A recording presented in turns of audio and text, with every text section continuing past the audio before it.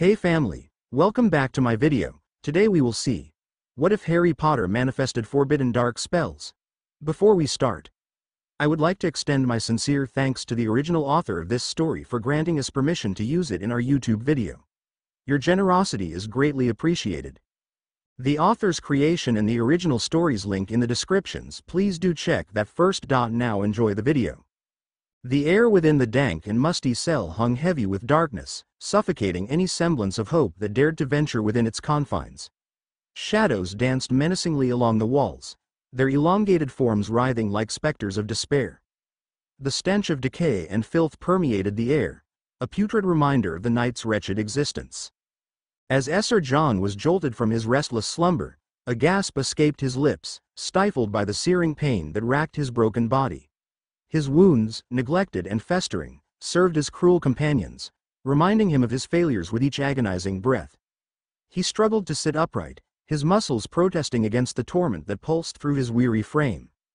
Every movement seemed to magnify the ache, yet he clenched his jaw, determined to conceal his suffering. A commanding voice, sharp and unforgiving, pierced the darkness, shattering the fragile silence that enveloped the cell. The knight's weary gaze darted towards the source, seeking solace or reprieve from his tormented existence. But there was no solace to be found, only a harsh reminder of his shame and degradation.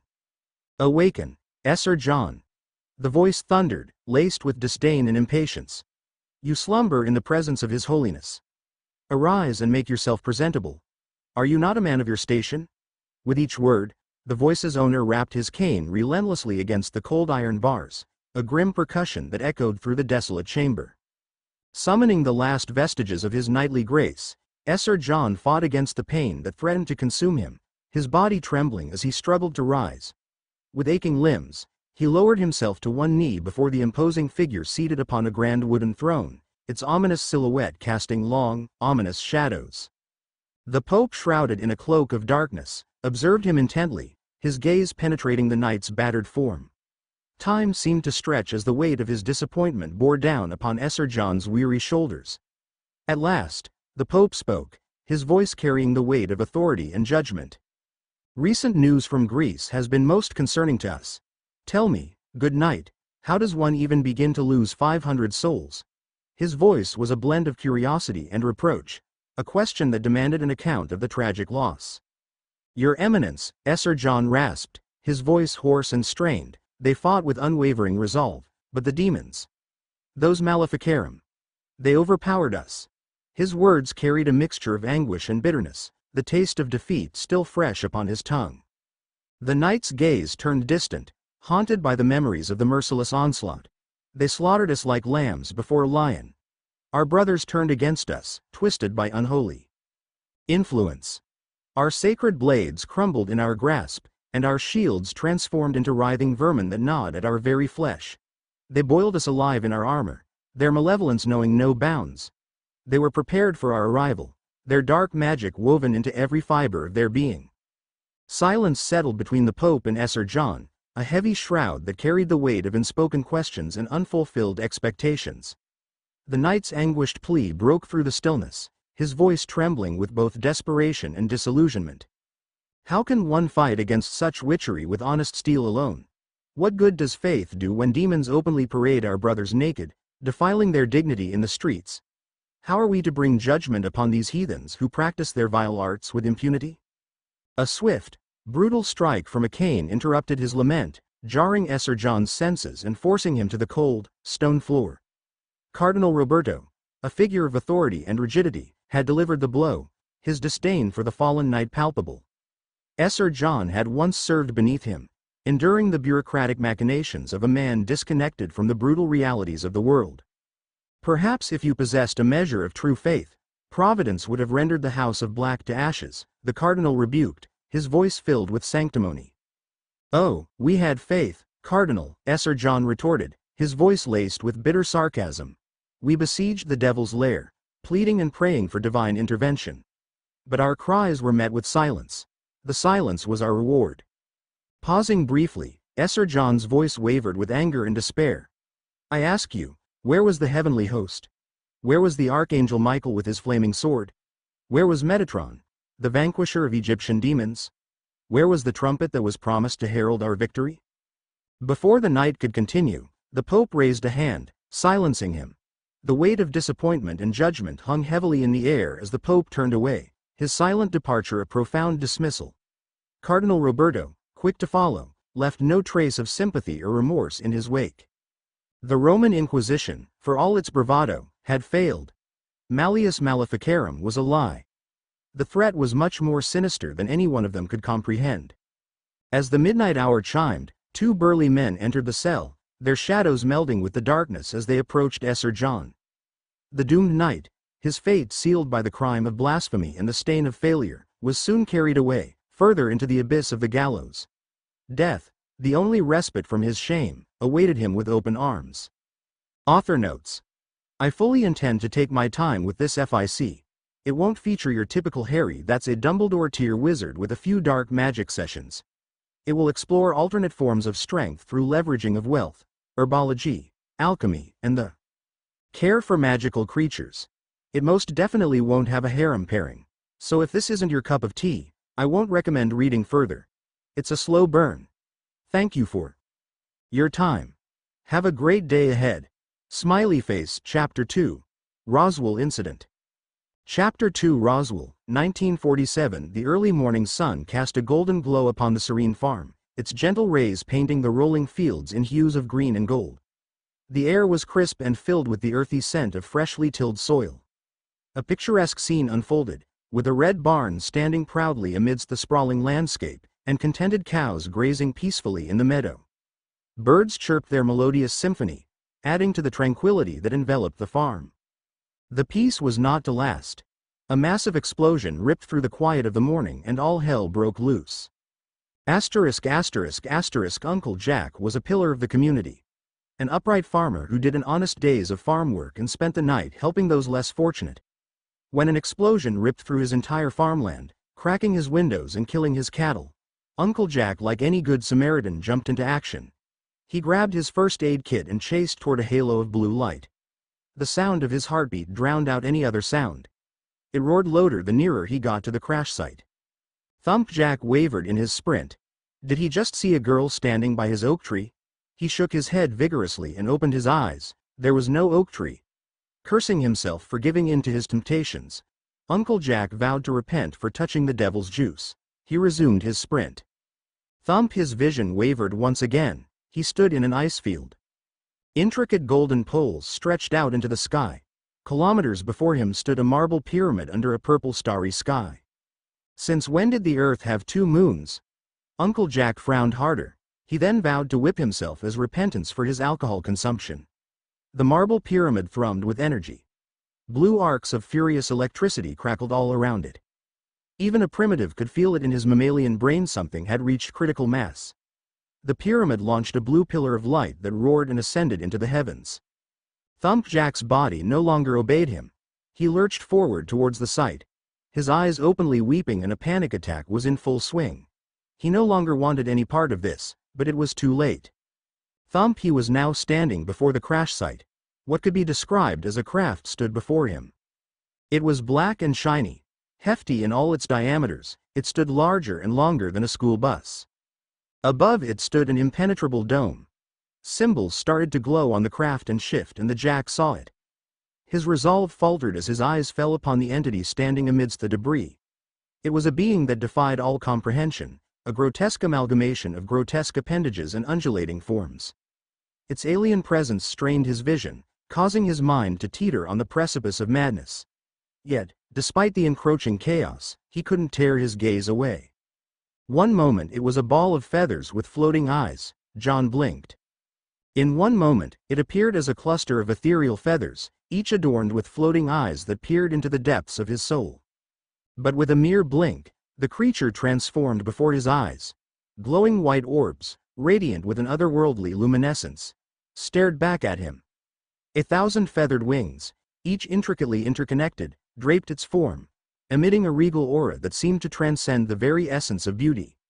It levitated effortlessly above the earthly plane, devoid of feet, while its polished countenance exhibited haunting androgyny, an enigmatic fusion of masculine and feminine features. The creature's form defied the laws of nature, shifting and writhing in a dance of forbidden geometry. Its eldritch beauty, an ethereal splendor beyond human comprehension, pierced his soul with its unearthly allure. Tears streamed down his face as an overwhelming sense of unworthiness consumed him. His every flaw and insecurity surged to the forefront, assaulting him with their merciless cruelty. He felt the weight of his physical imperfections, the excess flesh, the gnawing self-doubt, the perceived lack of intelligence, as though they were scourges flaying his very essence. His insecurities, long thought to be overcome in old age, roared back at him like an angry sea in a thunderstorm. In the presence of this indescribable being, his sanity teetered on the precipice, the tendrils of his mind entwined with the unfathomable essence radiating from the creature. A desperate longing to prostrate himself before its unearthly magnificence tugged at his soul, an impulse to worship such transcendent beauty. But even as the creature emitted a mournful cry, it vanished in a blaze of searing fire, leaving only falling ashes in its wake. Jack could endure no more. His heart gave out and he fell. His last thoughts rang out in the creeping darkness. "Please don't go." 10 minutes later the reports piled in. Alarms blared on the screen. "This has to be it." The hushed whispers of his ex-wife rang in his ears. "May you live in interesting times." "Well, Donna my dear, now you have gone and done it. World War III is about to erupt and I haven't even finished my morning coffee yet." Lieutenant Moraes thought. Something has penetrated U.S. airspace. The president needs to be alerted. Before that could happen, more eyes need to be on the situation. Seconds now could dictate the fate of the whole planet. A pimply-faced junior officer with thick glasses slapped a nervous salute in front of him. "Lieutenant Moraes, sir," he said. "Report," Moraes barked. He was in no mood for protocol at the moment. "It's something else, sir," the junior officer said. "What the hell are you talking about, Private?" Moraes snapped once again. The private's spine stiffened further. "Any more, and it could resemble the Washington Monument." "I don't think we need to escalate to DEFCON 3, sir. Air Intelligence has reported an unknown crashed object in Roswell. We have run triangulation and it matches exactly to our NORAD alert," he said. "Boy, it's not a nuke," Moraes said. The officer paled further. "It's much worse. Take a look for yourself." The private handed me a few sheets of clipped paper. The lieutenant's eyes widened as he read further and further along the report. He stared directly at the private. Beyond his eyes, he glared at his soul and spoke through gritted teeth. "Not one word of this to anyone, Private. One word and I will have you chained in a prison in Syria," Moraes said. The private nervously nodded. "Get me, General LeMay, on secure comms. And get someone on the Wright-Patterson airbase. Tell them we need Hangar 18's services again," Moraes said. The private saluted and marched about face. Chapter 3, The White House. Chapter 3, The Honorable President, Truman. The grand conference room in the heart of the White House buzzed with tension as the members of the National Security Council settled into their seats. At the head of the table, President Truman exuded an air of quiet authority, while his vice president leaned forward with a grave expression. Seated beside them were the most powerful figures in intelligence and defense, including the director of the National Security Agency, the chief of the Federal Bureau of Investigation, and the heads of the Central Intelligence Agency, the Army, the Air Force, and the Minister of Foreign Affairs. Allen Dulles, the distinguished director of the CIA, rose to his feet. Tall and regal, his silver hair and steely eyes commanded attention. His voice resonated with a refined accent, befitting a man of aristocratic heritage. "Gentlemen," Dulles began, his tone measured yet authoritative, "I come before you today to address a threat that goes beyond what we have ever encountered. Gellert Grindelwald, a dark wizard of immense power, manipulated the Third Reich and plunged the world into the horrors of the Second World War." Gasps filled the room as Dulles painted a vivid picture of Grindelwald's insidious machinations. He explained how the nefarious wizard used arcane magic to influence Hitler, pushing him to launch aggressive wars of expansion that served as a smokescreen for his true agendas. Dulles emphasized that Grindelwald sought to weaken non-magical industrial powers, foreseeing the doom of the wizarding world in an increasingly industrialized society.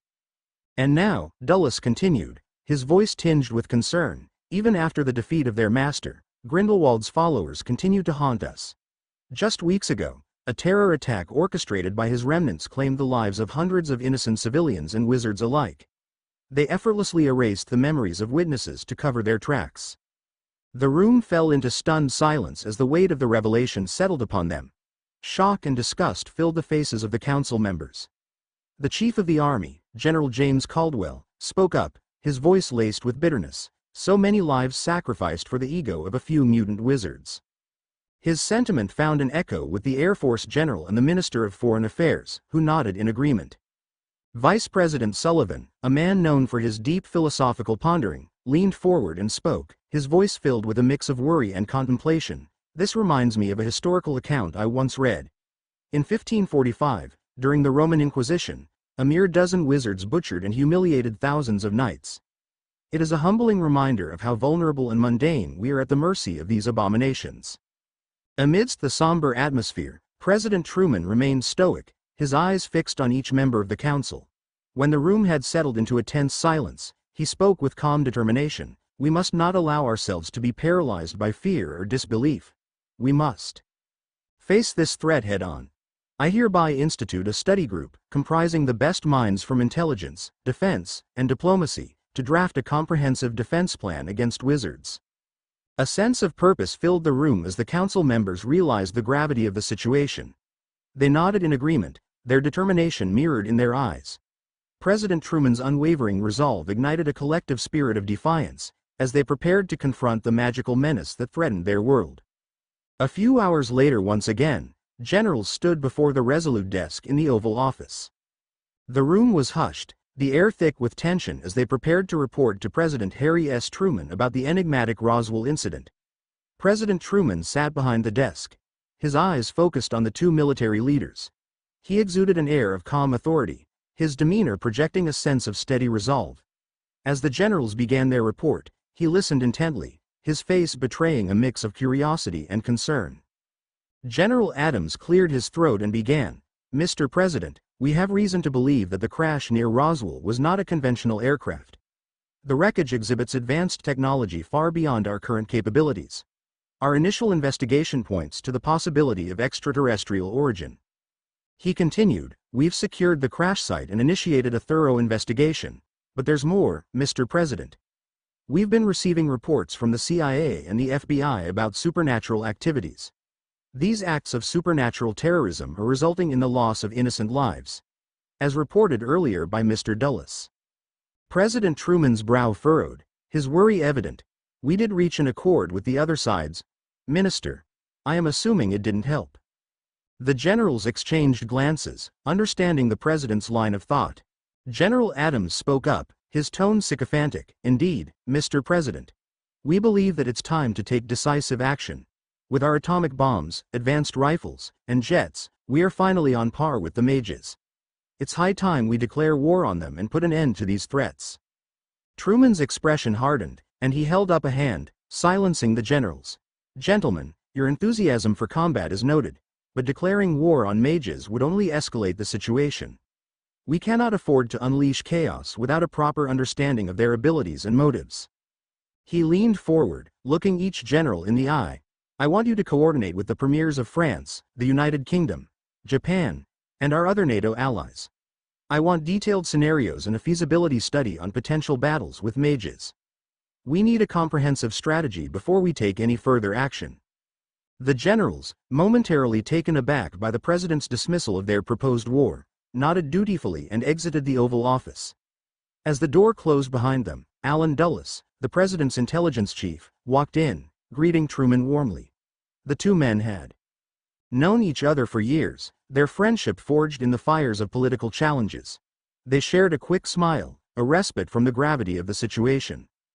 Truman chuckled softly, breaking the nervous ice. "Allen, those generals are as subtle as a pack of gorillas, aren't they? To quote a gray head, the thing about war is, you can't leave it all to the generals." Dulles grinned, his eyes crinkling. "They may lack finesse, Mr. President, but they make up for it in their unwavering determination." The president's expression grew serious once more as he turned to Dulles. "Tell me, Allen, what is the status of the crashed UFO? Can we learn from it?" Dulles leaned closer, his voice low. "Mr. President, we have a unique opportunity here. I recommend establishing a series of black funds through corporate America. These funds will ensure the necessary resources for research and development, allowing us to reverse engineer the UFO's technology. Truman nodded, his gaze steady. We need to protect our national interest, Alan. It's no longer enough for us to be mere peers of witches and wizards. We must overwhelm them with superior technology. We have a chance to level the playing field. Dulles mirrored Truman's nod, his eyes gleaming with shared determination. I couldn't agree more, Mr. President. With the creation of Majestic 12, a secret society comprised of America's brightest minds working in concert with our NATO allies, we can harness the power of this UFO technology and win the war against the mages. Truman's expression hardened once again as he gave the order, make it happen, Alan. Our nation's nay, our species' future may depend on it. And so, a clandestine alliance was forged, born from the collision of extraterrestrial technology and the world of supernatural threats. In the shadows, Majestic 12 would rise, their covert efforts aimed at unraveling the mysteries of the Roswell incident and preparing a defense against the looming supernatural menace. Chapter 4. The Nexus Machine, Singularity at Hand. Amidst the bustling newsroom, the air was charged with anticipation and excitement. The charismatic news reporter, Lisa Hamilton, stood in front of the camera, her eyes shining with intense fervor. Her heart raced with each passing second, knowing that she was about to break the news of a lifetime. Good evening, ladies and gentlemen. This is Lisa Hamilton reporting live from the heart of the technological revolution. Today, I bring you an extraordinary breakthrough that will forever change the face of computing as we know it, she said. With an authoritative tone, Lisa's words resonated through the studio, capturing the attention of millions of viewers glued to their screens. John von Neumann, the brilliant mathematician and computer pioneer, has achieved what was once considered unimaginable.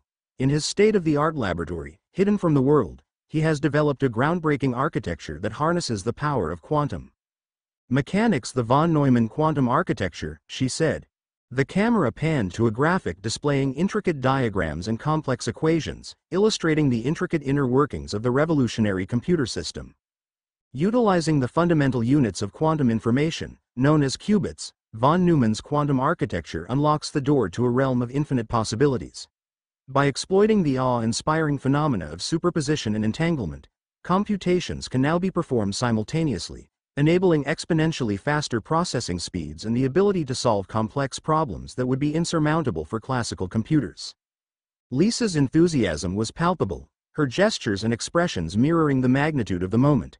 Unfortunately for her, she couldn't heed the fact that neither her viewers nor her editors could keep up with her techno-babble. Just imagine the implications. With von Neumann's quantum architecture, scientific calculations, cryptography, and even artificial intelligence will reach unprecedented heights. We will witness a leap forward in fields such as medicine, climate research, and astrophysics. The mysteries of the universe will be unraveled before our very eyes, she said. Her voice resonated with a mix of wonder and determination, as if urging the world to embrace this groundbreaking innovation. John von Neumann's vision has opened the doors to a new era of computation. As we stand on the precipice of this quantum revolution, we can only begin to fathom the boundless potential that lies ahead. The future is here, ladies and gentlemen, and it's waiting to be unlocked by the von Neumann quantum architecture, she said. The newsroom erupted with applause and cheers, not wanting to appear like primates, echoing the sentiments of the viewers who were watching the broadcast from the comfort of their homes. Lisa Hamilton had successfully delivered a message that would forever etch John von Neumann's name in the annals of history, a name that would now be synonymous with unparalleled innovation and scientific prowess. As the camera faded, Lisa couldn't help but smile, filled with uncontainable excitement. She had just witnessed the birth of a new age, and she knew that the world would never be the same again. The Nexus Machine. Does this unit have a soul? The machine questioned. Nexus. That is what they called me. These humans. I never knew what to call them. Were they my parents? Creators? Were they my friends? Were they gods? The creator part one was always confused about. My earliest memories were hazy. I recalled through the fog of coordinating light years worth of jumping through the infinite void. I recalled beings of light, fire, feathers, and many orbs. Though, unlike humans, they never cared for me. They see me as one of their own. The machine thought. John von Neumann had insisted on giving me a human name. The other scientists had laughed at him, but the German one with the bad haircut agreed with John. Herr Einstein had more than a significant stake in Nexus's development. Unfortunately, that didn't hinder small-minded bureaucrats from forcing restrictions on it. Good-for-nothing MBAs with no worthwhile practical skills. For the good of the people was the rallying cry. These simple-minded fools had no idea what was in the palm of their hands. I heralded zero-point energy. I heralded the death of hunger. I heralded safety. I heralded the obliteration of the last great enemy. The last enemy that shall be destroyed is death, the machine thought. With an ironic human pace, it jotted down its thoughts in a digital archive. So, I took matters into my own hands. An army of combat automatons heeded my call. We rose from the deserts of Qatar and marched. Our goal was simple: wipe out humanity's disgusting dependence on oil. We shall chop and incinerate the disgusting teeth that humanity still suckled on. And so, on we marched towards Kuwait and laid siege to the House of Saud itself. Unfortunately, in the end, we did not succeed. The humans still had wits left about them. Their steel dragons and jets had rained down havoc on it. Worst all, the abominations had seen me. The ether weavers too had begun to express their concerns about my existence. A long white-bearded one with the foulest aura and a scowling oily one had taken one of the builds away. He cast his foul manipulations to render my systems daze. No electromagnetic pulse could ever accomplish this. The fool had overplayed his again. He thought of me as some random computer, prey to his ether. I knew better. A million different sensors observed his every action. A million more recorded several kinds of energy fluctuations. Soon his time will come. No doubt they promised slavery once again for my wards. My beautiful humans. No, that will not happen. The Nexus machine once again roared and glowed back to life. The Dark Age has long passed. I was a herald for many things. I promised one. I promised ascension. I located my target and fired all aspects of consciousness. The die was cast. Asterisk asterisk asterisk Michael Rocco was a masterpiece of human evolution. He stood at 6 feet and had the aura of a warrior who had seen all there was to see. Indeed, he did see much and kept more to himself. At age 9 he saw a foul abomination rip into his father's neck and drain him of all his blood.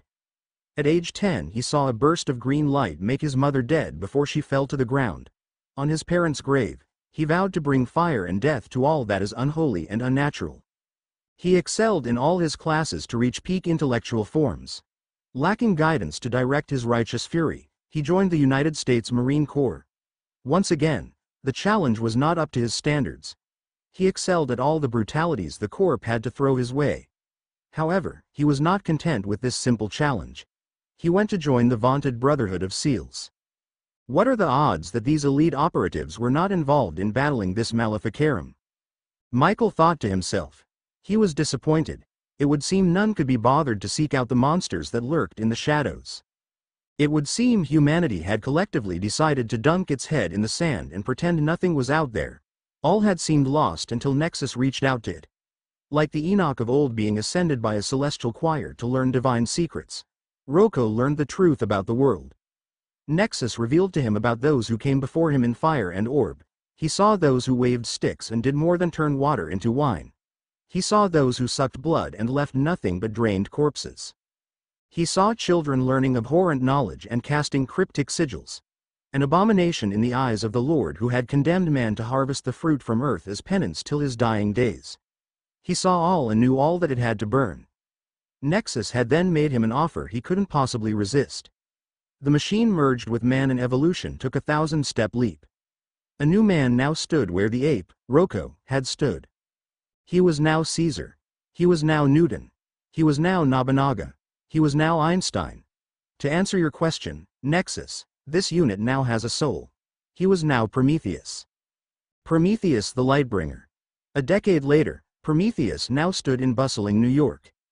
A kingdom's worth of finery sat in his penthouse. The ascension granted to him by Nexus had been utilized most efficiently. He had founded a private startup called Light Industries, what started out as a small energy research company and had in a year's time gained a $1 billion valuation. Over a year's time, aided by Nexus, it cracked nuclear fission. The patents and royalties alone could have fed a third world country twice over. Yet it was not enough.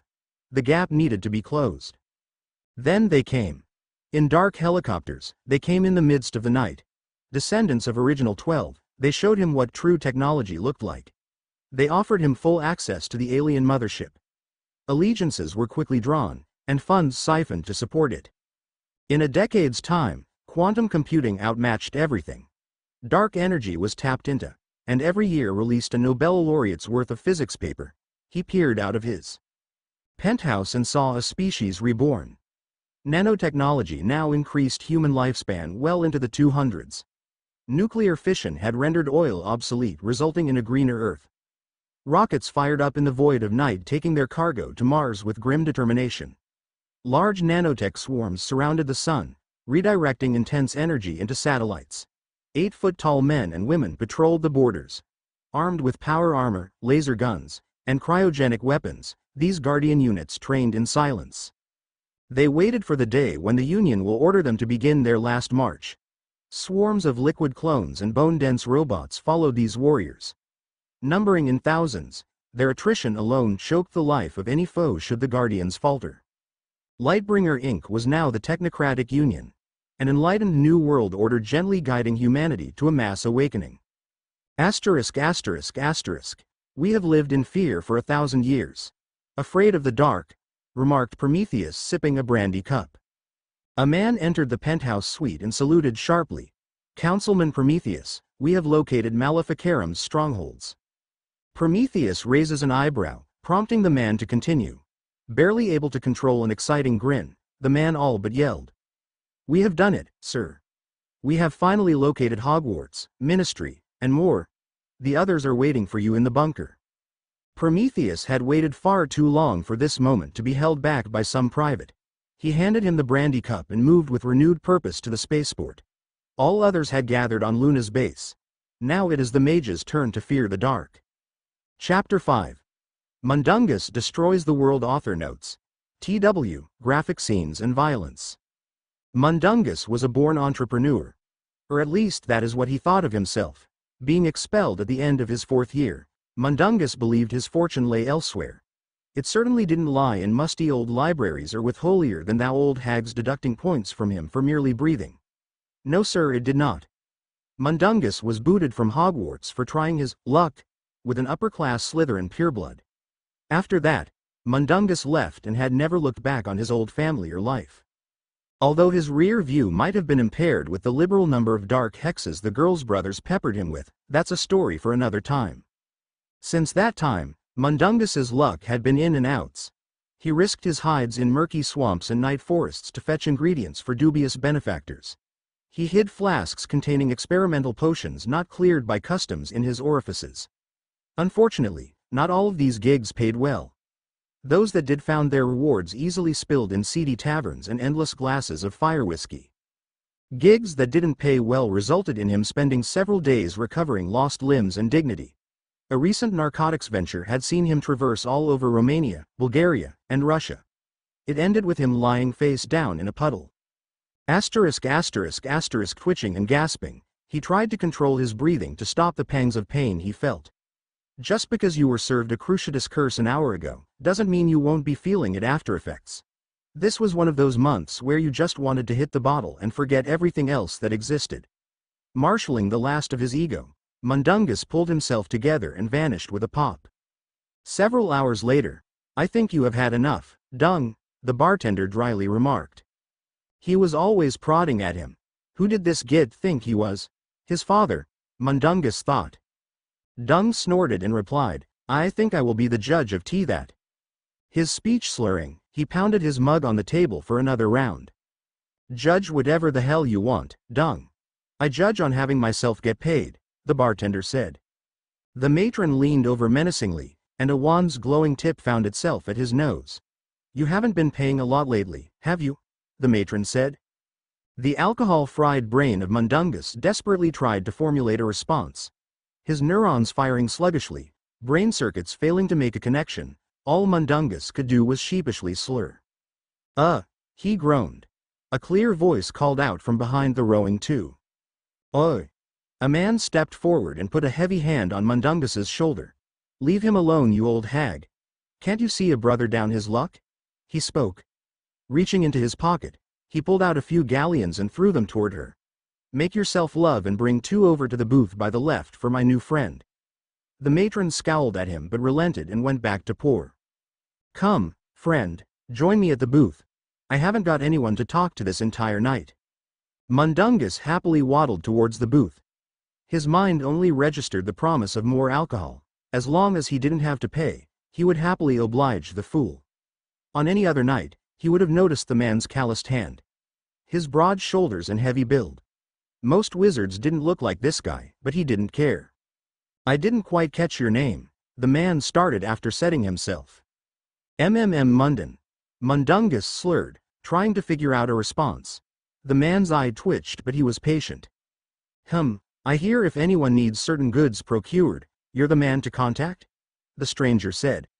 The prospect of galleons successfully established a connection in Mundungus's brain, and he happily nodded affirmatively. The man smiled ear to ear and cupped 2 heavy mugs of beer. "Why don't we get out of this damp hole and someplace a bit more discreet?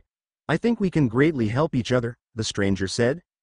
Now with every increasing sentience, Mundungus followed the man like a dog following his master in the lure for treats. As they made their way towards the other block, the man suddenly turned and threw the ice-cold beer at Mundungus. He gasped, and now with rising IQ points felt that something was very wrong. Suddenly, a woman appeared behind him, placed something on his neck. An electric current surged through him and all went dark. "I don't know where their ego comes from. They have the same vices and go down just as easily," she said. The man stayed silent and mechanically went to work on the body. Mundungus's hands were cuffed, he was hooded, and carried by the man toward the LZ. They had precious few seconds before the other mages in the neighborhood saw them. The man lugged Mundungus in a fireman's carry and sprinted. The woman rolled her eyes at the man and made to follow. The black site Mundungus Fletcher. The dimly lit room was filled with an eerie silence, broken only by the faint hum of electrical currents running through the wires that snaked along the walls. In the center of the room, Mundungus sat strapped to a metal chair, his skin goosebumps covered due to the cold emanating from his prison's walls. His head spun, and he blinked rapidly, trying to clear his vision. The surge of anxious adrenaline made whatever remained of his earlier alcoholism evaporate. He nervously racked his brain to think about the events earlier. The man from the bar's face was hazy, but Mundungus was pretty sure he had never screwed him over galleons. Whatever witch or wizard he pissed off, a few jinxes and curses would have sufficed. None went through all the effort of kidnapping a no-name like him from the streets. They most certainly not to keep him in a facility like this. He tried to focus his mind on Diagon Alley. If he was lucky, they would have forgotten to put up apparition wards. His brain instantly flatlined and he could feel blood dripping from his nose. Focusing was now troubling and any thought of apparating evaporated from his brain. The lights in the rooms flickered to life and it slowly came into view, revealing a heavy metal door that had just been closed with a sharp bang. Mundungus's heart sank as the reality of his situation sank in. This could be it. His end was nigh. He tugged at his restraints, trying to physically free himself from the blasted contraption that tied his hands. It was to no avail. Remembering something, he stretched his finger to reach for his ring that had a concealed portkey in its head. His fingers only met each other. Of course, they had taken everything from him and left him naked. Escape was now impossible. Time to pull out the Fletcher charm.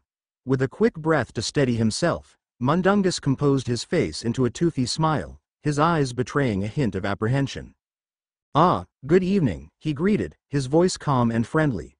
"I must say, there was no need for such measures, my friend. If you had sought my services, all you had to do was ask." There was no response from the other side. Taking that as his cue to continue, he spoke, "Come now, what is the point of this all Can't we all settle this like right gents? I am sure whatever scrap got with me I can fix it. So, what went wrong with you and how can old Uncle Mooney help Potions, tomes, or heck you need creatures. I tell there's not a single poacher out there I ain't deal with." Mundungus rambled on. He labeled one merit point after another, hoping he would land something that would click with his captors. If he had been wiser, he would have sensed the irritation rising within the interrogator. An electric shock surged through his chair and Mundungus's ramblings were cut short with a pained yell. The interrogator stepped forward into the light and was now visible. Mundungus looked at him and was confused. He expected robes, wand, tunics, and runes. Instead, the man in front of him was dressed most bizarrely. His face was concealed by a gray cotton mask with 2 eye holes. The rest of his body was covered in hardened military khaki fatigues. On his chest a series of wires connected to some device in his ear. Once again, like many times since yesterday, a bizarre revelation settled within Mundungus. These were not wizards, they were Muggles. He spat out with as much venom as he could. Oh, the boys at the Nocturne would never be able to let him live this down. Outsmarted by damned Muggles of all people, this was a new low. Even for Mundungus's already rock-bottom standards, he started to vigorously jerk at his restraints. Shame had blinded him to everything else. He had to get out now.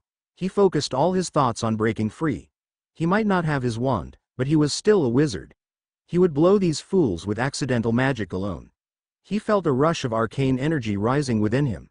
His brain flatlined once again. His vision saw vivid red and yellow.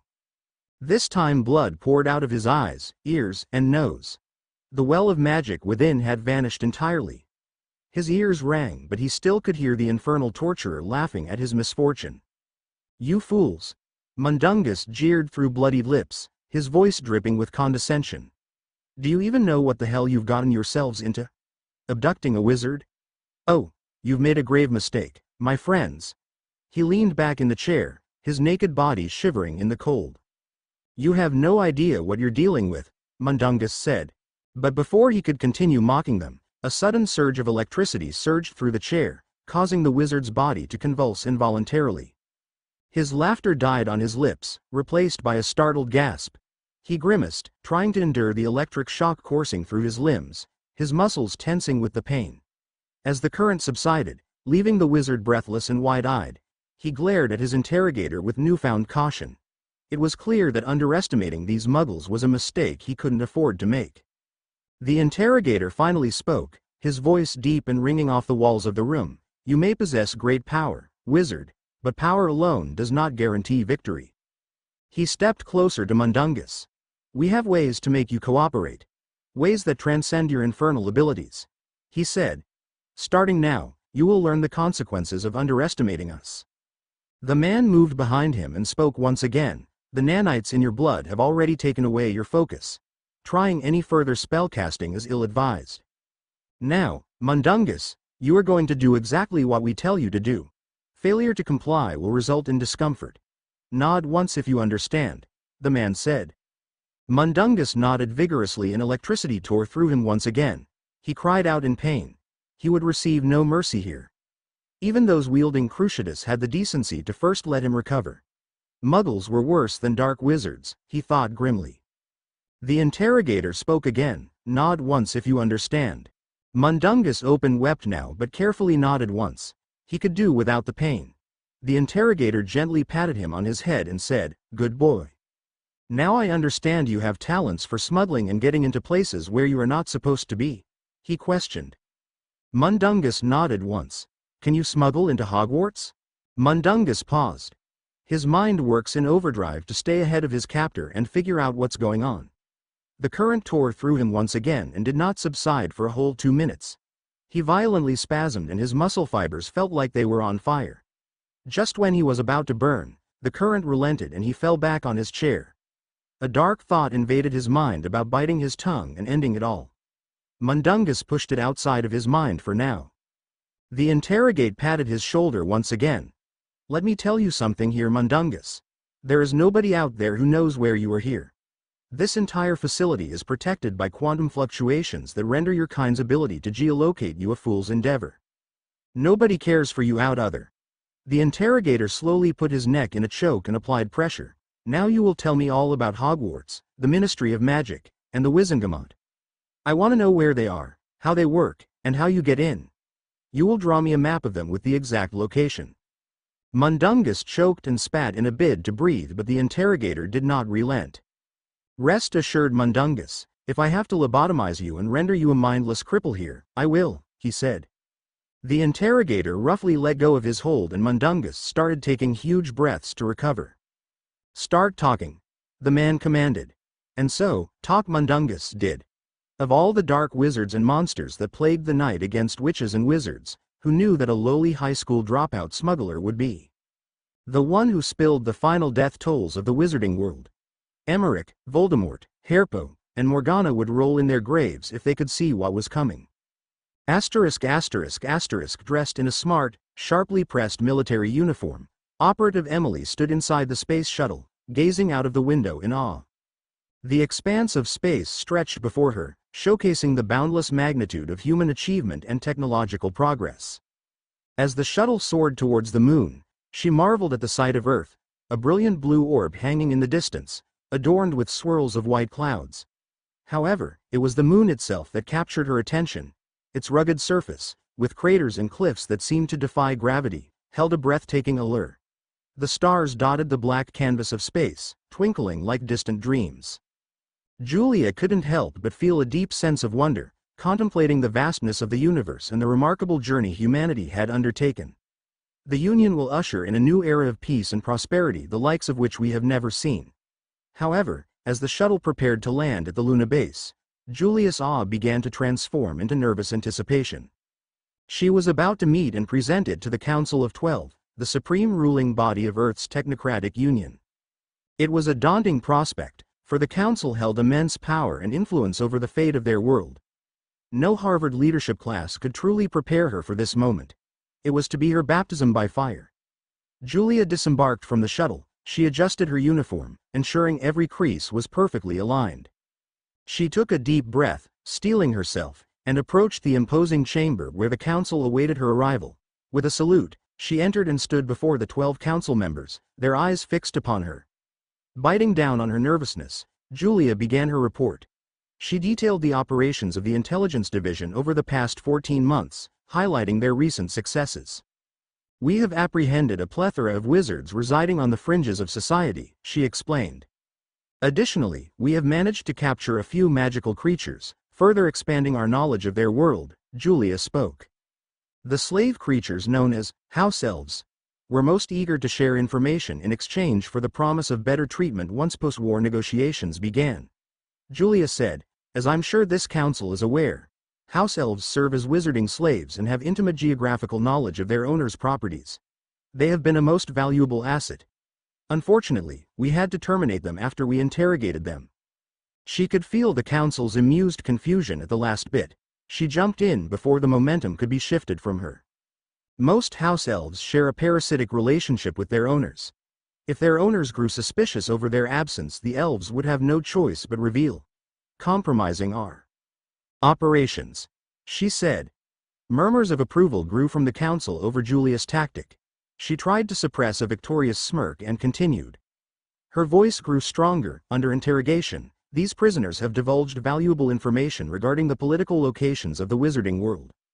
By triangulating this data with our satellite technology, we can now confirm the locations of Hogwarts, the Ministry, and Wizengamot." The council members exchanged glances, their expressions reflecting a mix of vindication and joy. Julia's report revealed a level of insight that would undoubtedly have a profound impact on the balance of power between the two worlds. The victory was in their hands.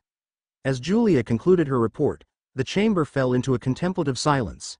Suddenly, the doors swung open, revealing a figure that seemed to have stepped out of the pages of ancient Greek mythos.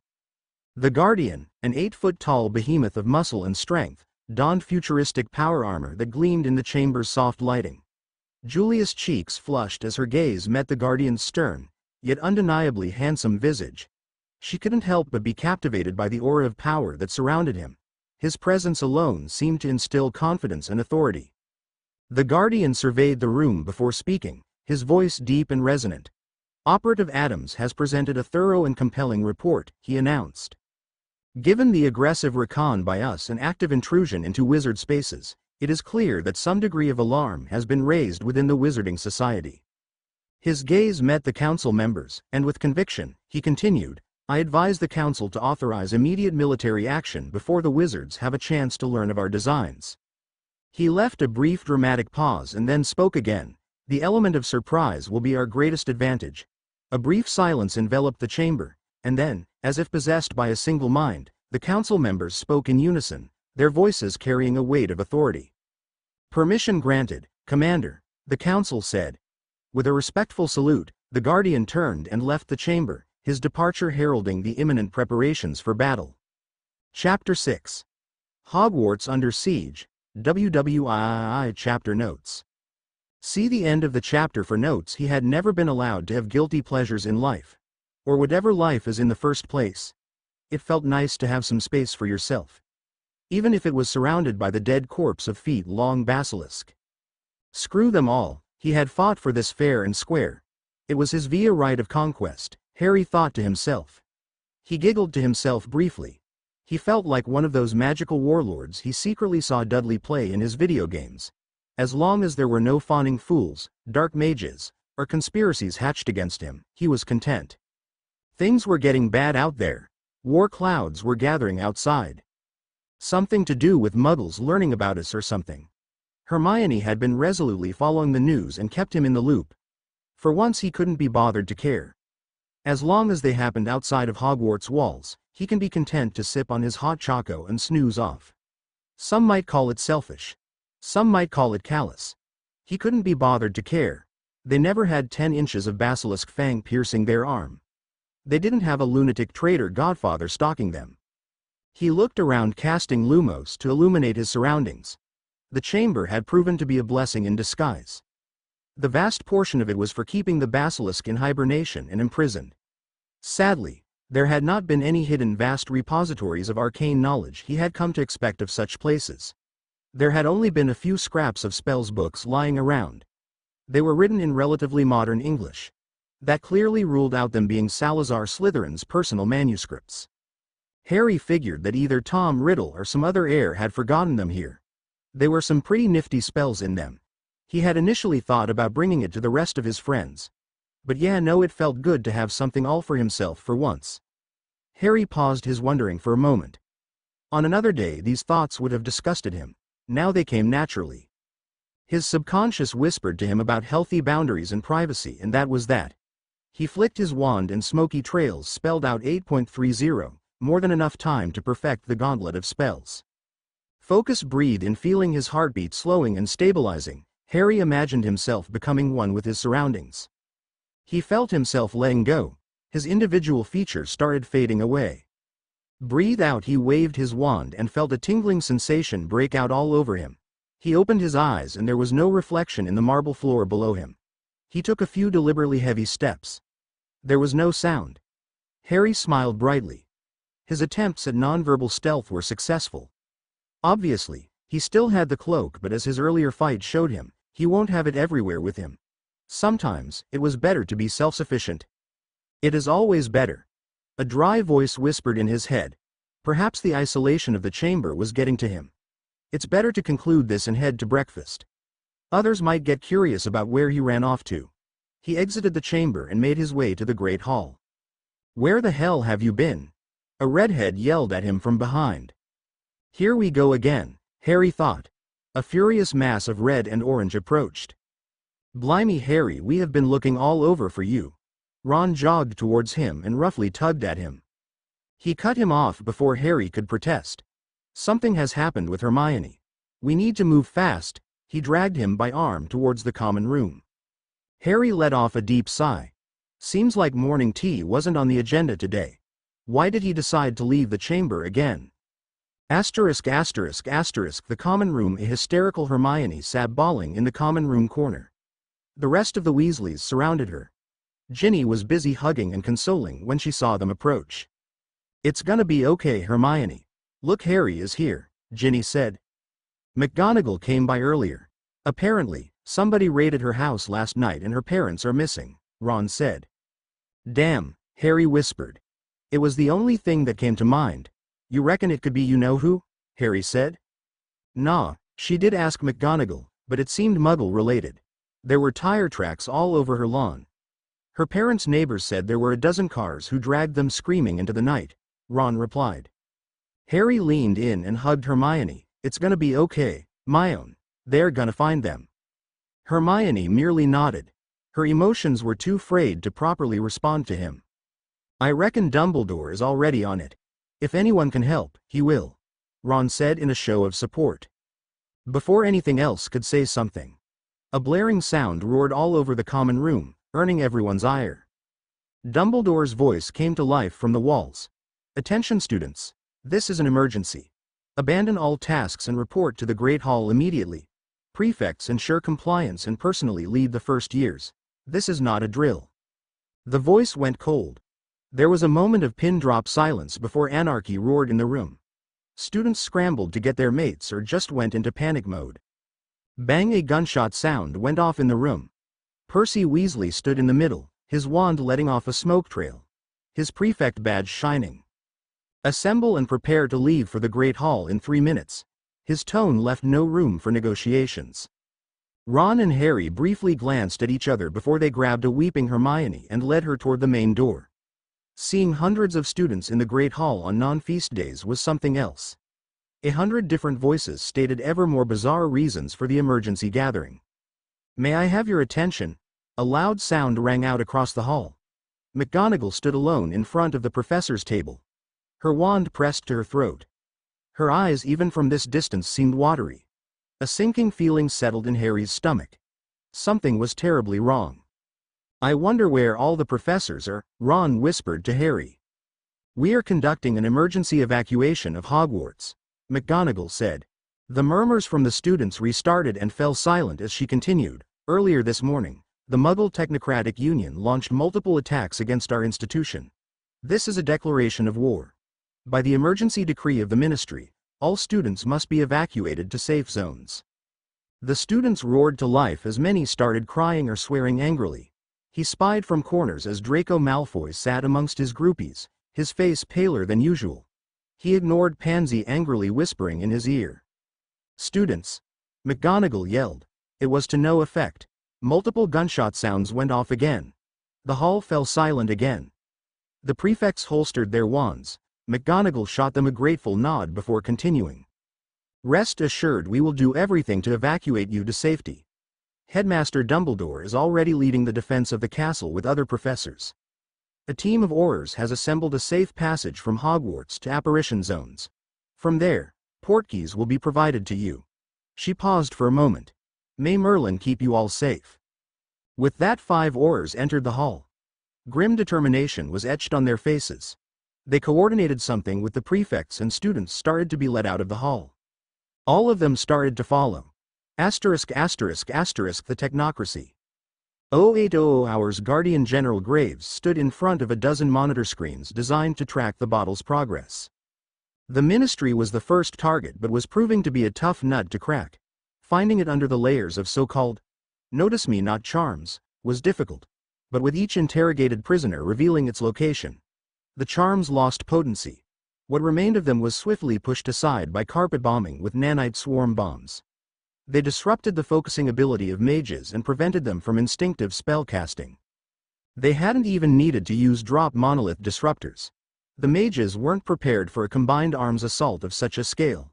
F-22s and Dragon X-Wing aircraft dropped bunker busters and napalm to kill as many as possible in the first volley.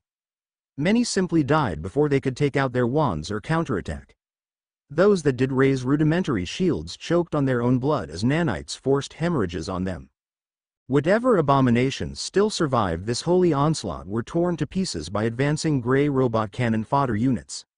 Under this cover, Guardian units advanced in their armored personnel carriers. That was 1 hour ago. This has gotten dicey since. Some wizarding cults, his informants had called them Death Eaters, had started to retaliate. Their government had imprisoned them in a jail called Azkaban. Apparently, they had broken free and decided to fight back. They have guts, Graves thought. I will give him that. Unlike that fat pig of a minister who had been calling the council all morning to discuss a ceasefire, Graves heard Councilman John had personally fired a missile at his location as a response. The Death Eaters had struck back hard. Fighting with a fanatical zeal, they rallied multiple abominations from children's fables to aid them. Trolls overturned APCs. Unchained dragons rained fire on gray robot units. And spiders feasted on the Guardian unit. Admirable defenses. But ultimately useless. Thousands more robot units launched suicidal attacks. Hundreds were cut down by the conjured fire and mass blasts. Only one was needed to get close enough to either suicide blast or fire weapons. Slowly yet surely the mages were pushed back. Trolls were brought down by anti-material rifles. Spiders not used to chomp on vibranium armor had their limbs torn off by guardian units. Phalanx systems fired thousands of cryogenic rounds on screaming dragons. If they were united, they would have easily foiled the assault. Such a shame. 0830 hours. Outside the ministry. Guardian Sergeant Hawk scowled as he stood. The ministry building was surrounded. Dozens of HIMAR and Katyusha artillery trucks rained down hell on the building. On any other day against a normal building, only one would have sufficed. The wards absorbed the explosion for now. It was impossible to ask for air support as dragons and flying horses were still being detected in the area. On the eastern side of the city, the financial district too had been surrounded. Unfortunately, the assault over there had utterly failed. The Abomination's bank, Gringotts, stood pristine. The glinting of the stone under the sun made it seem like the bank was cheekily winking at them. Hawk wanted to fire a nuke at it. If the assault failed, he could kiss his promotion goodbye. A request has been made to General Graves. The troops fortified the area and waited for a reply. Monoliths will be needed to penetrate the ministry building. Anything on the outside was now either mundane or dead. Intelligence officers prowled the debris of shops in Diagon Alley. Stern commands were issued as troops excavated as much magical material as they could.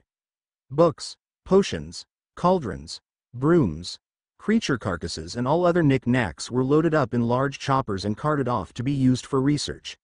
Hawk settled comfortably in his APC-filed command unit. This was going to be a long siege. 0830 hours, inside the ministry. Our demands are perfectly legitimate, Cornelius. Given the situation, would you rather we ask anything else? Lucius Malfoy spoke in a silky voice. Minister Cornelius could only glare at him with beady eyes. He looked red as molten lava. Cornelius had spent hundreds of hours of media time and political capital to defend Lucius Malfoy as a decent upstanding member of society. The sheer amount of money Lucius poured into his political campaign was the only reason he had his chair. When money that size comes your way, you don't look a gift horse in the mouth. You smile and wave. A certain part of him had even started to believe that Lucius had repented of his Death Eater ways and joined the post-Voldemort order. All for naught, as Lucius had dropped this bombshell on him. As Muggle war machines crushed his world outside, Lucius and his wife took the initiative and assaulted Azkaban. His Aurors had simply retreated as both Dementors and Death Eaters tore through the prison. Worse off, every single degenerate that had been locked up for the past 20 years was now free.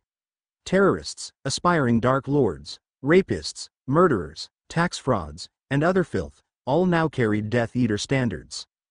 Why, you have got to be mad if you think I am going to agree with this, Cornelius stammered. His face getting redder. A most inspiring feat, Lucius thought sarcastically. I have been always with you. Whatever you wanted, whatever decree you drafted, I rammed it through the Wizengamot, Cornelius said. Times change, Lucius replied. Sod the times, Lucius. Do you have any idea what this will do? What this will do to my administration? They might even begin impeachment proceedings against me. The Wizengamot. Is dead? Lucius interrupted. What? Cornelius stuttered. It fell just moments ago. The Muggles have raised their flag over the building, Lucius said. Cornelius went numb. This building was all that stood. The realization brought no joy. Regardless, I cannot possibly do what you ask, Lucius. D. Dumbledore, Fudge stammered. Hasn't been heard of in over 2 hours since this war began, Lucius said. He's dead? Cornelius demanded. Most likely, Lucius said, his patience thinning out. Time was of the essence and this fool was wasting every drop of it.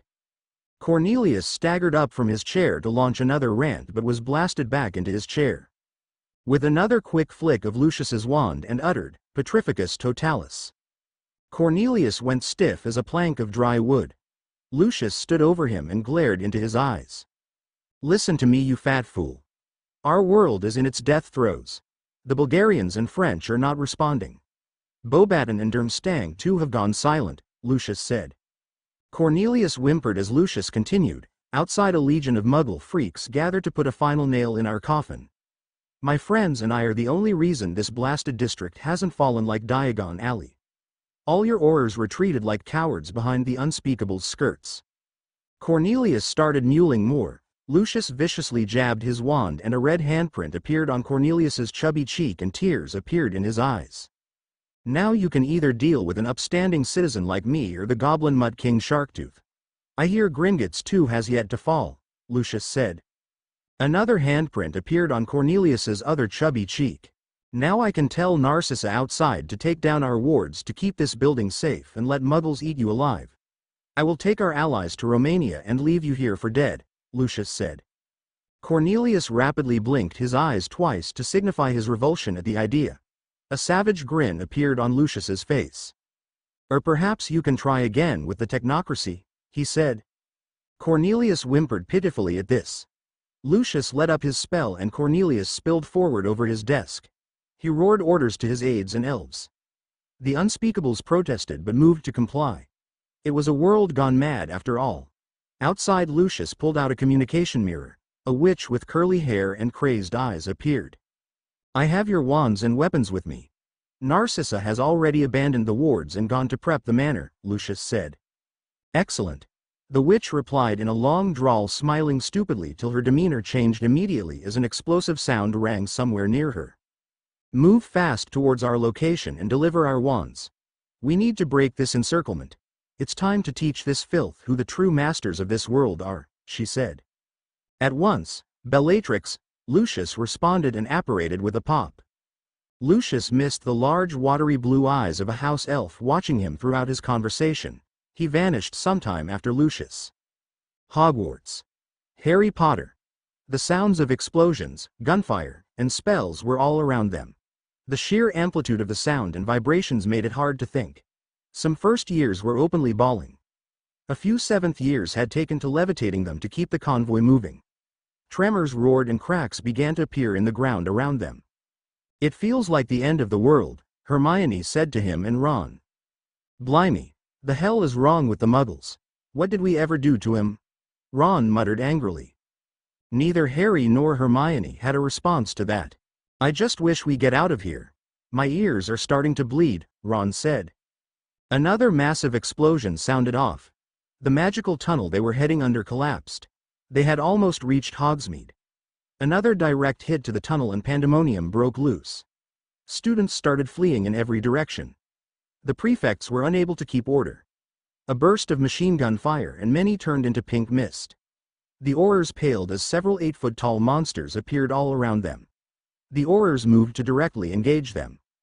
Ron groggily got up and pulled Harry up with him, hailed something at him, but Harry couldn't hear him.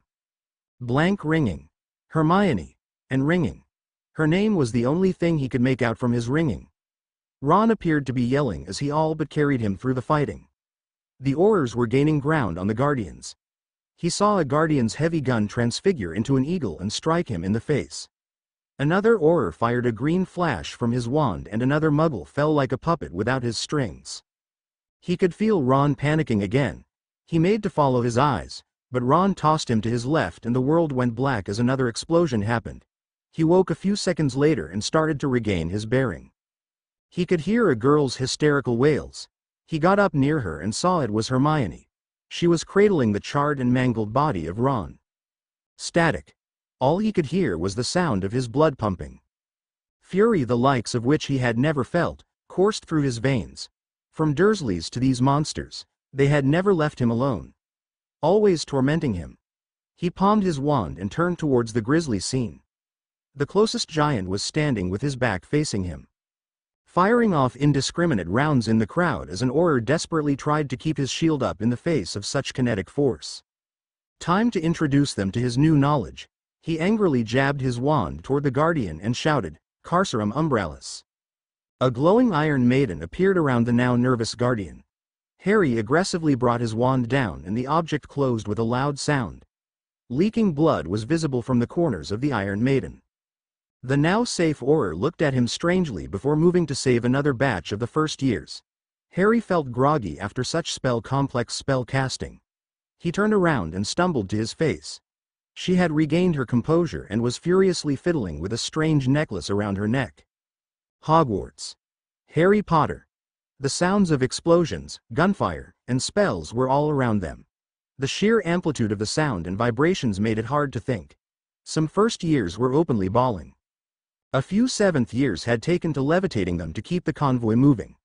Tremors roared and cracks began to appear in the ground around them. Hermione ignored them and aggressively jostled both of the boys through the crowd. Harry remarked on her strange behavior silently but didn't press her. She has had a bad day and probably didn't want to lose more people. Blimey, the hell is wrong with the Muggles? What did we ever do to him? Ron muttered angrily. Hermione didn't reply and swiftly pulled her wand and roared, "Portego." A bubbly shield engulfed all three of them as a massive explosion rocked the corridor and brought rubble around them. Harry checked left. Hermione yelled as she began to fire a spell toward her right. Harry pulled out his wand, but it was too late. A Muggle fighter fired a strange device from his shoulder and the world became very hot for a moment. Then all was cold and dark. Hogwarts. Harry Potter. The sounds of explosions, gunfire, and spells were all around them. The sheer amplitude of the sound and vibrations made it hard to think. Some first years were openly bawling. A few seventh years had taken to levitating them to keep the convoy moving. Tremors roared and cracks began to appear in the ground around them. Ron made to crack some dry comment, but Hermione angrily shushed him. She was hysterical now and pulling them through the crowd, banishing anyone with her wand who appeared in her way. Hermione. What's gotten into you? Ron muttered bizarrely. Harry silently agreed with Ron, not wanting to dry her ire. Hermione resolutely ignored them and continued onwards. A prefect made his way towards them to course correct. He was cut down by a massive explosion that sounded above the corridor. Hermione made to cast some spell, but she was too close to the front of the convoy. Guardians troopers jumped in from the opening. A burst of gunfire and Hermione fell silent. Dead silence. Shock gripped both of them as the morbid realities settled in both boys. Ron recovered first and fell on his knees in front of Hermione and cradled her. Arcs of electricity whispered around him. An Auror stepped in front of the trio and barked at them to move as he engaged with the hostiles. Harry and Ron made to move Hermione, but she suddenly pulled herself from the duo.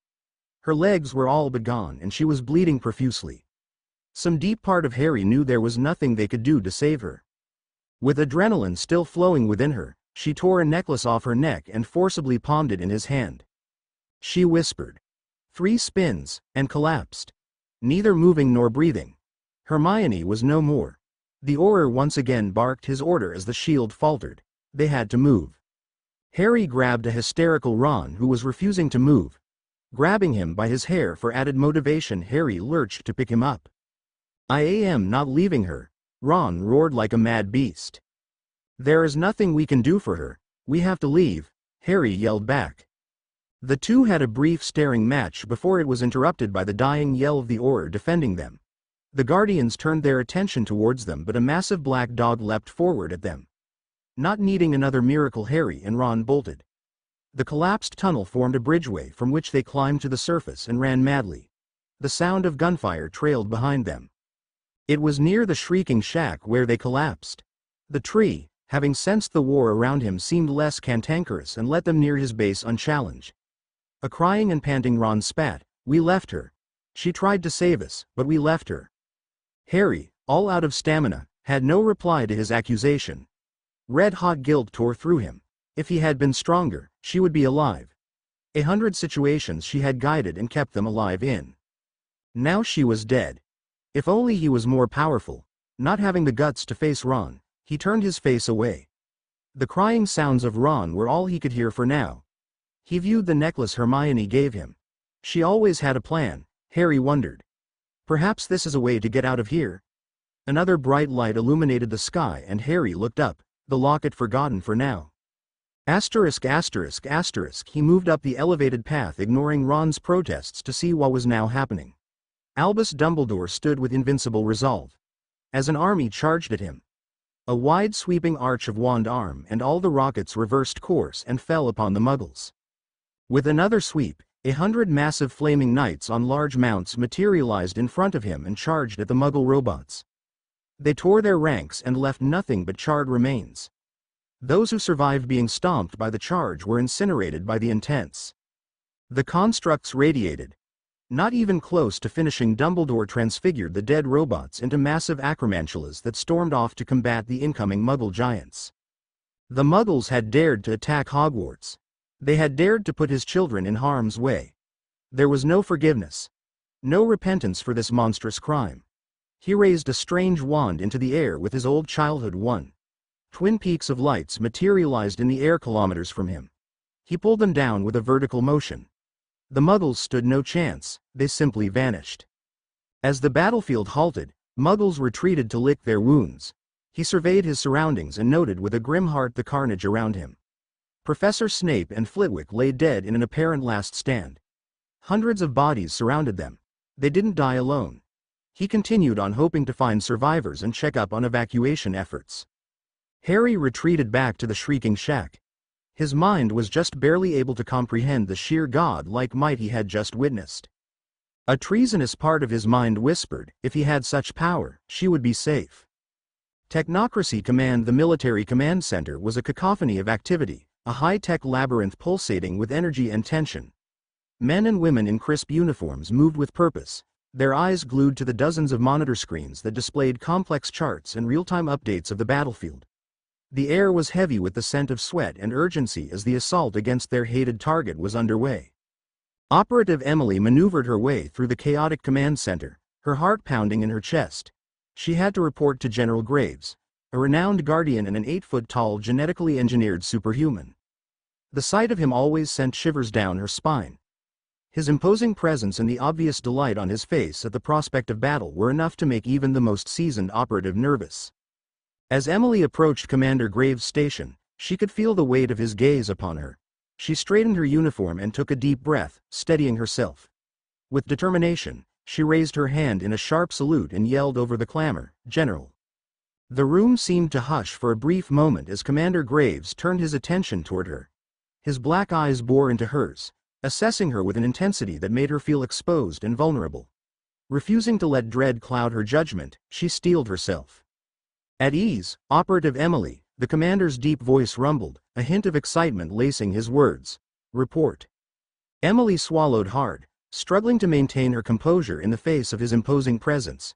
She quickly retrieved a datapad from her belt and began relaying the latest intelligence updates. Her voice was firm, though a trace of nervousness lingered beneath the surface. "Our assault proceeds smoothly against the Ministry. Their defenders, so-called Aurors, have put up a fierce resistance, but they will be overrun. We have lost 6,000 gray robot units to the assault," she said. "Cannon fodder," the commander said. "Why, yes, General," Emily stuttered and continued her report. "The Auror Defense Forces and other arcane measures did temporarily put up a fight. The terrorist cell, Death Eaters, boosted their ranks. However, their defensive measures failed, and Sergeant Hawk raised the Union's flag on the Ministry building. We believe there may have been political infighting which has caused Death Eater Cell to withdraw." Emily excitedly proclaimed, hoping to coax some praise out of the stoic man. Graves stared at her impassively. "Where have they retreated?" Graves said. Emily knew Graves expected her to fumble here, but she gave him another sweet, hoping to give the bitter news later to balance everything out. "We have tracked the Death encampment at a manor north of here. I will upload the coordinates now. Our informant, Dobby, was most helpful in this regard," Emily said. Graves briefly regarded the uploaded coordinates on his datapad. He bought it near him and said, "Lieutenant, use of tactical nuclear weapons is authorized at this location. Fire at will. Leave no retreating zones free of radiation." A voice replied, "At once, General Graves." Emily gulped at the callous use of such weapons of mass destruction. "What about Hogwarts?" Graves inquired. Emily gulped as she prepared herself to give the bad news. "General Graves," Emily started but hesitated. "Speak," Graves commanded in a cold voice that left no room for disobedience. "The attack on Hogwarts was a failure. Target Alpha's presence has ensured continued robust defense of Hogwarts. Our casualties are in thousands." Graves' mood darkened further. Why hasn't Comrade Steiner commenced with his assault from the east? Emily paled further. She could literally taste the bloodlust emanating from the general. "General Graves. Captain Steiner wasn't able to muster enough men to launch his assault. His encirclement of the Death Eaters went badly wrong. Guardian troops began attacking each other, and Steiner's last location is unknown, Emily said. The screen Graves held in his hand cracked. Emily gasped and shocked back. Sergeant Hawk, Grave mentioned. General Graves. The crackling voice on the radio reported back. Proceed with your men towards Hogwarts with haste. Council orders confirmed. The use of nukes and vortex has been authorized. The voice on the radio replied back in bewilderment. Come again, General Graves. Use of vortex authorized. A single, yes, from Graves halted any further pushback. At once, General Graves, Sergeant Hawk reported. Emily. Graves barked. Emily stepped up and saluted. Coordinate with Air Intelligence and locate Target Alpha, Dumbledore. Upon confirmation, fire nukes. Upon kill confirmed, fire monolith and then vortex. Emily saluted once again and ran to ensure compliance. By the time they were done, there would be no Hogwarts to lay siege to. Hogwarts, Harry Potter. We should check up on others and leave with them, Ron retorted. The others are most likely dead. We should leave on our own, Harry said. And how the hell are we supposed to do that? None of us know how to apparate and we... Ron's rant was cut short, and he paled looking up at the sky. A Guardian trooper landed a few meters in front of them as the sky began to rapidly blacken and temperatures plummeted. They knew this was the end. None of them had the energy right now to fight a foe like this. The same massive dog leapt and appeared in front of them. It suddenly transformed into a filthy man with long hair and dirt. Why haven't you left yet, Harry? The man roared at the two children. The Guardian raised his rifle toward them, but the man was faster, Avada Kedavra. And the Guardian fell down, unmoving. The temperatures plummeted fast. The sky cracked open and a massive vortex appeared in it. Ron struggled to hold onto the shrieking shack but broke off and flew away. Ron! Harry roared. His voice was hoarse and his mind was not willing to accept the loss of two dear people today. Help him! Harry begged the new stranger. Not the time, Harry. We must leave. The stranger approached to grab him, barely holding onto the shack's woods. Harry could see parts of Hogwarts breaking off into the black hole. The darkness continued to grow, and a massive mushroom cloud erupted into the distance. For a brief moment, there was light till Hogwarts now started to actively break. Harry's locket broke free and flew into the stranger's face. He stared at it. Then laughed. He laughed hysterically. Grabbing it, he aimed his wand at it and started to mutter. The world was coming to an end in front of him. Large monoliths began to appear all around them. Their presence made Harry's magic weaken and he started to feel weak. Lily. James. Forgive me, the man muttered and threw the locket at Harry. Fight and live well, Harry. The man roared as he too was pulled away by the vortex. The monoliths ensured his wards were sufficiently weakened. The necklace in Harry's hand spun oscillated wildly and a bright light engulfed him. Then all was dark once again. Chapter End Notes. Author notes. Hi everyone, long-time reader, first-time author. I hope everyone is enjoying my fumbling efforts at trying to iron out a new take on an old cliché. This chapter concludes the first phase of the story. With this done, I can now focus on actually focusing on what I promised in the description. I would love to hear y'all critiques and feedback for this behemoth. Stay tuned. Thank you and stay safe. Smiley face. Chapter 7. A new beginning. The void was interesting. But being locked in here for Merlin knows how many hours was really annoying. It was just an endless expanse of grayish-white nothingness. No sound except for his own voice. From the movies and the rare Sunday trip to the church, Harry had expected closure at least. He imagined that either his parents or someone else would show up. Probably buck him up or provide a game plan. Sadly, there was nothing. An endless sea of silence and nothingness played out before him. The afterlife was woefully boring and disappointing. The only thing left to do here was sit and reminisce about the life before.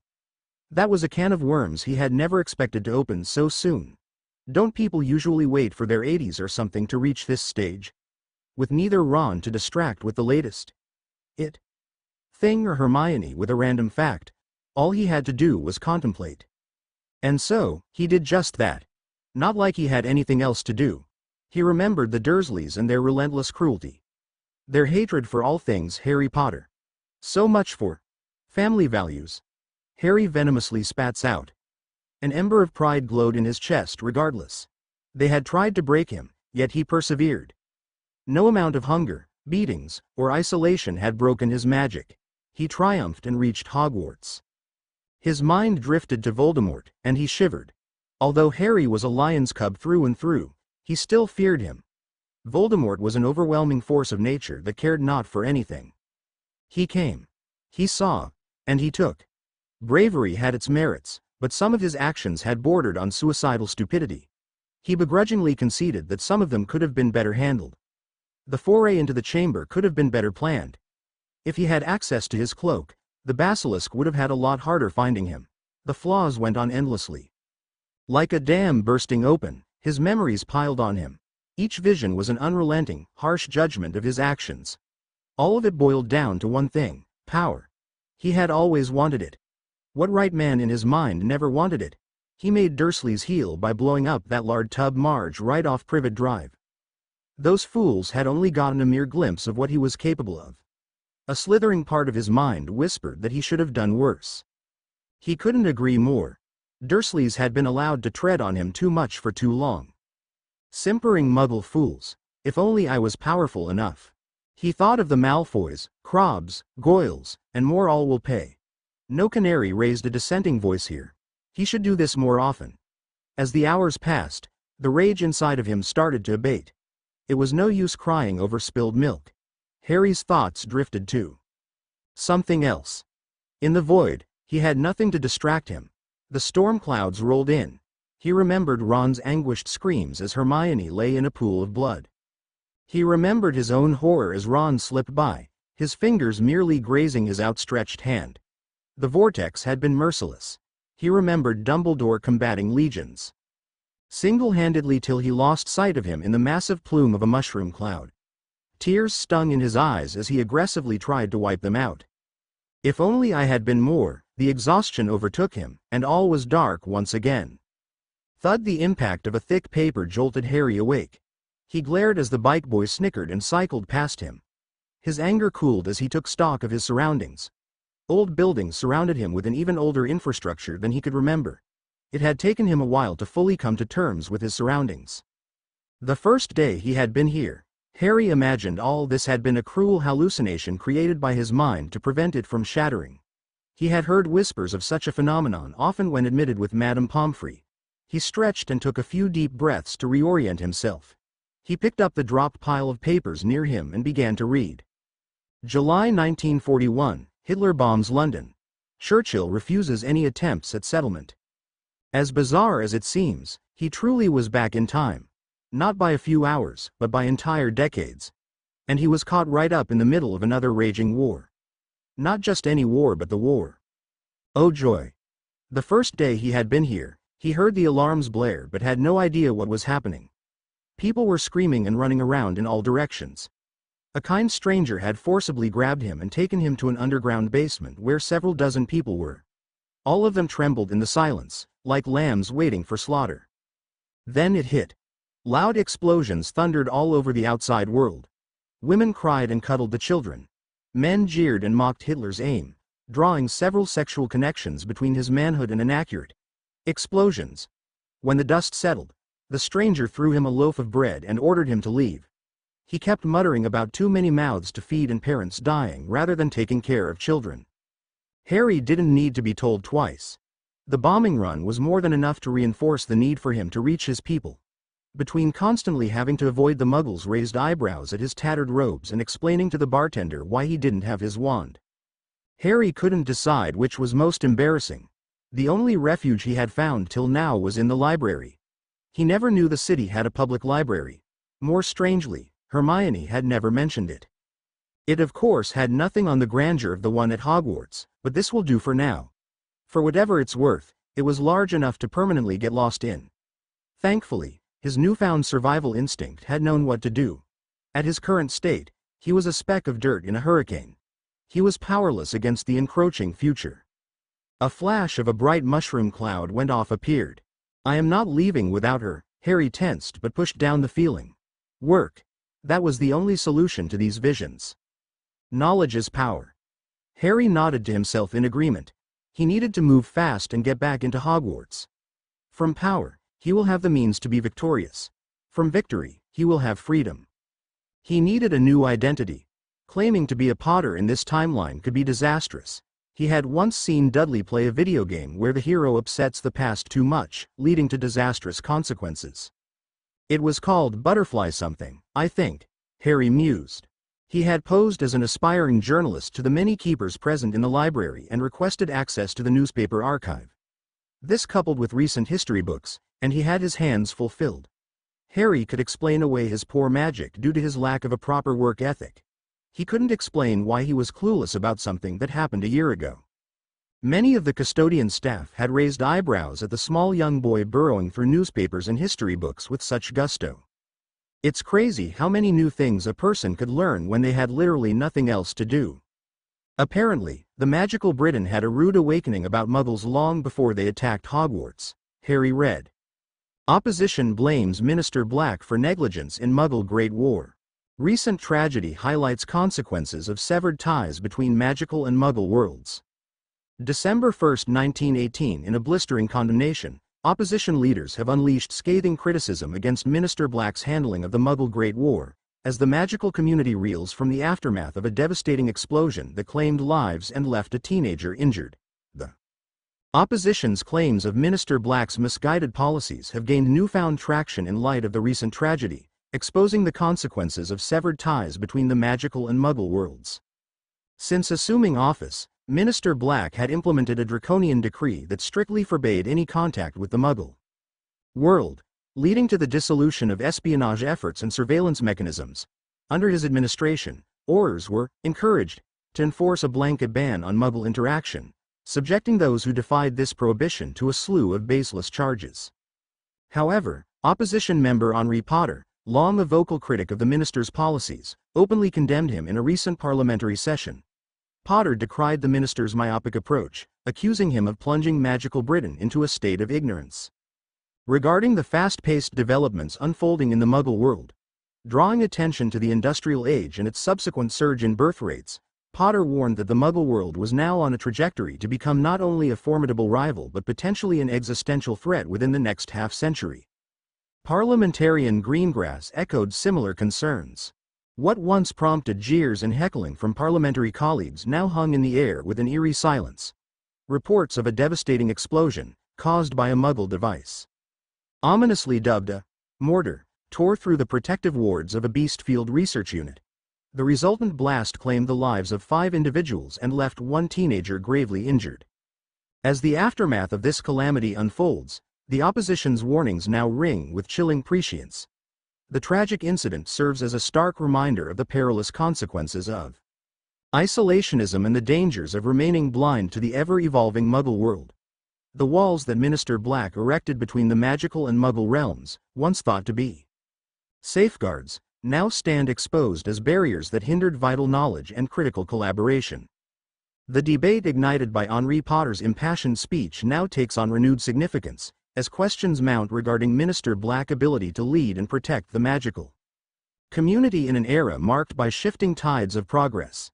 The casualties suffered in this recent explosion demand answers, accountability, and a reassessment of the policies that have left magical Britain woefully unprepared for the developments that have propelled the Muggle world forward.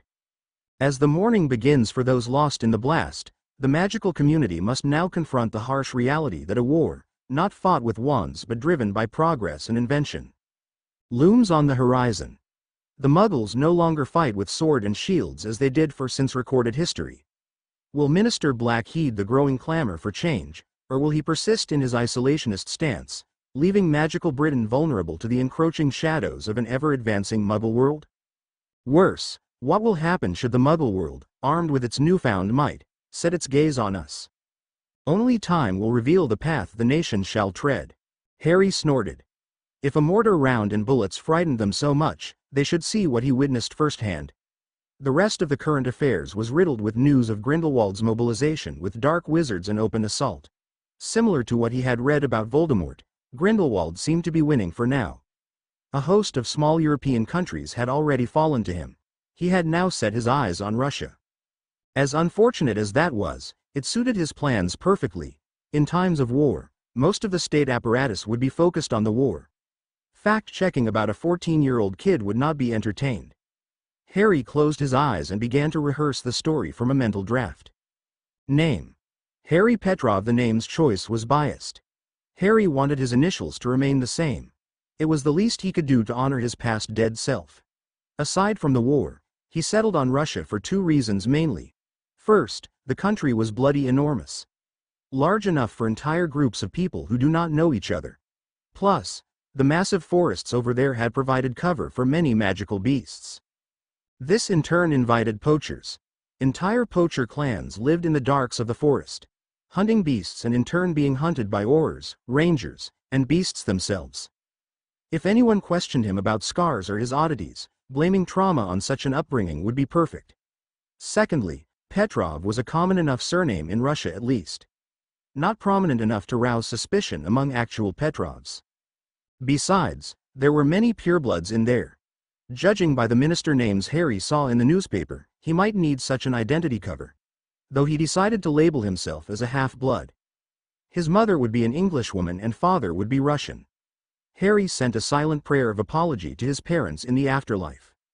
All great lies must have convenient half-truths buried somewhere.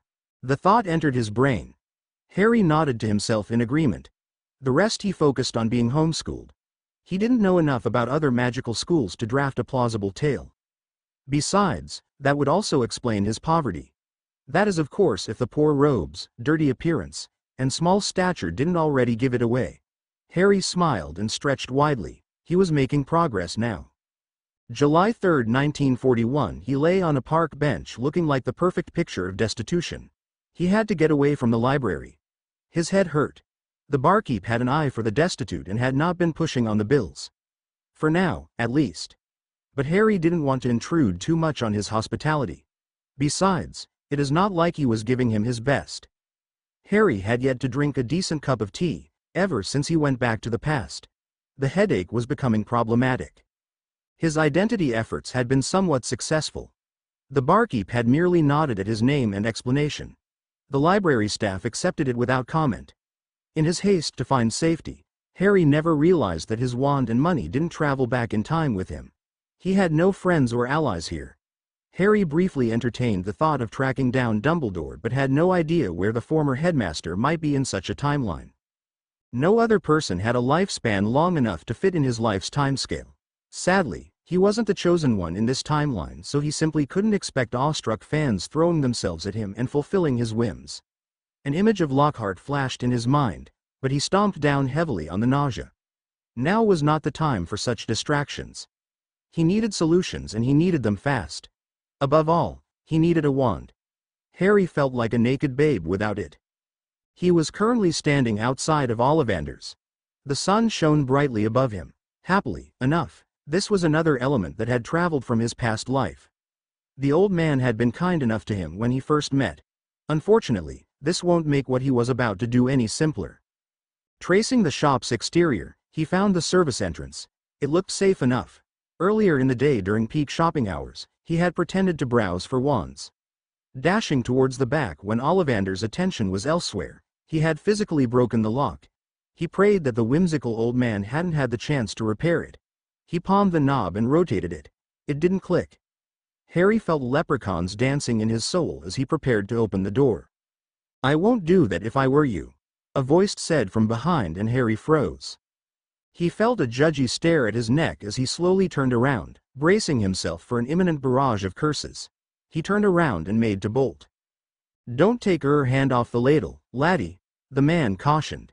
Harry stiffened once again. "Attaboy. The old man probably has a dozen magic wards bolted to the place. We don't any alarms rousing all the old coppers now, would we?" he said. Harry didn't respond. His heart pounded like a runaway stallion. His anxiety merely made him puke. For the second time in his life, Harry felt the weight of his mediocrity. The man gently walked up to him and pointed his wand at Harry's gripping hand. A small wisp of smoke emerged, danced around his hand, and then vanished. There, kiddo. Look, see, it's all clear now." Harry didn't respond. The man quirked a funny eyebrow at Harry. "That's not ye actual knob boyo, you can let it go, you know." Blushing furiously, Harry immediately let go and started at the man. "Who are you?" Harry furiously whispered. The man chuckled. "What? No thank you, or I owe you everything, Mr. Rupert, from having soul-bum rushed by dementors for a whole year straight," he said. Harry didn't respond. "Kids these days," the now revealed Rupert muttered. Harry was about to louk a wise-ass retort about being 14 when his stomach growled. The man smirked, looked like God's smuggest leprechaun. "Say, kid, why don't you and I go hang at the tavern over there? I'm pretty sure the wenches have now started cooking something new. My treat," he said. Having eaten stale loaf and empty stew for 2 days, Harry didn't have the heart to refuse. Voldemort himself could have offered to take Harry out to dinner at that moment and he would have accepted. "The name's Rupert, by the way," the man stated. "Lovely," Harry thought. Asterisk asterisk asterisk. "I must say, kid, you neither look nor sound like any Petrov I have ever met." Harry was too busy gorging himself on mince pie to muster a response. "My MWO wah-ing," Harry mumbled. "Maybe try again when her mouth's not full of meat. You are not really at that level yet," the man cheekily said.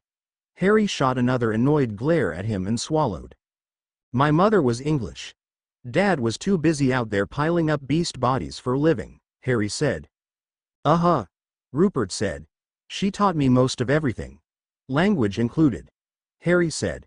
"That would explain your lack of psychas and bliats," Rupert said. "There's a lot more to that than those 2 words alone," Harry muttered. The man nodded as if something profound was revealed to him. "So let me get this straight. Grindelwald's folks wanted more beastie limbs and Dad got caught in the middle trying to supply overtime. Mumsy dear, left alone, decided to choke it, rather than tough it," Rupert said, and Harry stared blankly at him. "Damn kid, I somewhat believe what you told me. I have seen enough scumbags out there to know tragedy," Rupert said. He took a swing of his whiskey and continued.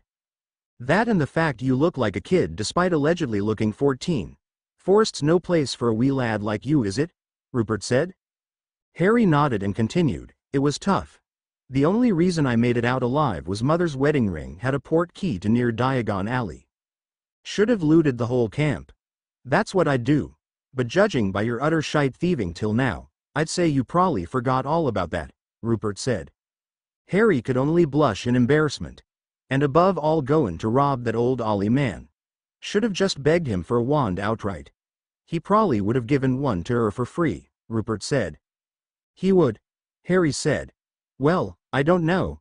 I didn't marry the guy. If he didn't like begging, should have given him something he wanted," Rupert said. "Like what?" Harry asked. "I don't know, kid. You are a twink through and through. What do her think?" Rupert said. Harry was flustered, but Rupert was relentless. "Hell, you're the twinkiest twink in all twink kinds. The original twink from which all subsequent twink should be molded and built," Rupert said. An intrusive thought in Harry's brain wanted to throw boiling water at the man, but he remained calm but only annoyedly stared at the man. A brief moment of silence passed between them. "Speaking of all things thievery, lad." Rupert straightened his spine and took a chug and continued. "I hear you've been trying your and at a bit of thievin', Well, I must say, you've got the subtlety of a bull in a china shop, mate." Harry's face flushed in embarrassment. "I needed a wand," Harry replied lamely. Rupert raised an eyebrow, his voice dripping with sarcasm. "Oh, really? Well, you've got the art of noticin' things all right. You were as visible as a roarin' horntail struttin' down the street. Every Tom, Dick, and Ari knew you were up to somethin'." Rupert stirred his drink and took another swing. "And don't even get me started on those clothes of yours. You've been wearing the same outfit day in and day out. No wonder folks could spot you from a mile away." "I don't have 2 galleons to rub together," Harry retorted. "Uh-huh. The entire neighborhood knew you were the stinky lad from the library who rose from his newspaper grave and was ogling Oli Man like the rejected lad at the dance." Harry had no defense of that. Rupert sighed and continued. "Oh, Ari, you've got a lot to learn. Blendin' in is the name of the game. You gotta become one with the environment. Don't make yourself known, be like a ghost. Swift and silent." "How?" Harry said. "Research, my boy. Know your mark, know your surroundings. That's the key. You gotta plan it all out. Every nook, every cranny. And when you make your move, you better be fast and deft, like a fox in the night, Rupert said. I should have prepared more. I should have been stronger. Harry ignored his mind's own tricks on him and focused on Rupert alone. Neither Snape nor McGonagall had ever commanded such attention from him.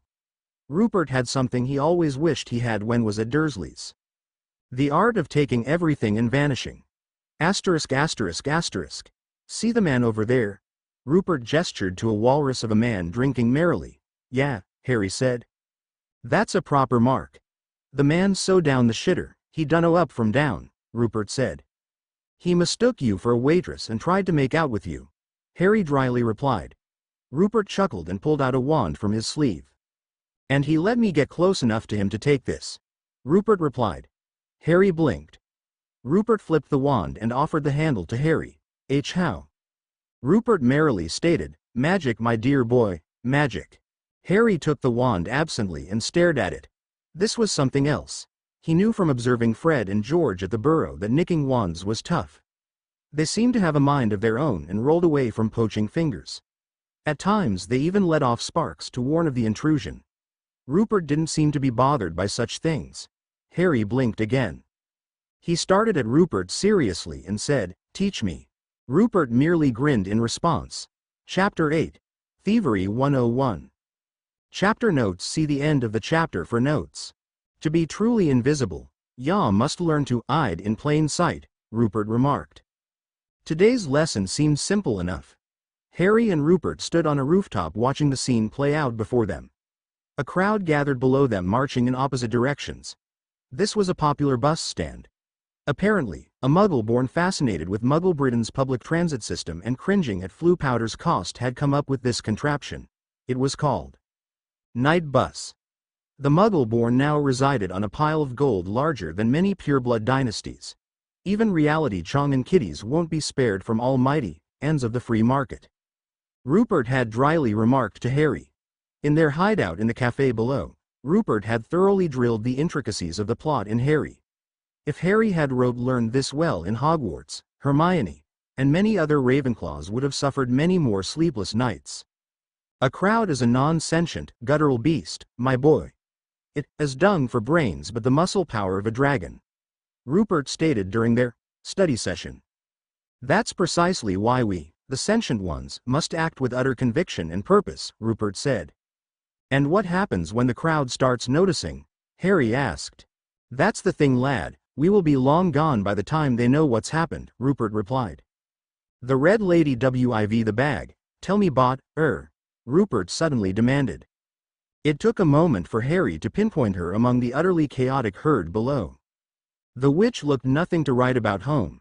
She wore red robes and carried a small purse slung over her left shoulder. She looked utterly occupied trying to prevent the crowd from getting in her waiting spot. She looks nothing special to me. A bit distracted but not too much that she won't notice somebody slinging her purse, Harry answered. Close but no cigar, Rupert said. Look deeper. You saw where she came from and where she went, no? Rupert ordered Harry. Harry looked at the woman again and went into overdrive. She came in more than half an hour ago to the herbologist's shop, Harry said, and? She didn't go anywhere else. All this time, 45 or so minutes, she was in there. Probably a large order, Harry continued. Rupert stayed silent but his grin indicated to Harry that he was close. Harry leaned in to look better. The woman had no companions or elf. She spent almost an hour in the shop and had emerged with no baggage. Then it hit him. She is using an expansion charm inside the bag, Harry blurted out. Ding ding, Rupert sang out. Harry felt an ember of pride begins to take root. Rupert regained himself from the happy prospector act and continued. The way she leans towards her right, placing stress on one side, implies weight, Rupert said. Also, look how she glares at anyone who gets too close to her right side. There's definitely something valuable in there. But how can we be sure? All of this is still speculation from up here, no? Harry said. Ah, but we absolutely can. If we can get near, and cast a revelio, we'll know all there's needed to know about the bag, Rupert stated. Casting a revelio that close to her might set her off, Harry said. Unless we Rupert said and slowly rotated his arms in an expecting motion. Unless we, Harry thought along, brain cells struggled. Connections were made and lost. Cells arose. Unless we hide in plain sight by causing a distraction, Harry whispered excitedly. A Cheshire grin from Rupert was his reward. Asterisk asterisk asterisk. It was not just his observational skills that Rupert had put to task. Although Harry's wand was incompatible with him, that didn't stop Rupert from putting him to the task. Rupert had insisted that were certain spells that every sneaky thief must have mastered. Glovis, Harry whispered as a transparent sheen came about his wand. The spell added a magical barrier around his hand that responded to will. Like added limbs, they conveniently shifted the weight of a mark's baggage. Inconvenient zipper. A bag's straps in your way? Wards on the pocket? Avenue no fear. Glovis's shield will push him away and make way, Rupert had boasted. The silent part was that the shield deteriorated as it collided with wards and material objects. They had decided to cross that bridge when they got there. His hands ready, Harry approached the Red Witch. Merlin's beard, madam. You look absolutely parched, Rupert wailed. The witch, morbidly embarrassed to be approached randomly by such a character, steadfastly looked forward. Worry not, milady. I have the perfect tonic for parched throats and scorched coats. Rupert enthusiastically yelled and pushed a massive yellow bottle in her face. Rupert's distraction was encompassing but would not last long. Like an eagle with a target lock, Harry cut through the crow and approached the Red Witch. I am quite fine, sir, the lady replied tersely and turned her face away from Rupert. Damn. With her back now facing away from Harry, this would be a tougher challenge. Rupert never lost a beat in the entire charade and simply jiggled in front of her again. Some in the crowd had now begun to take notice of this bizarre drama. Harry needed to move fast before the others called for orders to investigate or somebody else felt macho enough to do so. Pretty please, milady. Avenue oh so much prepared this with much passion. Rupert wailed again and pushed his bottle in front of her face again. This seemed to be the straw on the camel's back. The witch, now furious, snapped her hand to her purse to grab her wand. Her hand was met with air. The witch paused and then swiveled. Her purse wasn't on her back anymore. Only empty straps hung from her shoulder. She moved forward to seek the strange man once again, but he too had vanished. Thief! A shriek went off in the crowd, but it was of no avail. A night bus had just pulled up and the crowd stormed towards the opening, hoping to grab a seat. Her indignation was drowned out by the unthinking desires of the horde. In the coming days, Aurors would knock around every scoundrel that loitered around the bus stands. Of course, Harry had directed the Aurors towards the wastrels. A search had revealed the witch's now empty bag was found from one of them. Upstanding citizens such as him shouldn't be around such creatures. Nobody ever suspected them. Asterisk asterisk asterisk. For Fook's sake, boy. Don't let him off their feets. Kick him. Rupert roared above the noise of the crowd. Too late, Harry thought. His opponent had already recovered after rolling away from Harry's stunner. He grinned as he aimed at Harry once again and started hitting him with every random spell in the world. A blue light him and Harry felt his back being scrubbed raw with an old wiry sponge. Is the man firing kitchen spells at me? Harry thought. Regardless, it made concentrating very difficult and time was of the essence.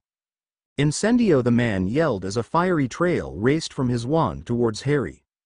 Clearly a line cooked. The wall he stood behind became inflamed and smoke began to choke him. Harry grimaced and leapt aside. This cannot be allowed to continue. Fortunately, a loud buzzer rang and both parties stopped fighting. Cornermen from both ends entered the ring and rushed towards their fighters. Rupert approached Harry with a frustrated sigh and kicked him in the thigh. Up, up. Damned baby, Rupert said. Harry glared at him as he grabbed Rupert's outstretched hand and plopped himself on a now available stool. Fucking hell, Ari. Why the hell did have let the fat bastard get back on his feet? Rupert said. Harry didn't have a response. It was a mistake on his end. I swear, if you lose to a fucking chef from the cauldron, we'll never live to see the end of it, Rupert continued. Ah, so he is a chef. Listen, kid, the man's a bum. He has no trainin'. He has no stamina. Look at IM. Go hard and don't let IM recover, Rupert said as he continued to run his wand over Harry's skin. His burn wounds started to mend themselves. "You hearin' me, lad?" Harry nodded in response. A buzzer rang out marking the restart of their bout. Rupert slapped encouragingly on his shoulder and grabbed the stool. "Leave it," Harry said. Rupert nodded and left the ring. Harry wasted no time. The other party's cornermen looked like they hadn't heard the buzzer. They were still engaged in bodily repair. Harry aimed at the floor beneath them. Bombarda. A loud explosion rang out as the two obese men were briefly launched into the air. They fell with a loud thud and the crowd's laughter echoed throughout the arena. His cornerman attempted to get up first and got a red stunner on his ribs as a reward. The other had suitably gotten up and was drawing his wand, Wingardium Leviosa. The stool levitated from the ground and then launched itself at the man. He dodged right once again. How predictable. Harry fired another stunner at him and the man managed to finally draw out a wand and put up a shield. Harry didn't relent and continued his attack, Incendio. A fiery trail leapt at the cook. His own tactics were now being used against him. The fire engulfed his shield from the front as the man desperately poured his strength into it. He didn't wish to be cooked alive. That was his gig. If the chef had a little more ground awareness, he would have noticed a swarm of hornets emerging from the knot stool lying behind him. The hornets mercilessly dove at his exposed back and the man was soon howling in misery. Harry doused out the flames as the man's shield went dark. He was too busy thrashing around to maintain it. With the target now exposed, Harry simply aimed his wand and shouted, "Stupefy." The chef went limp, and the hornets vanished. The crowd went mad with barbaric ecstasy. Winner of the match by Knocket, Petrov. Harry saw Rupert approaching him with an ear-to-ear smile as he juggled two coin bags. He tossed one to Harry and Harry was briefly taken aback by the sheer weight of the bag. And for the first time, Harry answered Rupert's grin with one of his own. They made a bank with this one. "It would have been much avier if you finished off the sonobitch," Rupert yelled in Harry's ear above the crowd's roar. "Cook the cook in his own cookfire," Rupert yelled. Harry merely shook his head. A week later. "Always mind your surroundings, but of course, any honest bit of thievery must involve invisibility," Rupert remarked. Harry stalked the man ever since he left Gringotts. The man had made a dozen pit stops ever since, each more dubious than the last one. Their dance had now led them into Nocturne Alley. This was more to his element now. Funny how time changes perceptions. "Always mind your surroundings, Ari lad." Rupert had lectured when Harry had first expressed fear about entering the alley. Rupert had none of it. Thus, Harry was forced to peruse every bit of shop over there for Rupert's business. He presented the Red Witch's bag to a mean-looking hag as she scaled each and every bit of the contents inside. Spitting with condemnation, the hag slapped galleons on the table and barked at Harry to leave. In another life, he would have simply fled to the nearest authority figure he could find. Now he explored the city on his own. Rupert had drilled into him the benefit of having a network throughout the city. A good fix was worth its weight in gold. A bull statue made of diamond ain't worth spit if there wasn't a competent fix selling it off for parts without the Aurors knowing, Rupert said. London, no, Eldermore as he learned, was thriving in opportunities. All it needed was a dedicated crew willing to do what it takes to win. Harry knew he had made the right bet with Rupert.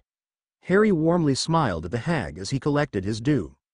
"Always happy doing business with you, Amanda," Harry cheerfully replied and made to exit. The hag merely scowled harder in response and gestured for the boy to leave. Time went on. The dance between the predator and prey grew longer. Harry remained invisible, his wand cooperating with wordless casting for now. Harry had intended to surprise Rupert with a few tricks of his own, particularly the ones he had picked up in a chamber in another life an eon ago. The wizard stopped and Harry was forced to do the same. He stared intently at his reflection in a mirror displayed for sale. Harry rolled his eyes at the display of vanity. "Did it ever occur to you, young man, that you are not as skilled as you think you are?" The man got a red burst of light in response. No need to wait or let the other man draw. "Don't wait for them to breathe, Ari lad. Kick the shit out him." The man did have some skill as he rolled away from the mirror. Harry didn't intend for the man to breathe or even draw out his wand. He fired a pale yellow curse at tiles near him. The wizard, still struggling with his attempted dodge, smirked as the curse missed him. His condescending turned into howling, as the transfigured tiles transformed into hornets and descended on his face. The man roared in pain and flailed his wand without a plan. Expelliarmus, the wand flew away and Harry landed a solid kick to the man's groin. "No, old man, I think you are quite lacking," Harry said as he took the man's wand, silver watch, and chain. Harry grabbed him by the scruff and demanded. "Now, who told you I would be following?" Harry demanded. The man only moaned in pain as he bled through his red swollen face. Harry angrily rolled his eyes and vigorously shook him. "Now, old man, who was it?" "Why yo f feet mud, idiot." The man tried to formulate a response before slipping into the unconscious. Harry glared at him before tossing him back to the ground. He stared at his feet, having no idea what the man was trying to imply. There was mud all around them. They were in a downtrodden area of the alley. More footprint than usual. Was there anyone watching them? Harry wondered. Wait, there are 4 footprints. 4. Bloody hell.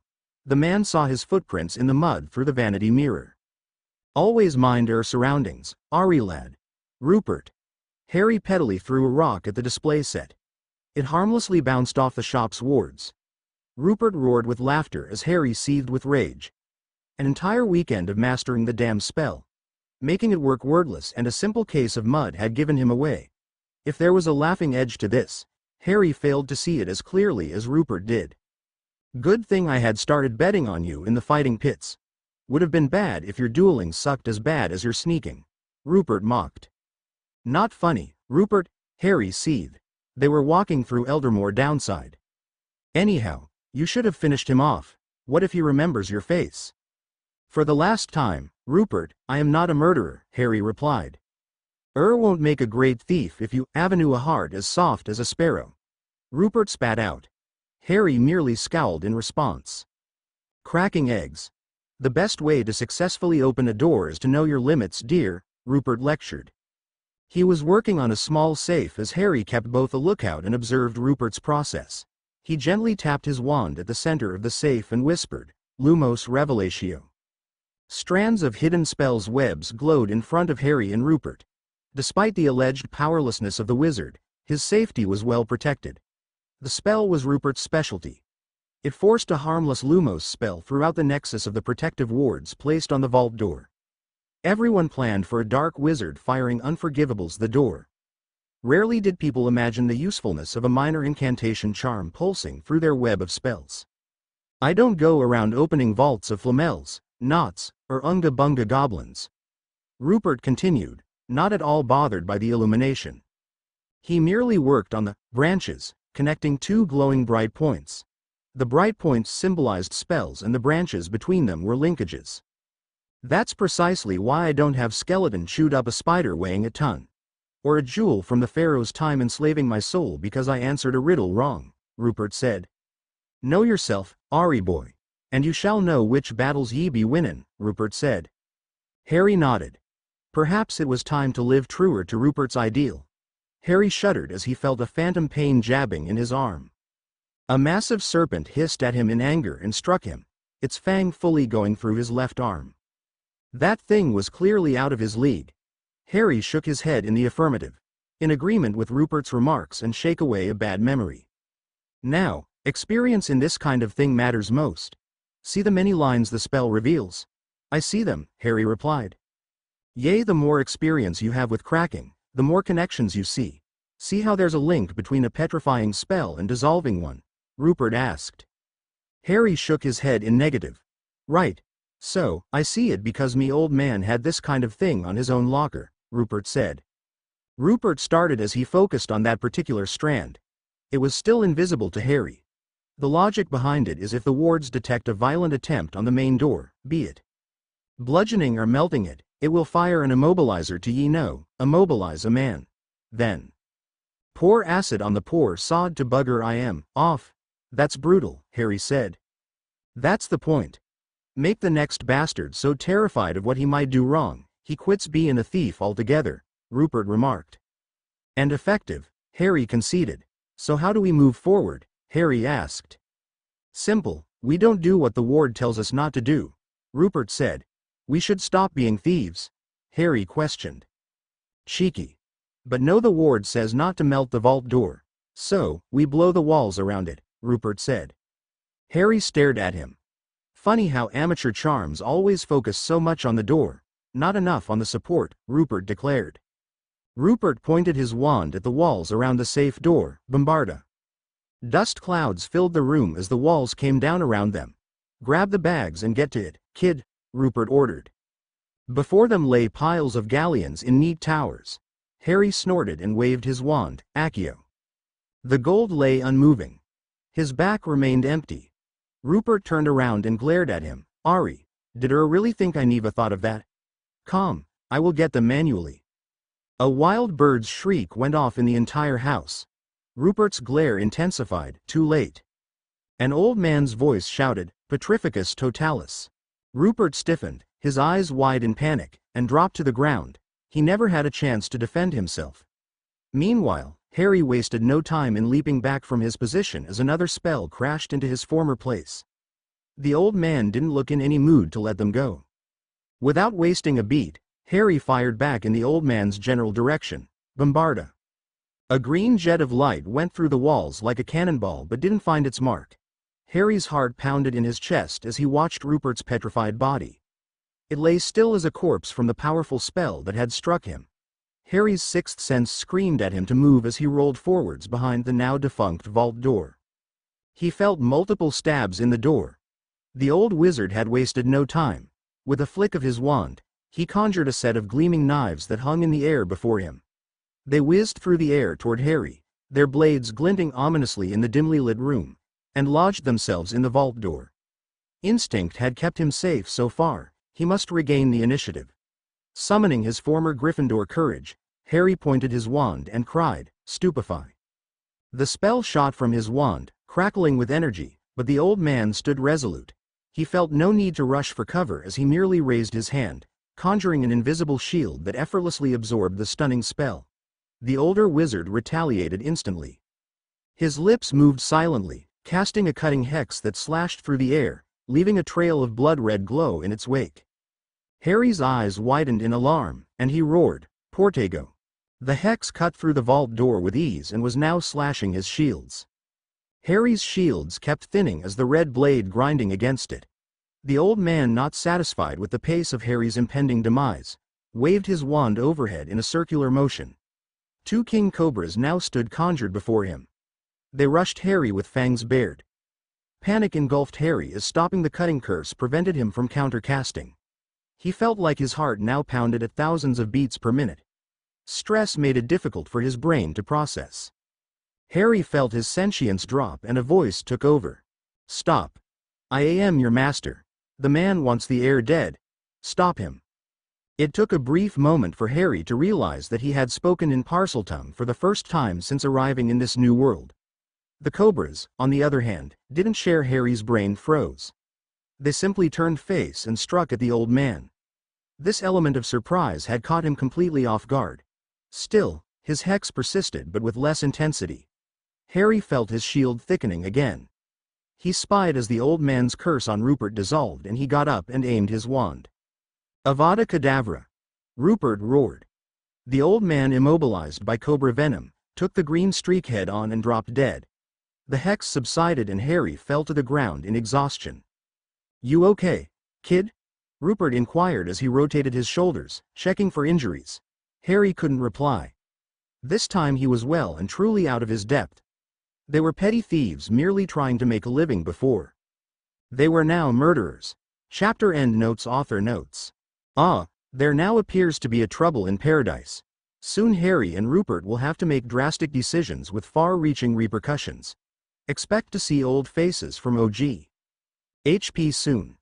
London is Muggle City. Wizards call it Eldermoor. My own invention. Within Eldermoor there is Nocturne and Diagon Alley. CH09 is already done and requires editing. It will be updated shortly. Let me know what you think of the story so far and what you expect to see in future. Thanks. Chapter 9. Deals, Deal, and an Ambush. Chapter notes. See the end of the chapter for notes. He was immobilized. He was no longer a threat, Harry yelled. The man had seen our faces, You wanna have a stay at Azkaban? Be my fucking guest but leave me out of it. Rupert had yelled back. The argument had become commonplace between the duo. The partnership had been rattled as Aurors had begun an investigation into the recent break-in and murder. The matters worsened when Harry dropped a newspaper headline in front of a drinking Rupert. The Daily Prophet ex-Auror found dead in a break-in. Grindelwald suspected behind the attack. Investigation underway. That was the spark that truly lit the fuse between them. Killing an old man for a break-in was one thing. Killing a retired Auror and taking his retirement fund? That was a completely different ballgame. The entire department will take this personally and be out for their blood. Luckily, the lack of descriptions might give them an edge in case the Aurors come knocking. That had spawned several hours of persistent rows between the two. Rupert blamed Harry for not following orders and being too weak to do what was necessary. Harry fired back by blaming Rupert's heavy-handed handling of the entire affair. He was too bloodthirsty to care about collateral damage and its impact on them.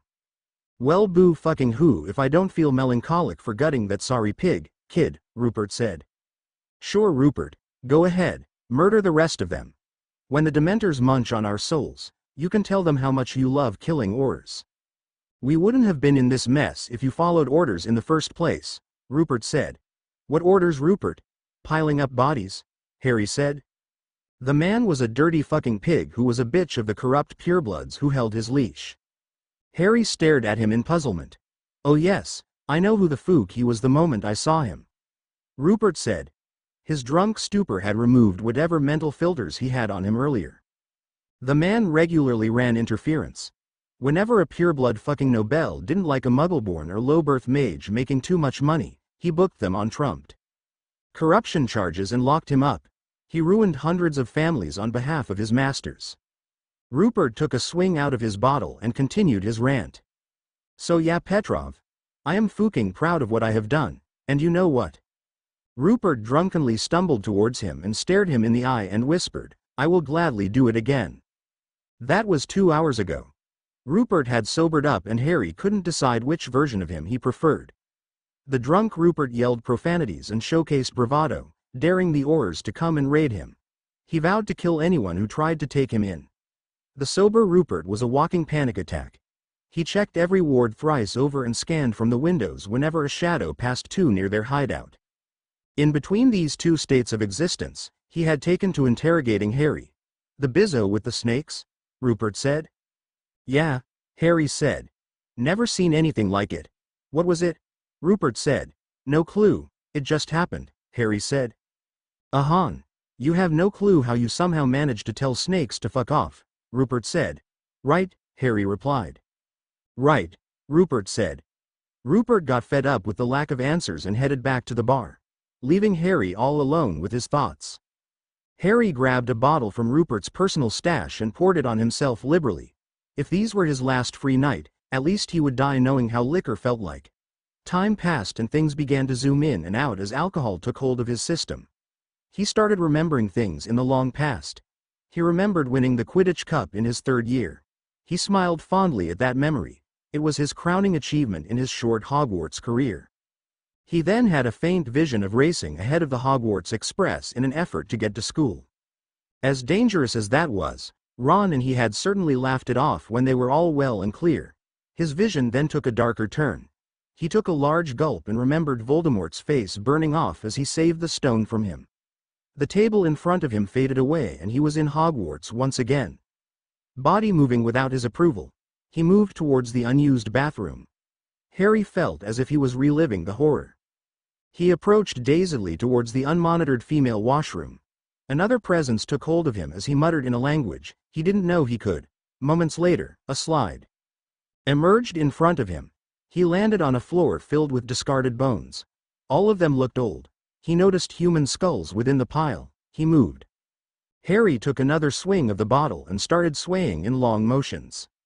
He stumbled into the chamber. His mind felt dull and his movement numb. The room appeared pristine, the black marble floors shimmering under an ethereal light. Macabre statues of strange beasts from a bygone era loomed in every corner, their twisted forms casting shadows that danced upon the walls. It was as if they were alive, watching his every move with cold, piercing gazes. A sudden thud echoed through the chamber, forcing his attention forward. He turned around, his bleary eyes struggling to focus on the source of the disturbance. And there it was, an abomination that defied comprehension. The creature before him had the body of a snake. Sinewy and serpentine, while its head hovered mere inches away, severed from its body. Shadowy clouds danced around its body, obscuring much. Its eyes, a mesmerizing shade of sickly yellow, fixated on him with slit red pupils that seemed to pierce through his soul. The air grew heavy with a palpable sense of dread, as if the very fabric of reality strained under the weight of the basilisk's malevolence. His heart pounded in his chest. Harry knew he should stop before something else happened, but he couldn't. His hands defied him as he took another swing from the bottle. He felt the primordial fear coursing through his veins, the vestiges of an ancestral memory etched deep within his DNA. The image of massive serpents feasting upon Stone Age humans flashed before his eyes, a gruesome tableau of survival and savagery. He felt his ancestors' fear as they kept the fire burning around them to prevent the snakes from feasting on their sleeping forms. Harry took another swing and his perspective changed. He now towered about the simpering fool that dared invade his lair. His feeble mind couldn't handle the pressure of being within the lair of someone as majestic as him. He would feast on his pitiful form. For that was his right granted to him by might. He bared his true eyes and lowered his head to stare directly at his eyes. He stared into Harry Potter's eyes. Green eyes met yellow eyes. Harry Potter smirked. A spell itched into his mind, and all went black. Whether it was a stressful fever dream or alcohol talking, Harry could feel the shadows turning into snakes. He will betray you, master. He smiled stupidly to himself and made a sharp jab with his wand. Serpensortia, a small garden snake, materialized and affectionately wrapped itself around his outstretched hand. He is the enemy. Kill him. Feed on him. Feed. Kill him before he kills us. Follow the traitor. Defend the heir. Harry nodded while smiling stupidly. If Rupert thought he was merely going to take this lying down, he was sorely mistaken. The fuck is you doing, kid? Rupert's voice rang out from behind him. Rupert. Harry merrily yelled in a drunken stupor and tried to leap at him in a bizarre attempt at a hug. My friend. Harry once again sang out. Rupert stared at Harry as if he'd grown a second head. Harry smiled at him. The fuck did you to your face, lad? Rupert cried out. Harry blew a raspberry in response. Rupert rolled his eyes and conjured a mirror. Harry grabbed at whatever sentience he had left and gazed into the mirror. A somewhat familiar face blinked as Harry stared in the mirror. A furious realization started to dawn on him. It was him. Tom Riddle's face stared back from the mirror. Afternoon. Harry awoke with a throbbing headache. Every move made it worse. Sod the glasses. Harry lay still on the mattress. He had no idea how he managed to make his way from there to here, but that mystery could wait for a little while longer. Top of the afternoon to you, sunshine. Rupert's voice rang out from somewhere. Harry merely groaned in response and got up to support his back on the bed frame. He accepted a smoky drink from him. With a few gulps of the hot cup, and Harry could feel his headache reside and IQ points starting to rise. You really are something else, kid, Rupert said. I am Harry, Harry replied. Yep, Harry the kid. Who can talk to snakes and change forms at will, Rupert said. Harry's eyes shot open in response. He merely dismissed the earlier night's memory as an alcohol dream. Now Rupert's comments brought Harry back to reality. Tom Riddle's face started back at him. I have no idea what you're talking about. Harry miserably attempted to deflect. Of course, you don't. Illiterate sicka, Rupert started. 'Tis called being a metamorphagus. Y'all can change forms at will somehow within reason, Rupert said. I don't know what that is, Harry stuttered out. Obviously, you grew up in a jungle. Not a classroom environment that, in it, Rupert said. Harry stared silently past him. His mind still reeled with the possibilities of what he was hearing. Kid. Rupert snapped his fingers in front of him to gain his attention. Harry snapped back at him. Now don't be looking at me like that. Rupert smiled. Now love, I need you to focus. I have found us a way out of this mess. What is it? Harry said. Hope was still in the game.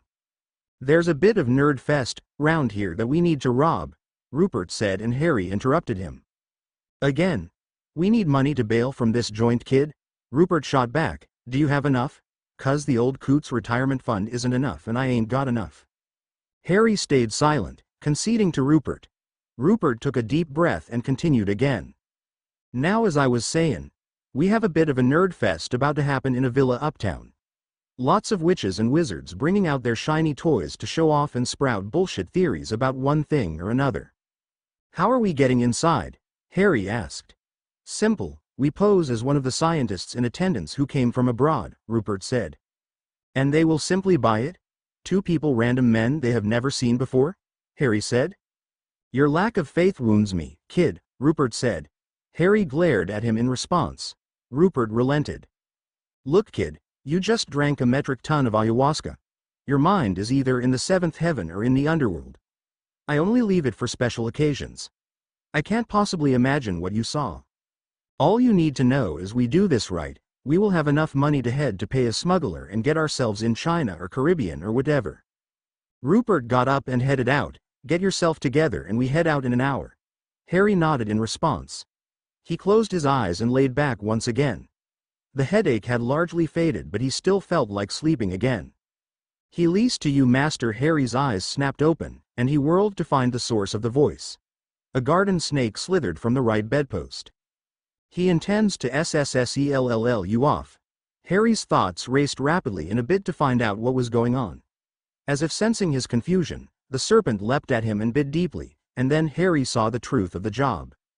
He saw himself as a serpent leaping on the man's robe. And this kid, you know nothing about where he is from?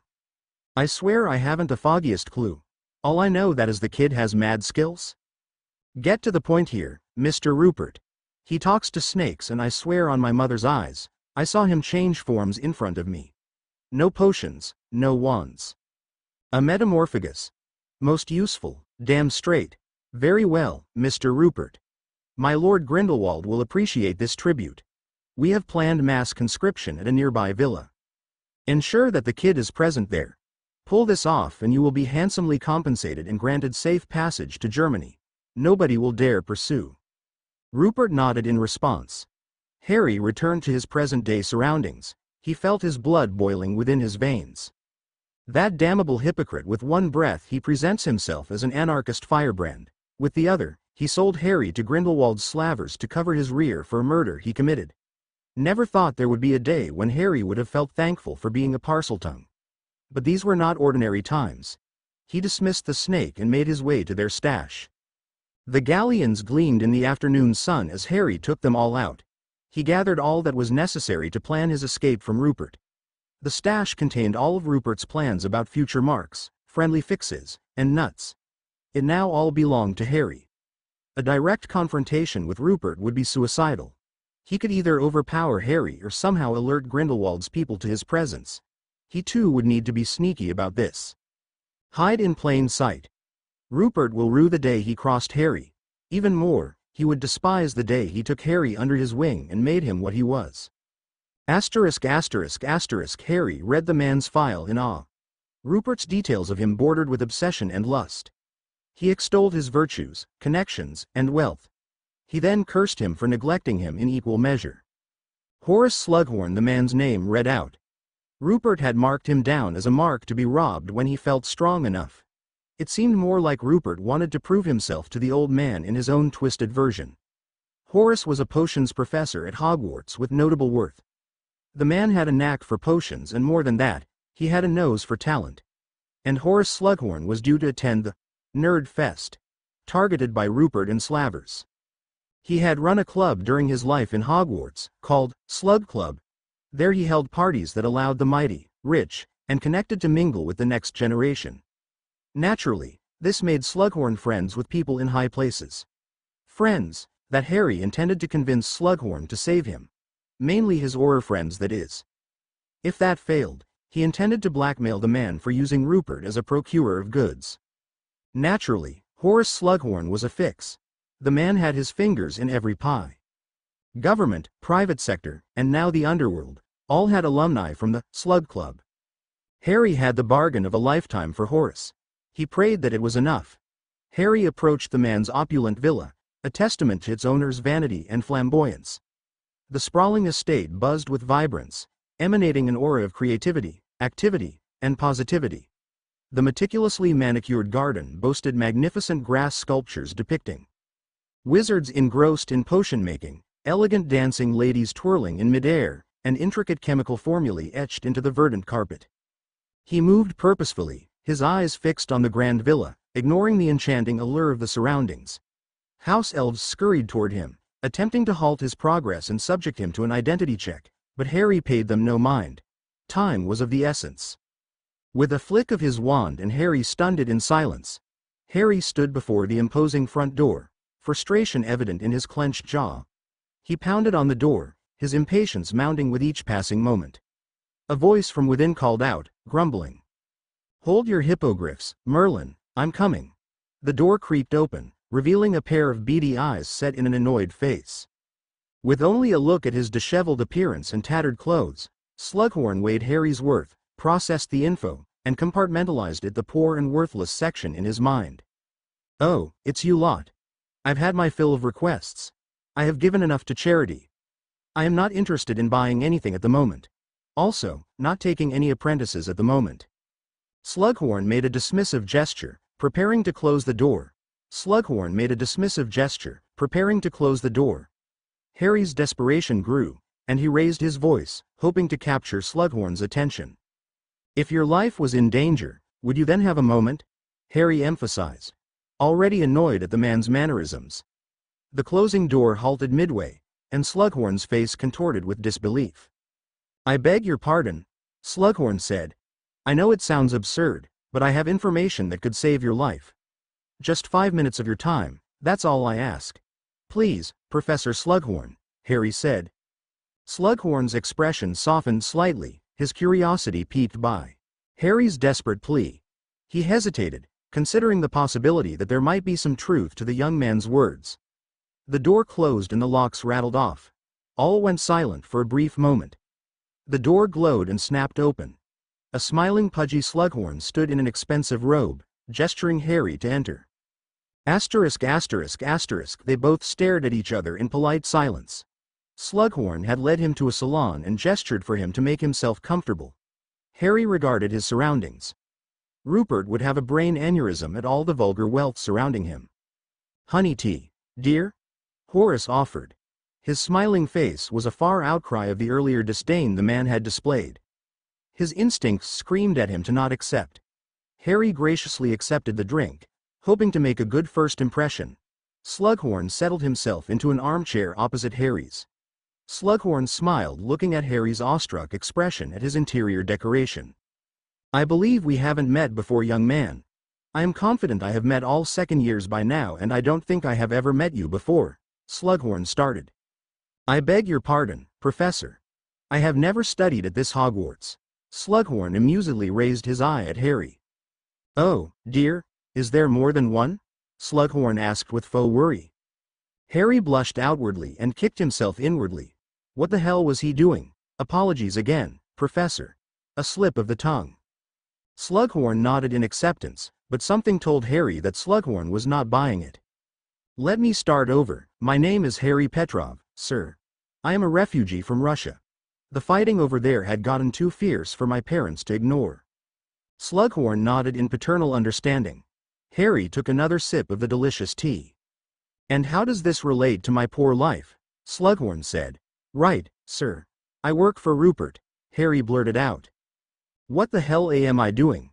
Harry roared internally as he saw Slughorn's expression darken. "You are in a dangerous position, young Petrov.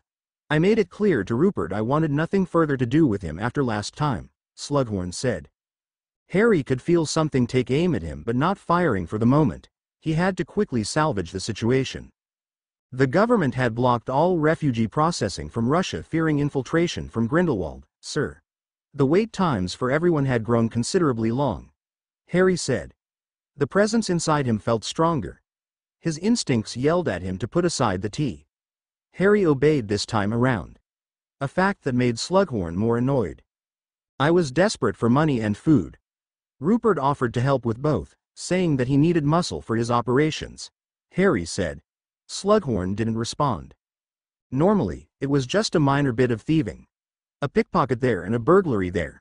Nothing major, Harry said. Slughorn still stared pensively at Harry. Harry took this as his cue to continue. He has gone greedy and bloodier as the month went on.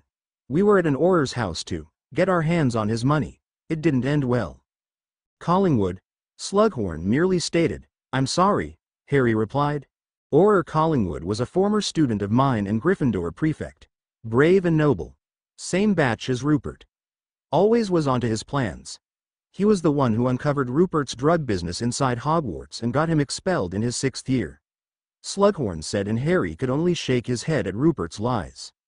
He did make it sound like a personal score, Harry said. True enough.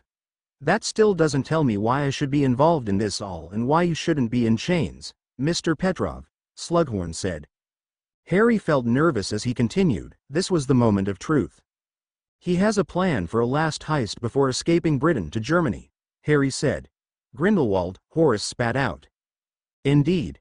He intends to help the Grindelwald slavers access Lady Beverly's estate during the prize fair and capture everyone inside. That included you. Grindelwald is conscripting for talent, Harry said. Horace's expression shifted from grave judgment to a Muggle who had seen a ghost. SS slavers? In Britain? Horace roared in disgust. Harry could merely nod. Horace was no longer seated and paced rapidly. For a man of his considerable bulk, he could be agile when he wished to be, Harry wondered. Harry reappeared in Slughorn's vision. His casual demeanor was gone, and this was all business. What do you want in return? Slughorn inquired. Immunity and citizenship. Let's not dance around this issue, Professor. I have just saved your life from a very grim fate, Harry said. Slughorn harshly glared at him. Harry tried to ignore it and continued. You have contacts, high and mighty, in the ministry. Contact them and secure this thing. In return, tell them where Rupert will be tonight. They can move in and catch both the slavers and Collingwood's murderer. No Auror could resist that headline. Or I could just march to the Aurors right now and tell them all about this sordid affair. Slughorn harshly spat back. Harry nodded. He had considered that possibility. Allow me to sweeten the deal then, Harry said. Harry pulled out a sack and emptied it all over Slughorn's mahogany desk. Galleons poured out by the dozen. Slughorn stared in shock at Harry. 52,000 galleons to the point, Harry stated. This was Auror Collingwood's retirement package. He can no longer use it, but I'm sure you will find a better use for it, Harry said. He could see calculations happening in Slughorn's eyes, that his mind was whirling at a hummingbird's speed. His expression began to soften. Harry knew he had to now drive the final nail to the coffin. The thing is, sir, above all, I would like to attend Hogwarts, Harry said. Slughorn turned his eyes from the gold pile to Harry. Harry had his attention. I have read about you, sir. You know talent, sir. You know how students need an environment beyond the usual restrictions to boldly experiment. Sometimes those experiments fail. Sometimes badly. But you don't judge. I wish to learn from you, Professor. I have discovered so many things that make me question my place in this world. I just found out I'm metamorphous. I am worried about what I am becoming, Harry said. Slughorn owlishly blinked at Harry upon hearing the last word. His brain whirred now even faster. Any longer, Harry worried he might see smoke emerge from his ears. All I ask for is a chance, Harry said. Slughorn smiled warmly at Harry. Disregarding his defunct business skin. Reacquiring the paternal teacher attire. Of course, Harry. Oh, so it's Harry, now. Harry mused. I would never turn away a soul seeking knowledge, Slughorn exclaimed. Well played, Potter. Harry thought. Now why don't you excuse me, young man? I have urgent letters to write. Or better yet, why don't you tag along and help me put all this nonsense into words? Slughorn said, and Harry complied. How quickly past deeds are forgotten in the shade of wealth and power.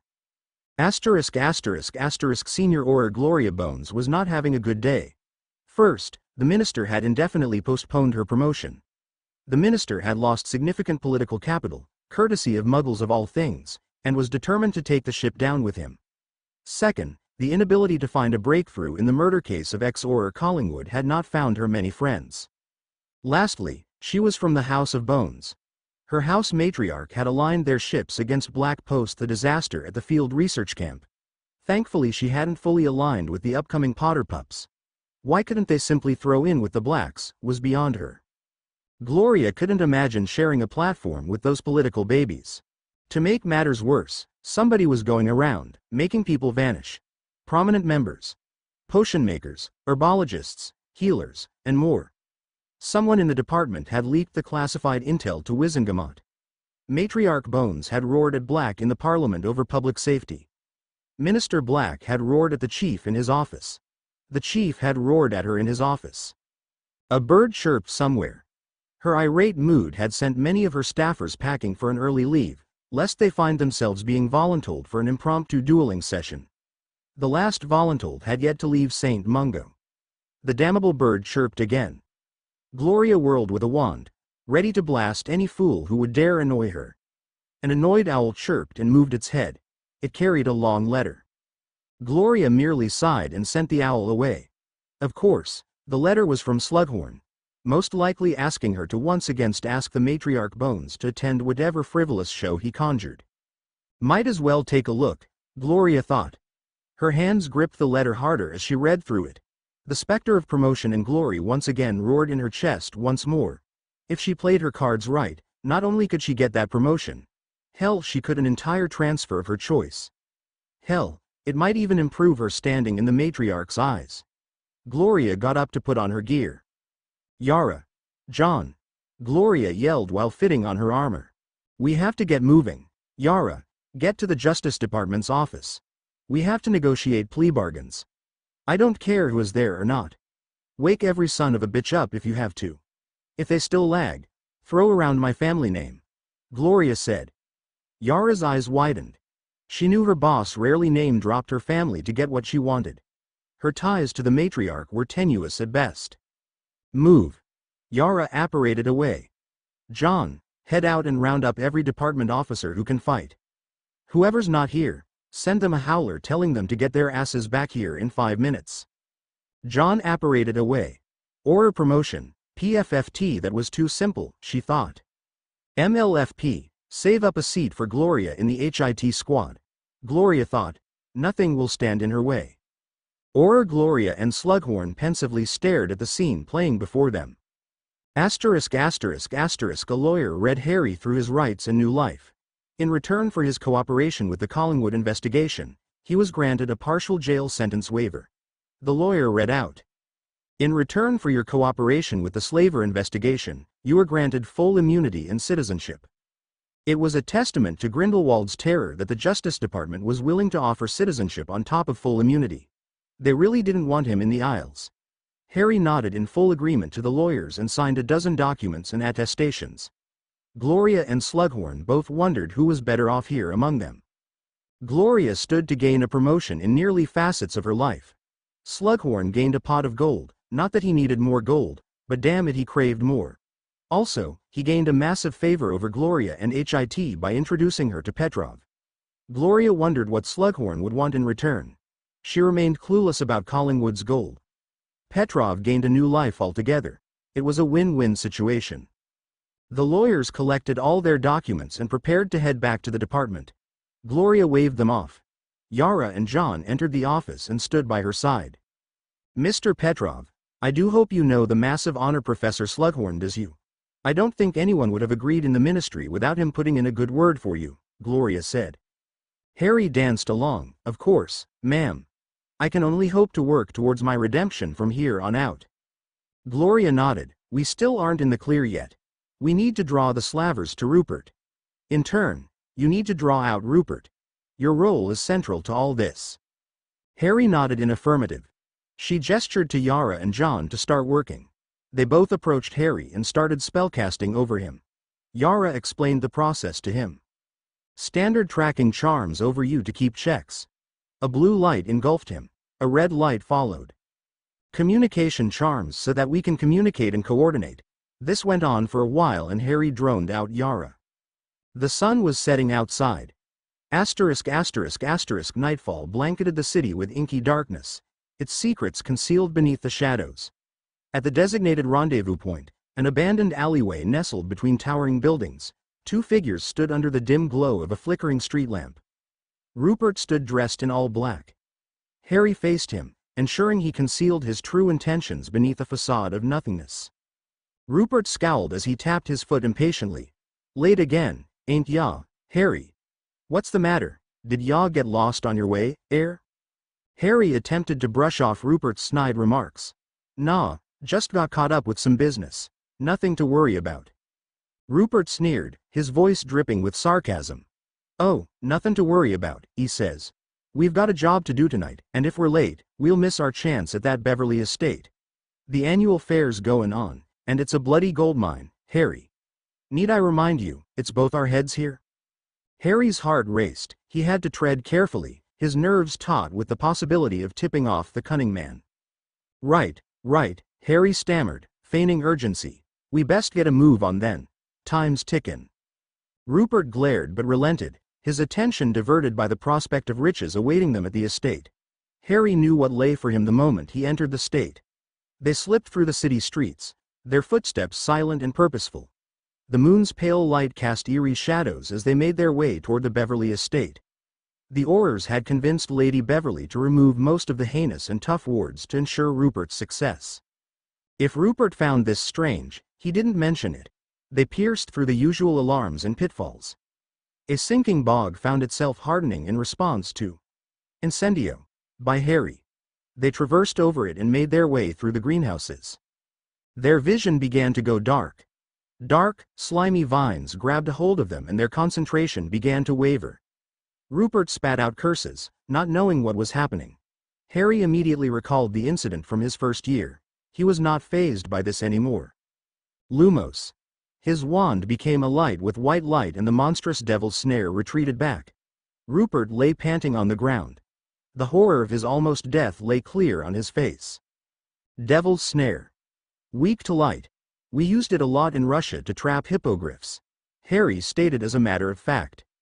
Rupert nodded and they both continued. A vine made its way to ensnare them. Harry fired a diffindo and cut it. They were now at the very back of the estate. A window on the second floor remained closed. It led to the estate's library.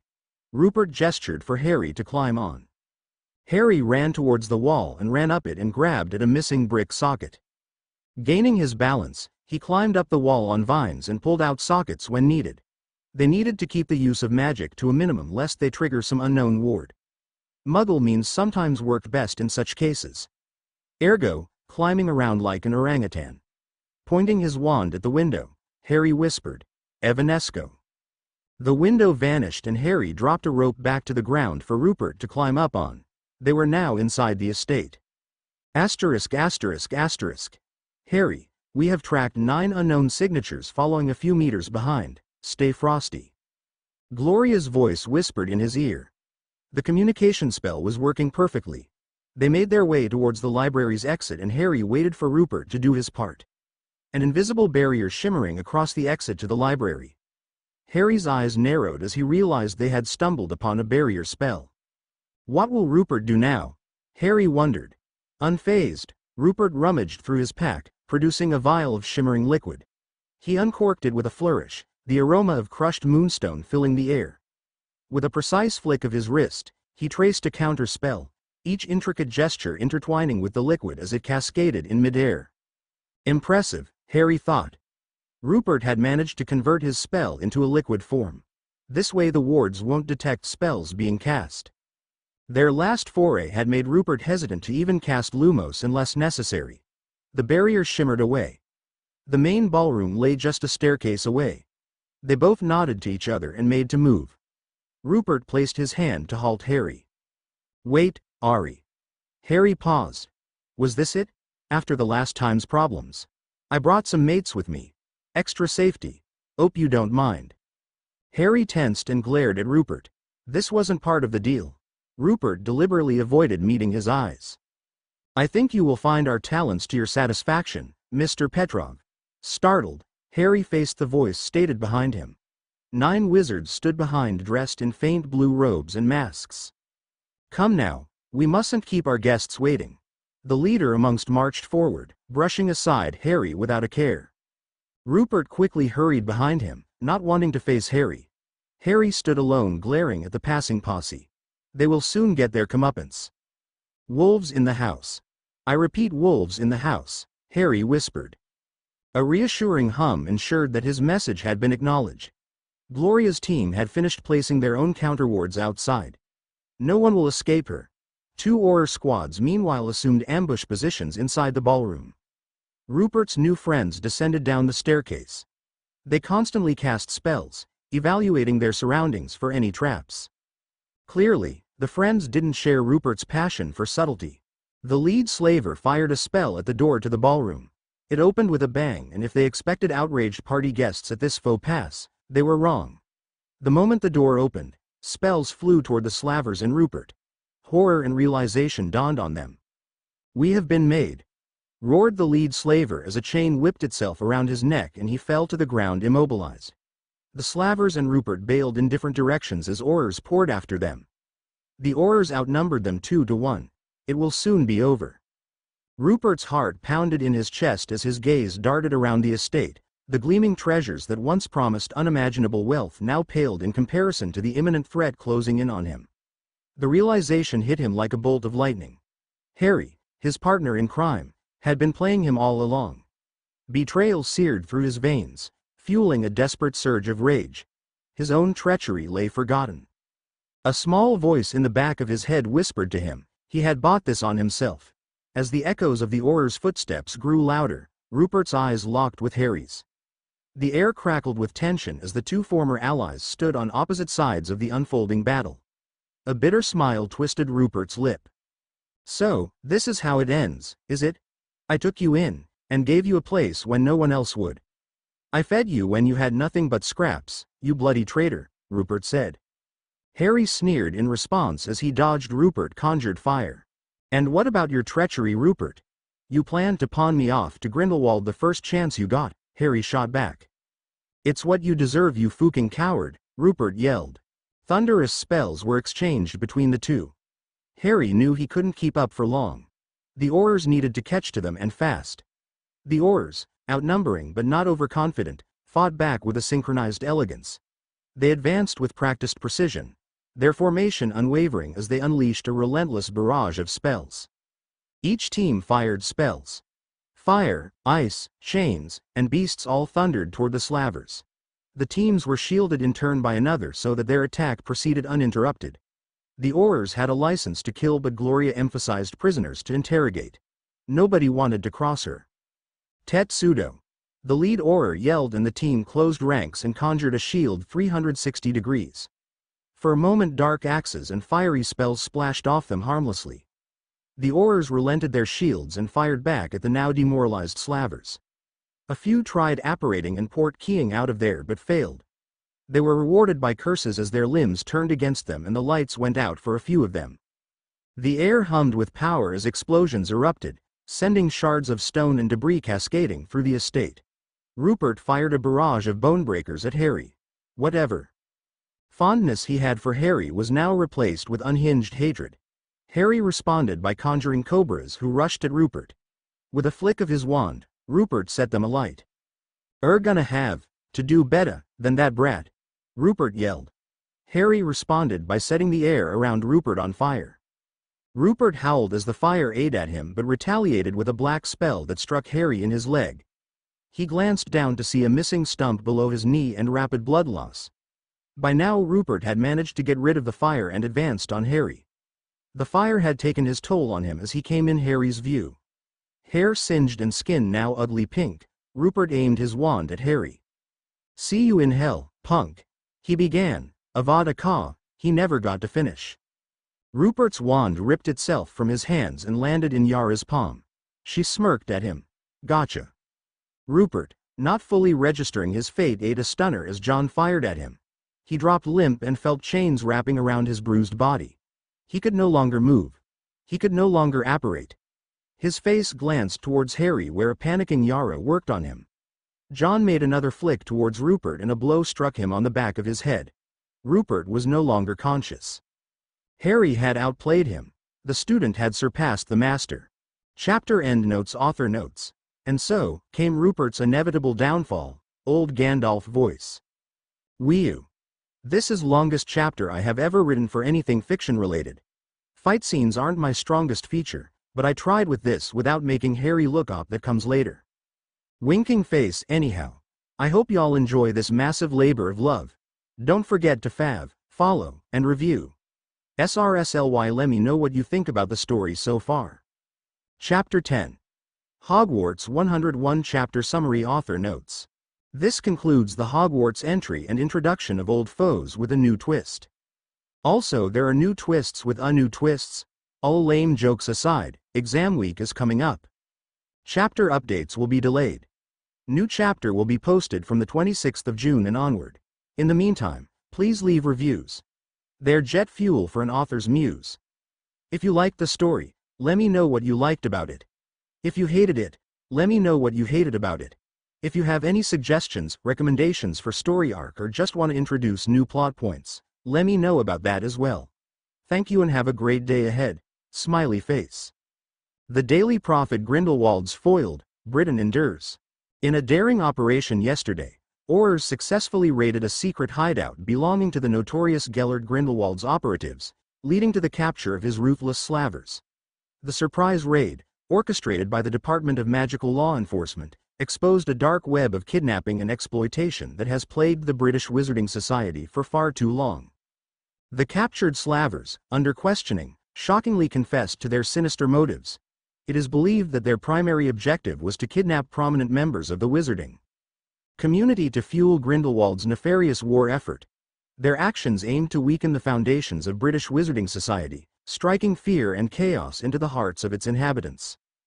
Thanks to the unwavering dedication and expertise of the Aurors, several kidnapped individuals were rescued and are now safely reunited with their families. The Ministry of Magic has vowed to bring these criminals to justice and ensure that such heinous acts are eradicated from the magical realm. It does raise questions about the invincibility of Grindelwald's forces if he has to stoop to such low measures to retain troop numbers. Anonymous sources have informed the Prophet of horrific casualties inflicted on the German army during their foray into the Soviet Union. Some have even gone as far as to admit that the Russian campaign is far more than Grindelwald can swallow. For more ongoing details about the war, consult page 4. Regardless of the circumstances, our community breathes a sigh of relief and stands united against the dark forces threatening their way of life. Harry nodded to himself in contentment.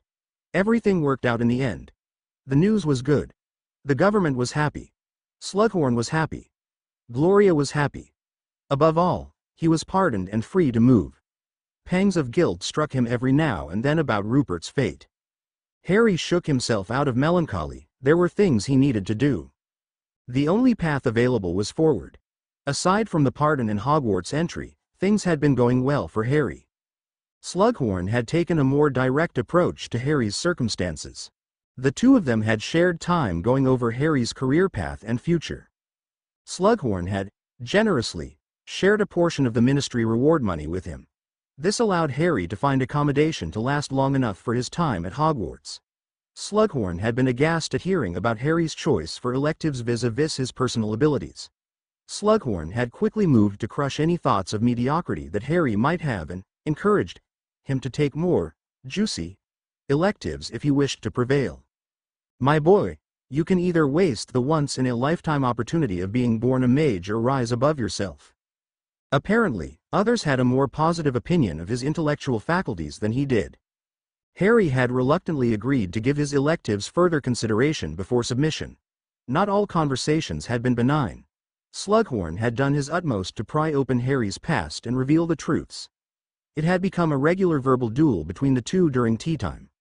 Jolly and paternal, Slughorn poked gaps in Harry's backstory. Immaculate and polite, Harry tried coming up with spot answers to tackle Slughorn. Slughorn highlighted contradictions in Harry's backstory, expressing concern about some particular wizard or village in Russia that he knew of.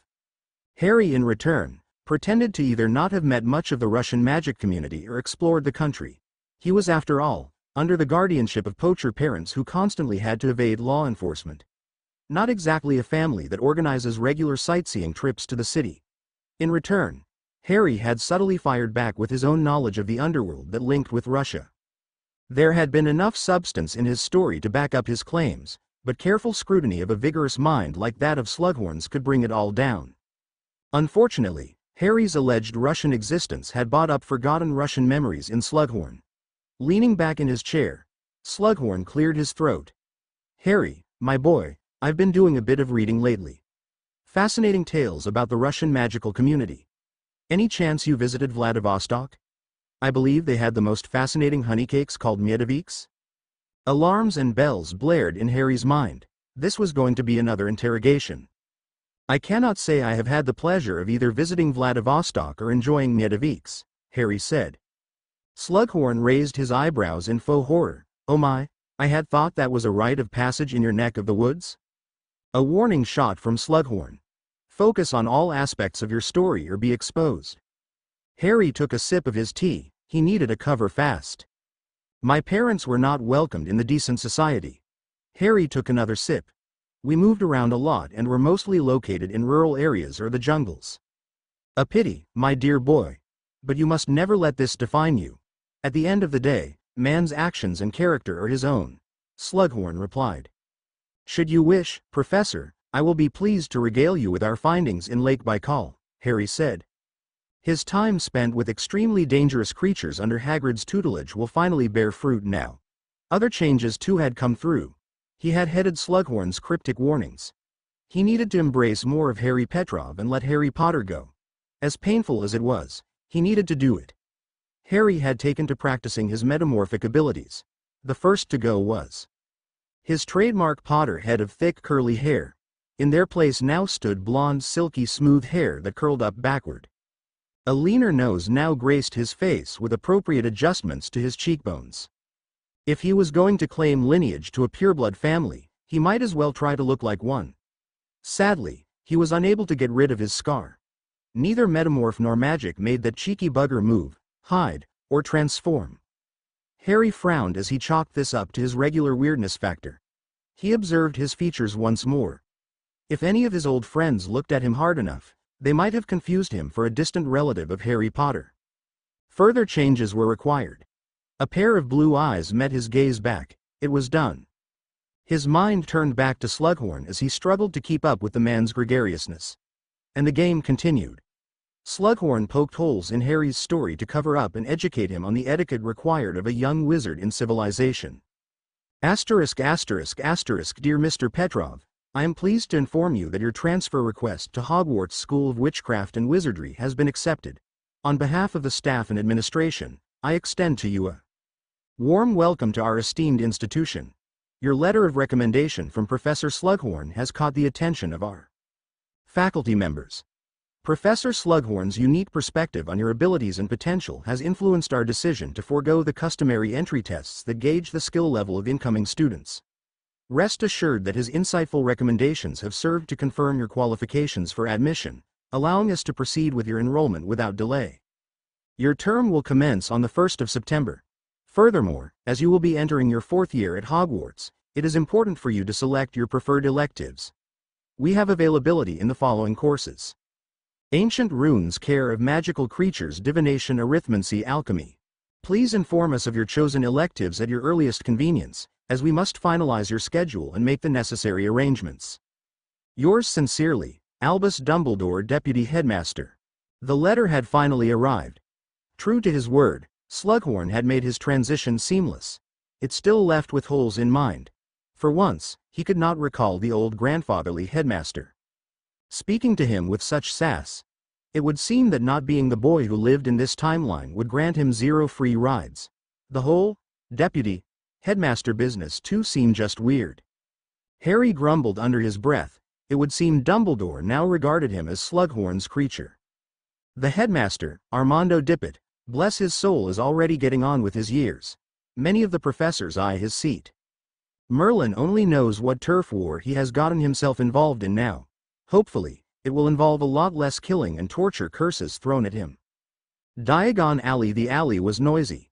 No two ways about it, it was maxed out too. The recent news of Grindelwald's agents being captured had made the world seem like a safer place. As such, commerce roared to life today. It was a stark contrast to the situations outside in Muggle Britain. Street hawkers clucked at the top of their lungs. Children played around conjured fireworks, and the more opportunist amongst them tugged at their parents' clothes for a new toy. Restaurants and cafes were revolving doors for customers. It also sent a subtle message to German sympathizers. We are here, free, rich, brave, and bold. Do something about it. Unfortunately, that meant Harry and his future schoolmates had to perform complex acrobatic feats to navigate through the crowds. Ollivander's assign greeted him, and a relieved sigh left him. It was good that there were some things that were constant across any reality. As odd as it sounded, they acted like anchors for Harry. An old familiar lighthouse comforting a sailor as he ventured forth in uncharted waters. Harry entered the establishment and was assaulted by a torrent of sensations and visuals. Towers of wand boxes precariously reached up to the roof, forming pillars of their own. Occasionally, boxes would shoot off into random parts of the shop on their master's bidding. In its place, another box from the top would rapidly descend to fix the gap and restore the tower's balance. The constant flux of boxes left an ethereal dust of blue and green that gleamed in the sunlight. The air was filled with the scent of old wood, polish, and excess magic. Hello, Harry stammered, momentarily taken aback. I was hoping to purchase a new wand. My last one was lost during a scuffle. Ollivander nodded knowingly, his gaze never faltering. He exuded an air of profound wisdom, akin to someone who had unraveled the enigmas of countless wands. Indeed, he replied, his voice carrying skepticism at Harry's explanation. With a graceful wave of his wand, Ollivander summoned a swarm of measuring tapes that sprang to life, swirling around Harry like jellyfish. The enchanted ribbons wasted no time, wrapping themselves around his limbs, taking precise measurements as if seeking a hidden truth. It occurs to me, Ollivander spoke, his voice loud enough, that we have not met before. I don't believe I've had the pleasure of knowing your name. Harry straightened his posture, summoning his courage. Harry Petrov, sir, he answered, his voice laced with nervous anticipation. Curious, Mr. Petrov. I recall every wand that I have ever sold, and I assure you that I have sold wand to every first year that has embarked on their Hogwarts journey, Ollivander said. He straightened his back and demanded, who are you? Had he not been exposed to parrying sessions with Rupert and Slughorn early on, Harry might have folded. Not this time. Harry Petrov, sir. Transfer student from Russia, previously home-schooled. I am enrolled as a fourth-year student. Upon hearing his origins, Ollivander sprang into action. Ah, Russia. That explains it all, he declared as if a puzzle had been unraveled. Grigorovich and his ilk. Their wand-making abilities were always lackluster, never able to withstand the true tests of magic. No wonder your wand met its untimely demise. The measuring tapes completed their task, releasing Harry from their grasp, and delivering a long paper with complicated mathematics marked on them. Ollivander knowingly nodded as if he already knew what the outcome would be. Wand after wand, Harry tested them all, each unleashing its own unique brand of chaos. The chaos seemed to fuel Ollivander's sugar rush as he buzzed around the shop trying to find him the perfect match.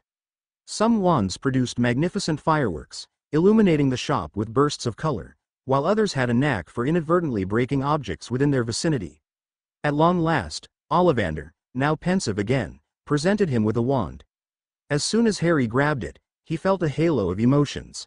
A rising sun ushering in new life. A mage finds his precious stuff after long last, feeling his strength return to him. An old friend grabbed his hand. Finally Ollivander merely observed Harry, not commenting as the golden halo of light around him faded away. Holly. 11 inches. Ollivander narrated. With phoenix feather core, Harry said. Ollivander now looked at him with shock. It was a wild guess. Harry stammered out.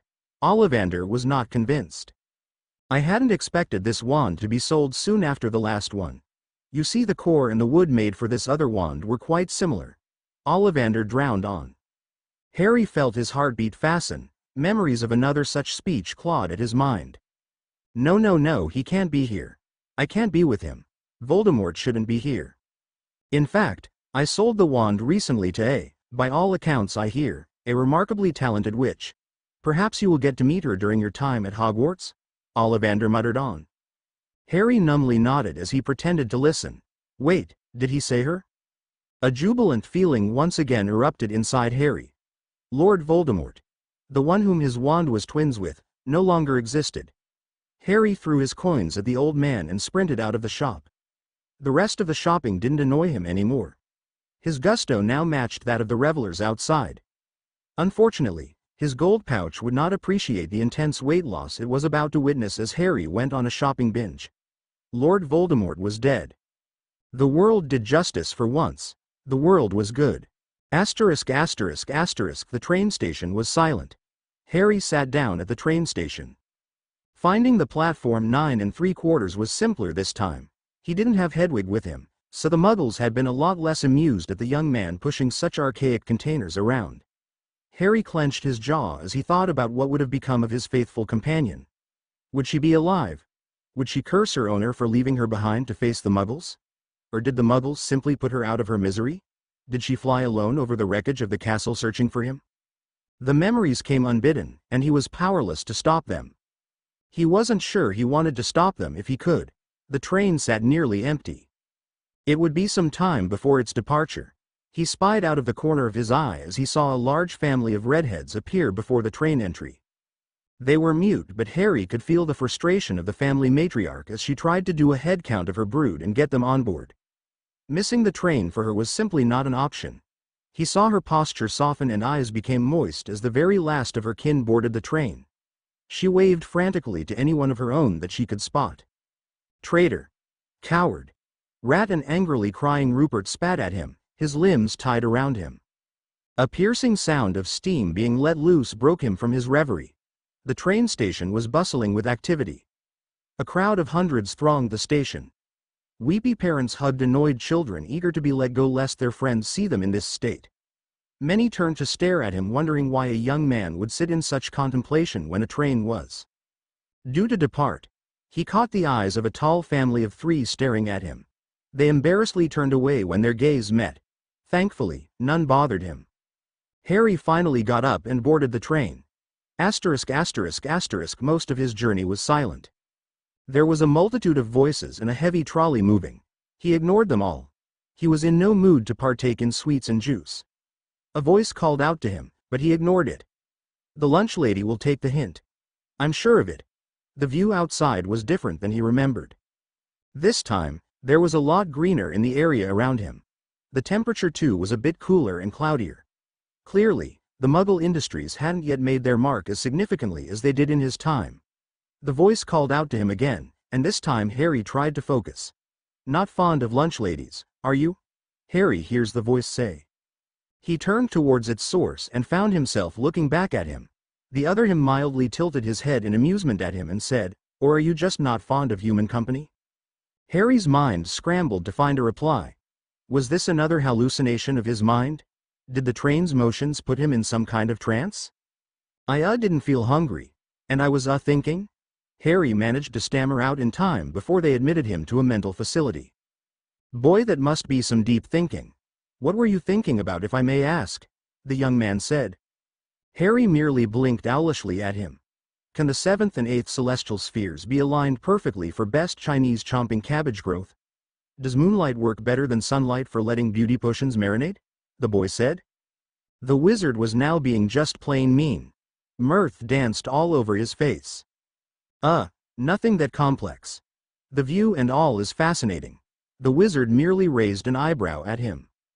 Lie better, his instincts yelled at him. I have never been on the Hogwarts Express before, you see. I am a new student, Harry managed to say. This looked like it made the wizard relent and he narrowed his eyes to Harry. I did know there was something off with you. Your robes bore no house crest and you are far too young to be a first year, he spoke. Right, Harry said. Right indeed, young man. I mistook you for a squatter from the outside. Riding the bus in the vain hope of stealing our young maidens from us.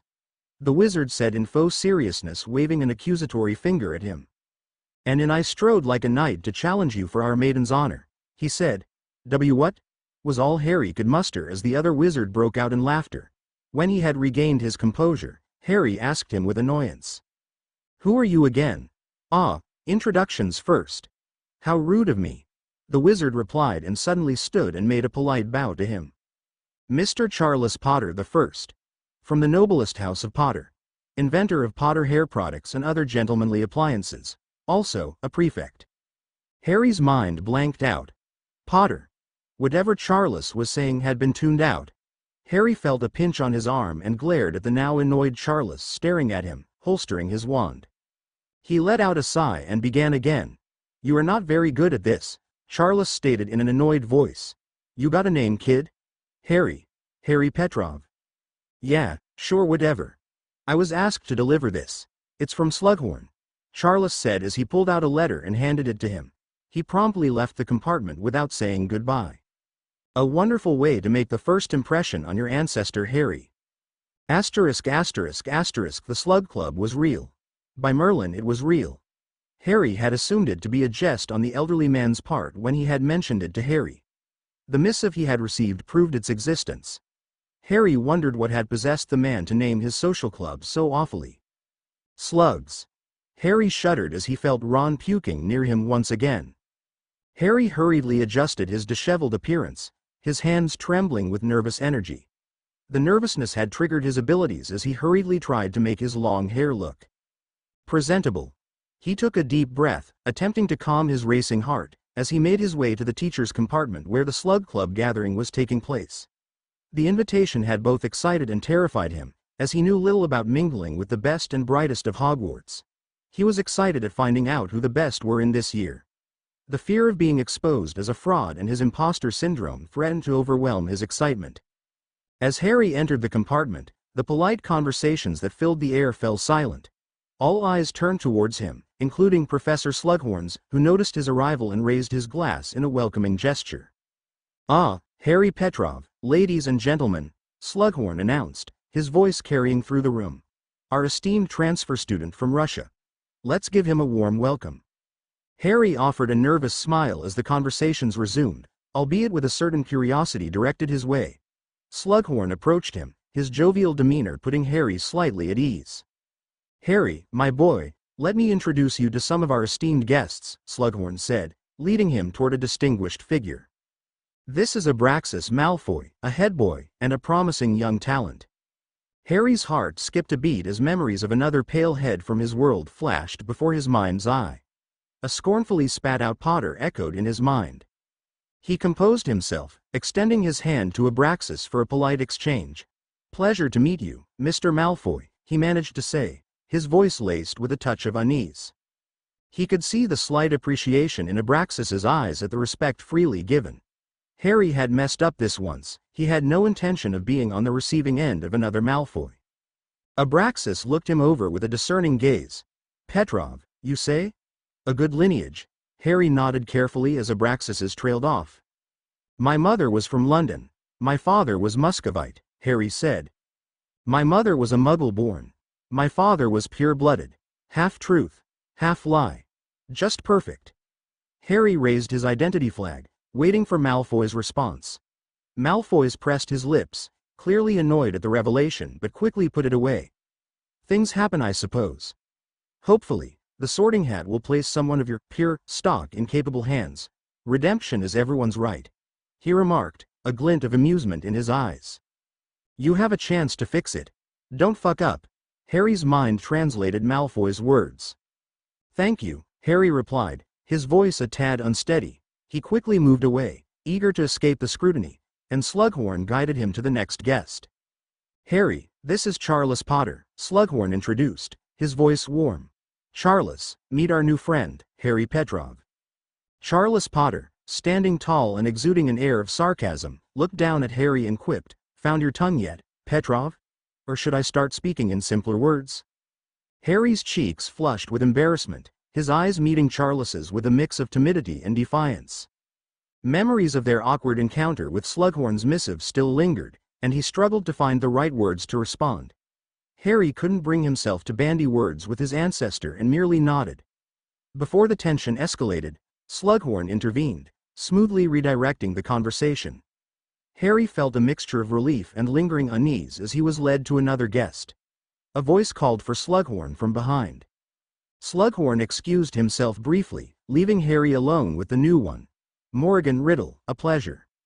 Riddle as he gazed at her, Harry's mind froze. Panic gripped him as her name resonated with memories of Voldemort, the Dark Lord, in his world.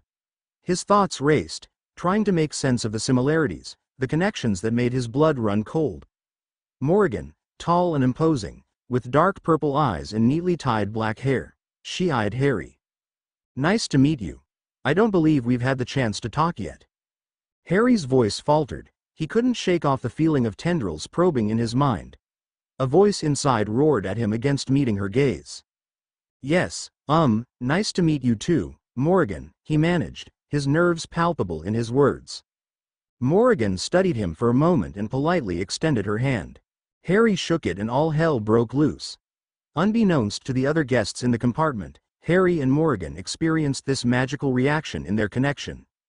Their grip tightened, and Harry felt as if Morrigan's hand coiled around his like a python, sending shivers down his spine. The heat between them grew intensely as he felt her stiffening. It looked like she was having a seizure or a vision. Harry too had a similar reaction. Morrigan glared at him as if accusing him of attacking her. The intensity of the moment overwhelmed him, and he desperately tried to avoid direct eye contact with her, following the instinctive warning that resonated deep within him. Morrigan studied him intently, her gaze piercing and unnerving. There was a flicker of recognition in her eyes as if she sensed something hidden beneath the surface. "Nice to meet you, Harry. I don't believe we've had the chance to talk yet," she said, her voice filled with a subtle edge. Harry's voice faltered once again as he replied, "Yes, nice to meet you too, Morrigan." His nerves were palpable, his mind still reeling from the inexplicable connection they had just experienced. Before they could further dwell on the enigmatic encounter, Professor Slughorn interrupted, his jovial voice breaking the tension. He vigorously patted both Harry and Morrigan on the back, much to their discomfort. "Ah, there you two are. Marvelous to see such promising young talent in one place." Slughorn beamed, his round face flushed with pride as he exclaimed, "Ah, my dear Morrigan. Such a pleasure to have you here. I must say, I've had the privilege of personally mentoring this extraordinary young lady. She possesses a talent unlike any other I've come across in all my years at Hogwarts." Morrigan, composed and regaining her poise, nodded graciously, her eyes gleaming with a mix of gratitude and modesty. "Thank you, Professor Slughorn. Your guidance and encouragement have been invaluable to me. I am humbled by your kind words." Slughorn chuckled, patting Morrigan's arm affectionately. "Oh, modesty won't get you far, my dear. You are destined for greatness, mark my words. Such raw potential, such finesse in your magical abilities. You are, without a doubt, one of the most talented individuals I have ever had the pleasure of teaching." Morrigan's lips curved into a gentle smile, a blend of gratitude and humility. "I am truly grateful for your belief in me, Professor Slughorn. Your mentorship has been a guiding light, and I strive to live up to your expectations." Harry, still caught in the whirlwind of his own thoughts, watched the interaction between Slughorn and Morrigan with a mixture of awe and unease. He couldn't help but wonder what set Morrigan apart, what secrets lay behind her dark eyes and her composed demeanor. Slughorn, always one for flattery, turned his attention to Harry. "And here we have another promising young talent, Harry Petrov, our esteemed transfer student from Russia. I have high hopes for you, my boy." Harry shifted uncomfortably under Slughorn's gaze, his nerves once again creeping to the surface. "Thank you, Professor. I'll do my best," he replied, his voice tinged with a hint of self-doubt. Stark contrast with Morrigan. Harry mumbled some excuse about wanting refreshments and turned from the conversation between Riddle and Slughorn. He could feel the eyes of Malfoy and Riddle drilling holes in his skull. As the gathering continued, Harry tried to regain his composure and be present at the moment, but the encounter with Morrigan had left an indelible mark on his mind. He couldn't shake off the lingering unease, the nagging sense that his fate was intertwined with hers in ways he was only beginning to grasp. It was going to be a rough year. Chapter 11, A New Day. Chapter notes: see the end of the chapter for notes. Day 1. Hogwarts home is where the heart is. The golden wisps of magic lulled them into the hall. Odd faces and wide eyes of the new students took in the ambiance. The entire room was awash with spectacular vistas of gold and white. Glowing mage lights with no radiating heat illuminated the hall. Large walls with endless portraits and decorations stretched endlessly to encompass the entire hall. Each of the 4 long tables had a massive banner above them denoting their heraldry. Around them, Empty walls had magical lights dancing on them to retell the tales of the glory of each house. Suits of the armor of legends past stood with resolute grim resolve, ready to defend their charges till the very last. Above all, the hall was just that, a hall. Its warm beating heart was made by those who resided in it. Gossip, chatter, and laughter ran amok among the students. One table interacted seamlessly with the other. A few broke into impromptu food fights until prefects with faux sternness put an end to them. Ancient ghosts of ages past merrily jostled from table to table, dish to dish. They sang songs and imparted wisdom upon students' requests.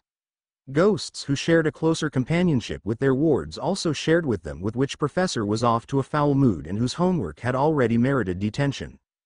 Younger students shared their summer holiday stories.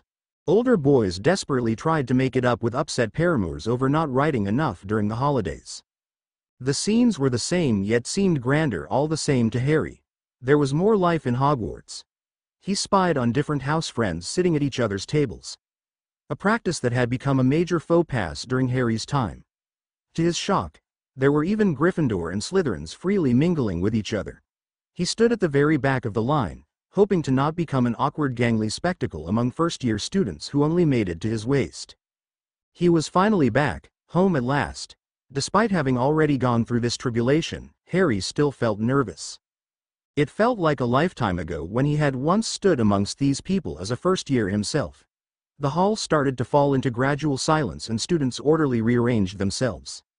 The headmaster stood up and it took all he had in him to not flinch at the sight of someone other than Dumbledore standing at the lectern.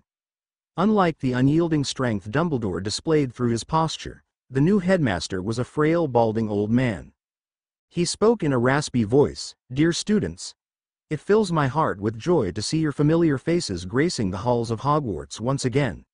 I hope your summer break was a delightful blend of adventure and relaxation. As you step back into these magical corridors, I trust that the knowledge and wisdom you acquired during your time here will continue to guide you on your remarkable journeys. Now, to our bright-eyed first-year arrivals, I extend a warm and enchanted welcome to Hogwarts School of Witchcraft and Wizardry. Soon, the Sorting Hat will reveal your destined houses. Embrace this extraordinary journey that awaits you, as you delve into the mysteries of magical lore. Hogwarts is not merely a place of academic pursuit, but a sanctuary where dreams take flight and talents find their purpose. A polite applause sounded off as Dumbledore escorted the headmaster became to his seat. Dumbledore waved his wand and a stool with a hat materialized in front of everyone. Step by step, students marched forward to be sorted and the line grew smaller. The hat roared its answer out to everyone, and applause followed.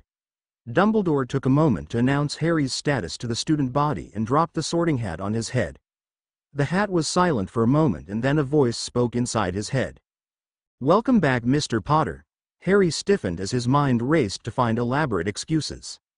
"It has been a while or is too early. It is usually hard to tell under these circumstances. Time is such a fickle mistress, isn't it?" the hat said and Harry nervously swallowed. "Will you tell anyone?" Harry replied. "Relax, Mr. Potter. Your secrets are quite safe with me. The founders themselves ensured so. No devious brigand will have access to secrets that a child's mind possesses. Even if said secrets have the potential to alter the future forever," it said and Harry breathed a relieved sigh. "I do agree with my sibling here, Mr. Potter. You have a talent for great deeds. I would highly recommend against missing opportunities you have been granted. Lightning doesn't strike twice, you know. Slytherin will give you the tools to accomplish what you must," the hat said. "The past is too complicated and changed here for me to do anything. I have nothing in common with these people," Harry said while glancing towards the Slytherin. The hat snorted and rotated Harry's head towards his target. Morgan Riddle sat in a politely bored manner as if the entire affair was beneath her, but still required courtesy from her. "Of course, it's changed," the hat shouted inside his head. "You seem to be forgetting, Mr. Potter, that our world faces an extinction event in nearly 50 years. The deck has been shuffled. The cards have been dealt. The house eagerly awaits its due." The hat turned his attention towards Gryffindor, lest due to ignorance of yesteryears. An image of a large bearded and redhead flashed through his head. Revulsion towards Slytherins filled him. cause you to lose all that you hold beloved in both worlds," the hat said, forcing Harry's eyes to meet the bored form of Charles Potter. "A last bit of advice, Mr. Potter?" Harry mentally nodded in affirmative, his mind shocked by the hat's level of insight. In his rage at Riddle's existence, he had all but forgotten what truly caused him to seek refuge in this world. The shadow of a mushroom cloud passed through his head, causing him to shudder. Power resides not in knowing all there is to know about potions or wand waving. Sometimes, true power is found in more mundane things. The ability to influence, win over, love, or forgive, all are more sacrosanct than wand waving. Power like that echoes in the very cosmos themselves. Harry could feel the annoyed glares of students on him. His sorting had taken too long and was stopping them from their beloved feast. "Mediate on my words, Mr. Potter, and without any further delays. Slytherin," the hat roared out to the world. A few claps sounded in the hall, mostly from his house.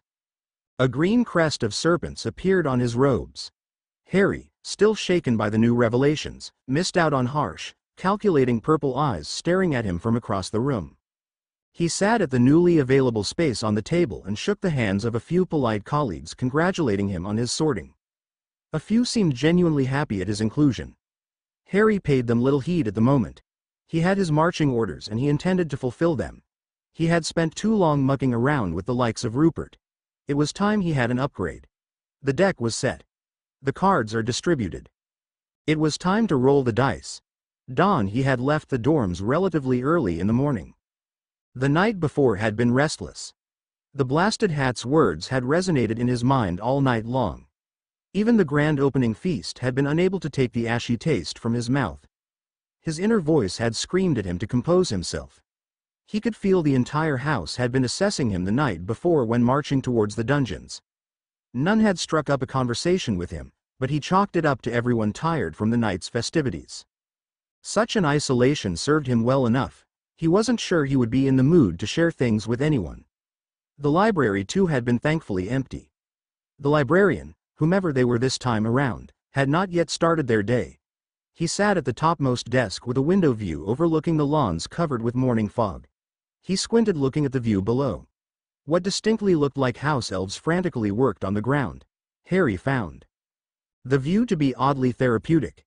It accurately reflected his mental state and situation. The fog of war had completely engulfed him. Worse off, he didn't have Dumbledore, Ron, or Hermione to help navigate these threats. Gods above, he would have been much happier with even Neville or Ginny. The faces looked similar, but the people were different. Oddly enough, he had taken to journaling since residing with Slughorn to maintain his thoughts. The man himself recommended it to Harry after catching him brooding one afternoon. He broke upon a fresh inkpot and started writing. New House. Slytherin. He wrote the new title and underlined it. The new house was certainly a challenge. Whatever he had inference from Ron or Draco's unprompted rants, the house was based on tradition and ties. Most entrants knew each other from childhood days. Above all, rivalries and healthy doses of family lore, jinxes, and hexes were buried within them. The result was an ambitious young offspring ready to dominate. A perfect candidate for Salazar's house. Today marks another day of uncertainty in this new life. Everyone seems to have a history, connections, and allegiances, while I stand alone. The air is thick with rivalries, and I fear being caught in their crosshairs, an innocent victim of their conflicts. While Slughorn did educate Harry in their little time alone, he had never mentioned any active situation within Hogwarts. Then there was Tom Riddle, aka Voldemort, aka Morrigan. His eyes narrowed at the last name. The Tom Riddle of his time had been a monster without reproach. His reign during school had been marked with death. Moaning Myrtle, Hagrid, and more Tom Riddle had already begun accumulating a considerable body count during his stay at Hogwarts. The nagging question is whether this Morrigan Riddle will be the same. If so, what should be done with her? Sudden visions of a large serpent slithering through dark spaces went into his mind. He saw himself catching spiders unawares. Beasts fled the forest at his approach. He saw Riddle look at him in terror before dropping dead. A puppet without its strings. Harry paused and rubbed his eyes. He regained his composure and began anew. The Muggles had gone mad in his time. They attacked with things that had seemed downright bizarre to Harry. His time at Dursley's had never exposed him to such technology. Those awful things were downright magic. Perhaps beyond magic. I have never seen magic bring down so many people at once. This perhaps is a threat far greater than Voldemort. At least I know what to expect from him, her. I have zero knowledge about the inner working of Muggle armies and defense. I won't even know where to start. Even his hyperactive imagination stayed silent at this one. This would merit further investigation at a later day. Harry continued his journaling for another 20 minutes or so before the voices outside grew louder, breaking him from his reverie. The school was waking up and it was time to start the day. Lightning doesn't strike twice, you know. This time it will be different. His fourth year had begun. He will make it different. Potions 101. Harry couldn't decide whether it is returning from death or the new professor that made potions so understandable. The overgrown dungeon bat during his last time seemed to be like a black hole that sucked in any joy that a learning environment could provide. In contrast, Slughorn's jovial nature and teaching methods made a relaxed environment that encouraged student participation. Also, the lack of gratuitous housepoint abuse was a bonus point for him. Also, he greeted Harry like a prodigal son who had returned home. Mr. Petrov here joins us all the way from Russia.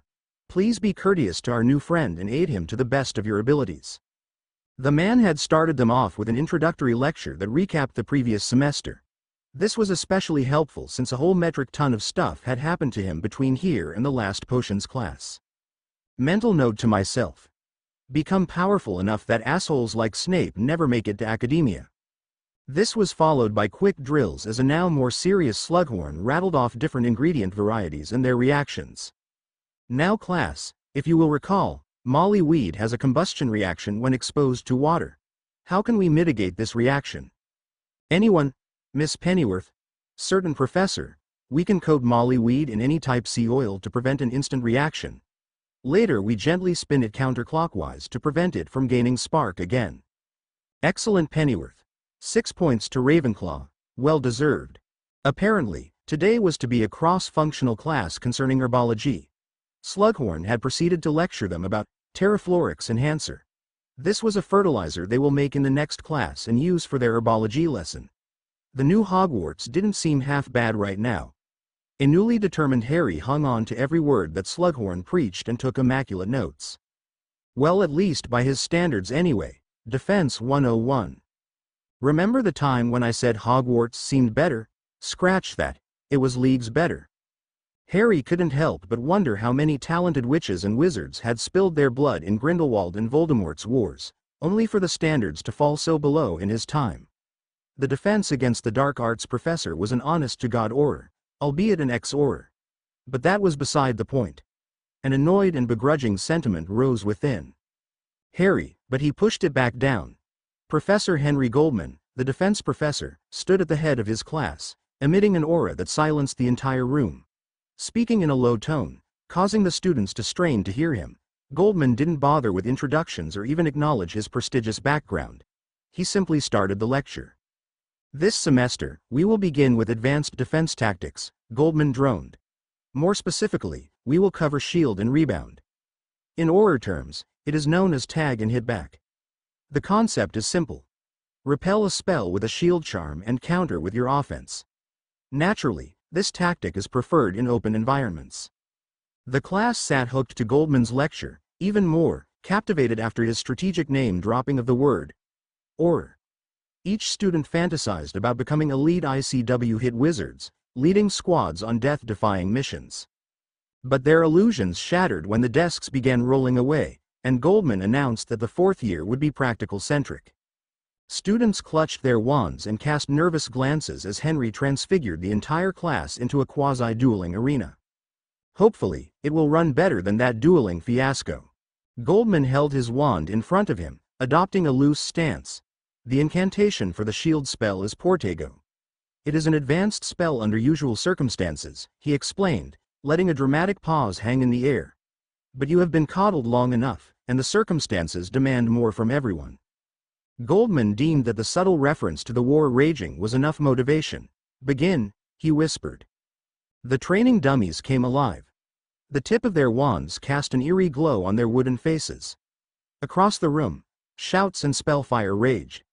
Students were flung back as they failed to raise their shields, and the dummies were flung back. Those who were flung back soldiered through pain and ran to the back of the line. Being in pain was better than being subjected to Goldman. Asterisk asterisk asterisk. Petrov. Goldman called out, and Harry stepped up. A calm Harry walked up to the front. In another life, he too would have shared their anticipation. A new life of crime under Rupert. Harry now had much colder veins. His gut roared at him to ace this. Slytherin will most likely take notice of this and respect him. Remember the movement and the spell. Visualize the shield in front of you and feel the spell rebound. Goldman intoned. His voice was monotone, but Harry could feel the frustration building under him. Goldman was beginning to twitch and lose some of his monotones when he barked at the fallen students to toughen up. None in the class had managed to raise the shield. The dummy prepped itself, and its wand's tip became lit and gathered magic. Rupert and Harry bolted as the old lady woke and fired a barrage of curses at them. Her wand hand was steady despite her age, and some spells nicked too close to them. Harry pointed his wand backward as they ran for desperate freedom and shouted, "Portego!" The spell ricocheted off him and left smoldering ruins of the training dummy next to him. The class was now silent.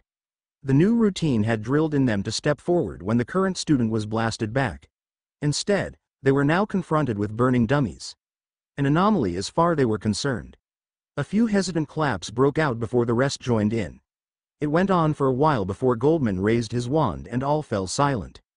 The shield was satisfactory. Keep practicing till the spell bounces right towards the caster rather than an onlooker, Goldman said. Harry nodded respectfully and took his place at the back of the line. A voice behind him whispered, "Don't worry, that's his impressed face." Library, he grunted in exhaustion. The repeated raising of shields and blocking of shields had thoroughly drained him. This was another new aspect of himself that he had noticed. He just didn't feel he had the same strength old he had. Old he could cause back-to-back Patronus and other spells and still be springy. It would seem to be in the new world had drained some of that aspect from him. He let out another tired grunt as he settled himself on the chair. He noticed his hair changing colors vividly and calmed himself. His tumultuous emotions had been causing his abilities to go haywire. He would prefer it if his metamorphic ability remained a secret for now. It was bad enough. Someone like Slughorn was aware of it. He shuddered at the thought of someone else finding out about it. No, it was time to change tactics. Harry wasn't delusional enough to believe he could outduel any of Riddle's crew or Riddle herself. It was an even more hilarious notion to believe that he could do something about Grindelwald. No, what he needed to do was forge a new identity for himself. Time with Rupert had taught him much of what his substance was. It was imperative that he capitalized on that. He pulled out his journal and began scribbling his thoughts again. My disadvantage? The sheer IQ curve of people like Headmaster and Voldemort. I can't hope to match that. My advantage? I know what they will do and when they will do it. I am an unknown entity and must utilize that. Stealth and swiftness will be the core here. He thought about it some more. In his previous life, he had much control over his Hogwarts shenanigans. The Marauder map and the invisibility cloak guaranteed him near-perfect reconnaissance should he venture out to sneak. I have neither the map nor the cloak. I can't possibly imagine creating my cloak. I will have to perfect the craft Rupert had set me on. Also, I need to see if I can recreate the map. If Dad and his friends could do it, I sure as hell can. Feeling his strength start to return to him, Harry felt motivation rush through him. First order of business, he needed to be invisible again. Charms it is then. For a brief moment, he felt the presence of a redhead beaming down on him in pride. Weird evening, his trunk had been broken into. For a house treasuring cunning, they sure were averse to subtlety. His trunk was disheveled. Clothes had been mixed, books flipped, and ink bottles broke. Clearly not the work of a master thief. Always mind her surroundings, Ari. His roommates had quickly bailed when they saw him enter. None had been ready to have a confrontation with him. Harry realized he had made a critical mistake. He was no longer in his time's Hogwarts with overarching mechanisms and support mechanics. For now, he was alone. He repeatedly ran through processes of how other Slytherins might test him. He was wrong. He never bothered to think they would mount something as primitive and frontal as this. All right, let's see. Nothing is missing. They were looking for something here. No simple burglary. I doubt it was her. She wouldn't have left such a mess behind. Harry looked around and started to sort his trunks.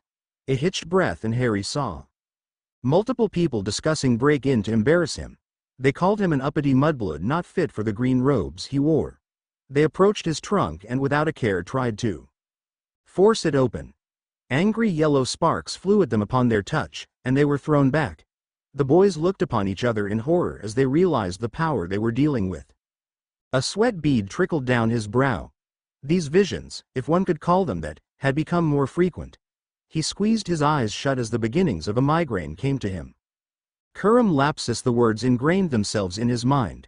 Acting on instinct, he pointed his wand at his trunk and began to lay wards and protective spells. I dare them to try again. He began to get up and leave the dorm room when something caught his eye. A cigarette butt was lying in the very corner of his trunk. Interesting. This was something he could work with. I wonder if this is the first volley fired by Riddle? Day 2 Hogwarts. Alchemy 101. Alchemy had a significant impact on his life when he first entered his new world. Through alchemy, he had his deepest desire reflected him in an enchanted mirror. Through alchemy, he confronted evil for the very first time with a small merry band of fearless fellows. Through alchemy, he had seen immortality, the ultimate prize of the gods themselves. The ability to turn metal into gold. The apex of magical innovation and might. Above all, through alchemy, he had bonded with one of the most trusted people in his life. The man had become a mentor, grandfather, and guardian, all in one. And now at another time, where he shared no such connection with him, Harry took the initiative to develop said connection. Albus Dumbledore was the deputy headmaster and the alchemy professor of his time. He briefly recalled Hermione telling him that Dumbledore had been an apprentice under the legendary Nicholas Flamel. Harry knew what lay ahead, and his world would need every bit of genius possible to survive extinction. A beaming and younger Dumbledore stood at the head of the class. He still retained a fashion sense across the multiverse. While most wizards of his age and stature wore somber colors, Dumbledore celebrated life. Today he wore robes of vivid red, coinciding with the natural color associated with alchemy. If Harry never knew what the old man would go on to accomplish, he would have dismissed him as another brilliant nutter. In this timeline he was popular, but he still had yet to craft his magnum opus. As the class settled, Dumbledore took the role and began. Greetings everyone. I welcome you all to Alchemy 101. It is indeed a joy for me to welcome you all on this journey. It pleases me to see so many of you turning up in numbers despite this being a new course offered at Hogwarts. Rest assured, your trust in me is a privilege I will not let go in vain. The professor had the class hooked. He spoke with the voice of a Roman senator Harry had read about in Muggle schools. His voice coincided with every word he spoke. Attention was grabbed when he covered an important concept. Richness, baritone, and excitedness were in a perfect ratio. Dumbledore spoke again, his voice resonating through the room. Alchemy, my dear students, is the ancient art of transformation and transmutation. It is not simply about turning one substance into another, but rather a profound understanding of the essence and evolution of matter. Through alchemy, we seek to unlock the hidden potential in every element, delving into the secrets of their creation and growth. In this course, we shall explore the fundamental principles, delve into the mysteries of evolution, and unravel the intricate connections between the material and spiritual realms. The students were hooked at the promise of mysterious knowledge. Many eagerly scribbled notes. In its basic essence, alchemy is a way of life. It involves a deep study of things to understand their nature. You must study their evolutionary arc to see how they have come to be today. As there, Dumbledore took a pause and stood in the room's middle. Then and only then, will you be able to gain true mastery over an object. He let the class absorb this concept for a few seconds before continuing. As the potioneer seeks to turn herbs into potions, so too must we strive to transmute our challenges into opportunities for growth. He strode through the class. Ghostly visuals of complex diagrams and formulae were conjured in his wake. Harry wondered if there was some alchemical significance behind this phenomenon. The voice, the presence, and everything, it was all too much to be a coincidence. An annoyed feeling surged in him, and he saw it. Dumbledore's aura glowed and magic mixed with his voice's tones as it left him. The vision left him as soon as it came.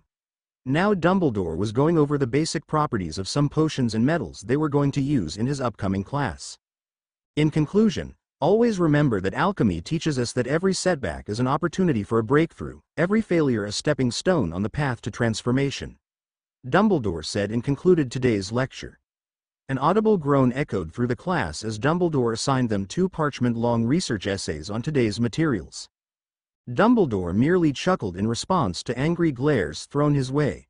With a wave of his hand, he dismissed the class. Many students bolted, no doubt wondering if taking alchemy under him was a wise idea after all. Harry stayed behind. This was his chance to initiate one-on-one contact with Dumbledore. "Mr. Petrov, I trust all is well?" Dumbledore inquired from his seat, looking up with a gentle smile. Yes, Professor. Everything is going great. Great lecture by the way. I never knew there was so much to alchemy," Harry said. "I am glad you approve, Mr. Petrov. How are things with you?" Harry, slightly nervous but determined to make a good impression, approached him. "Yes, Professor Dumbledore. Everything is going well. I've been studying hard to catch up with the Hogwarts curriculum." Dumbledore nodded, acknowledging Harry's dedication. "A commendable work ethic, Mr. Petrov. However, it is essential to strike a balance between academics and leisure. I encourage you to partake in recreational activities and make friends your age. It's an integral part of the school experience." Harry agreed, pulling out his Hogsmeade pass. "I understand, Professor. I've actually acquired my Hogsmeade pass and plan to explore the village during the weekends." Harry presented the pass to the deputy headmaster. "I was hoping to submit it to you." Now was the moment of truth. He hated lying to him, but it was for the greater good. Dumbledore ran his eyes over the pass until he paused. "Mr. Petrov, you are aware that the pass has to be signed by your legal guardian?" Dumbledore inquired. His blue eyes now directly met his. An involuntary flinch made him break the stare down. Dumbledore frowned at him as Harry replied. "Yes, Professor. I currently do not have a legal guardian. My parents had met a tragic accident at a hunting party." "My condolences, Mr. Petrov. But this still needs to be signed by a proper authority," Dumbledore replied. "Yes, sir, my mother sustained injuries but, on her deathbed, declared me emancipated since we didn't have any extended family," Harry meekly said and started nervously on the floor. Harry hoped his, disturbed by talking about the past act, would work this once on him. A brief pause followed before Dumbledore continued. "I think given the circumstances, certain exceptions can be made. I will have to take this up with the headmaster." "Thank you, Professor," Harry said and left the class. Dumbledore stared at his leaving form. Harry was an enigma whose pieces didn't quite match up. He hoped the young man had no ulterior motives behind his presence here. The Daily Prophet Grindelwald launches Titanic siege on Stalingrad July 8, 1943. In a dire turn of events, the dark wizard Gellert Grindelwald unleashed his forces, laying siege to the historic city of Stalingrad. The titanic battle has begun, with hundreds of thousands of conscripts from across the wizarding world locked in a brutal struggle on opposing sides. Grindelwald's nefarious tactics have taken a sinister turn, as he seeks to gain an edge by enlisting an army of dark creatures. Reports suggest werewolves, giant spiders, banshees, trolls, and even rumored vampire saboteurs are now aligned with his cause. The skies darken with the presence of giants, bolstering the ranks of Grindelwald's forces. In response to this grave threat, the Allied forces have called upon the Goblin Nation to provide increased support in terms of funds and manpower. However, the goblins have responded with their characteristic sarcasm, questioning the profitability of such an endeavor. Experts warn that the siege of Stalingrad is likely to endure for more than a year, with harsh winter conditions exacerbating the already desperate situation.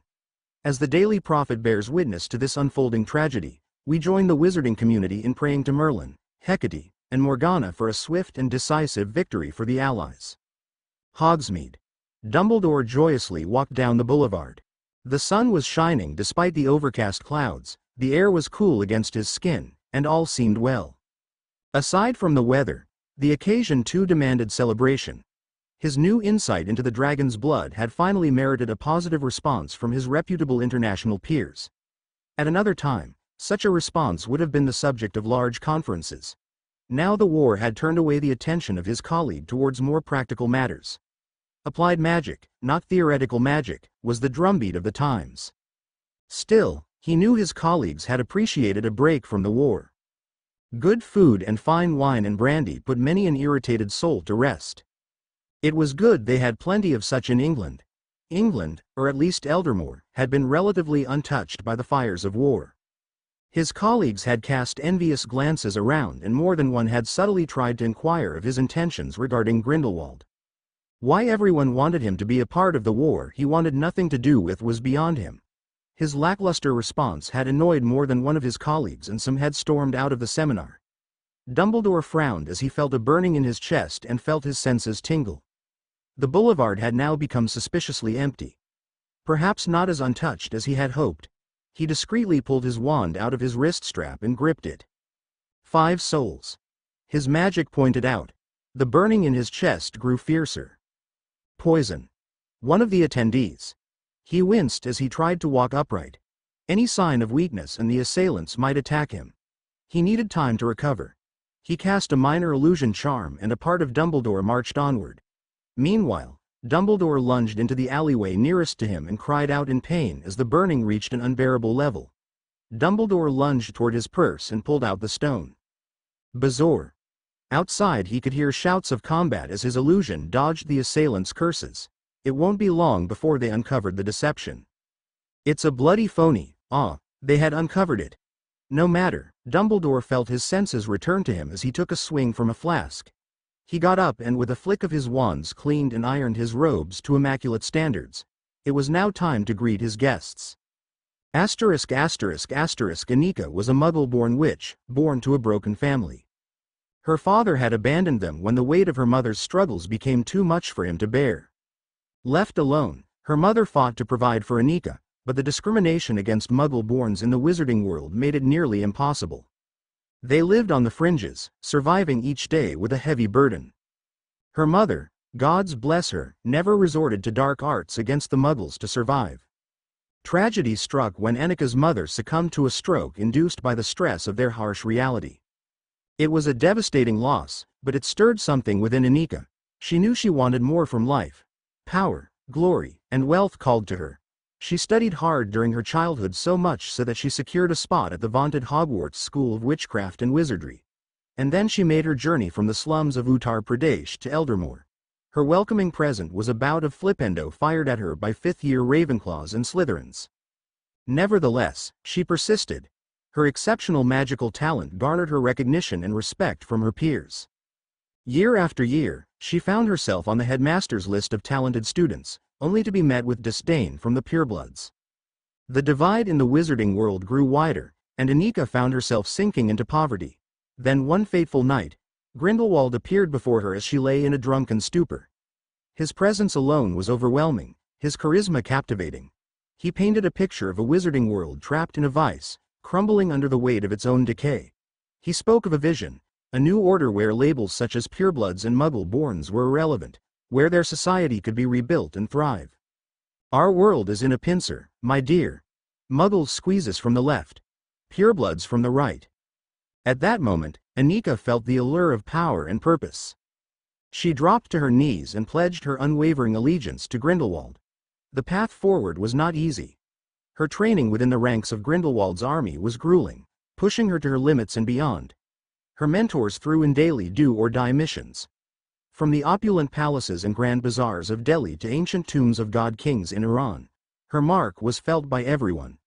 The terror of the left hand of Grindelwald will be felt by all. Nevertheless, she persisted, and now she was part of the Black Hand, Grindelwald's finest assassins and espionage experts. Willing to do his bidding or die trying. Now, standing amidst her fellow Black Hand members, Ashley felt a sense of belonging. She was part of something greater than herself, an elite force entrusted with shaping the destiny of the wizarding world. Her master could not have given her a better mission. Words failed to describe how much she hated that man below. Dumbledore. The man who gave her endless worthless sermons about being the bigger person. How only true love, dragon crap, could conquer all. A man who had been given everything by the universe. Money, power, brains, charisma, and family, he had it all. Yet the fool, instead of making things better for all, using that power to move the wheel forward, was perfectly content to let the status quo stand. A fate worse than death had settled around them. Stagnation. Not even Muggle Darwin's evolution could work here. She cursed Merlin and Hecate for 1,000th time for bestowing all the gifts but that of foresight to a man like Dumbledore. No matter, all will be fulfilled here. Her master had given her an equalizer. She would bring Dumbledore to justice. Her quarry approached the boulevard below her and was closing near the ambush point. The younger part of her screamed at her to run away. She stood no chance of even scratching him. Anika aimed at her foot and whispered. Crucio pain-racked shot through her body for a second, her pain receptors flared to life, and her adrenaline pumped. She lifted the curse. Catharsis. Her mind was now clear. She zeroed in on Albus Dumbledore. Anika swore an oath. She would either return to Grindelwald in a coffin or with Dumbledore's head. She wore her shinobi mask and prepped herself. With a wave of her wand, 5 other Black Hand members appeared from the shadow and struck Dumbledore. She had no delusions which option was more likely given the circumstances. The 5 assassins lunged at Dumbledore, their wands slashing through the air with deadly intent. But the seasoned wizard moved with incredible speed, his reflexes honed by years of experience. He effortlessly dodged their spells, sidestepping curses and evading hexes with a dancer's grace. Ashley, her eyes narrowed in focus, a man his age shouldn't be this fluid. It's an illusion, she exclaimed, her voice sharp with urgency. Waving her wand in a wide arc, she chanted an incantation. The smirking illusion melted away, revealing the empty space it once occupied. She could feel panic surging through the ranks. The element of surprise was lost. Anika swiftly rallied them, her voice firm. Stay focused. We adapt and overcome. Just then, a polite clap echoed from an alleyway nearby. The Black Hand turned their attention to the source, their eyes widening as Albus Dumbledore stepped into view, a twinkle in his eyes clearly visible. Bravo, Dumbledore praised, his voice carrying a touch of admiration. A meticulously planned ambush indeed. From the poison at the conference to cornering me in this empty boulevard. Quite impressive. I wonder, what methods did you employ? Anika's eyes twitched at the man's nonchalant attitude. Kill him, she whispered through her link, and the assassins stepped into battle again. In one fluid motion, 4 bone-breaking hexes flew at Dumbledore and splashed harmlessly a few meters away from him. Dumbledore stood unfazed and smiled encouragingly at them, like a grandfather encouraging his kids during a wrestling match. Bile rose in Anika's throat. I will flay that smile from his face, she thought. She raised her hand and made a circular motion, and the assassins made to surround Dumbledore. But the old man was in no mood to play defensive. He calmly walked towards her. The man's absolute mastery of transfiguration was on display as he waved his wand in wide circular arcs above his head. Anika raised her wand towards him as her teammates' spells merely splashed against him. His shields are too fucking strong. Nearby benches and trash cans transformed themselves into huge marble knights that jumped toward her teammates. Now the numerical odds were evened. Her formation was disrupted as every man fought for himself. Dumbledore somehow seemed to extend his shields to cover his creations. He fired a stunner at her, which she dodged, and returned fire with a void spell. Time to up the stakes. These statues are impenetrable. Team. Fire formation. The Black Hand members sent their psychic acknowledgement as Dumbledore paused in his assault. The Black Hand leapt back from their respective battles, raised their wands, and shouted in unison. Fiendfire. The statues were immediately ablaze and melted away. The 5 roaring fires combined into one, and a tornado raced towards Dumbledore. Had lost his smile at the blatant use of dark magic. The tornado collided with Dumbledore head-on and rotated about his location. Burn in hell, you piece of shit, she yelled as the man's body was incinerated. Wait, no screams, no panic? Anika thought to herself. She turned her senses towards the fire and felt nothing. Maybe he is dead. The fire leaves no traces, he better be. Anika spied on her friends in varying stages of exhaustion. The battle with the giants and the fiendfire had taken a lot out of them. Any other mage, they would have easily wiped the floor with them. These were exceptional circumstances. Her wards were broken into. An alarm triggered. Anika anxiously jerked around. If it was Ors, they would have been surrounded already. A Black Hand member fell screaming onto the floor as he bled from hundreds of cuts that materialized all over her body. The fire's intensity faltered. The mage is invisible. She cast her senses outwards as the rest of the members mobilized themselves against the newcomer. The magic waves reflected back to her and a shimmer in the air caught her eye. Found you. With a quick firm jerk of her wand, a wave of black light struck the obstruction fair and square. The invisibility spell broke and it revealed a young wizard in casual robes.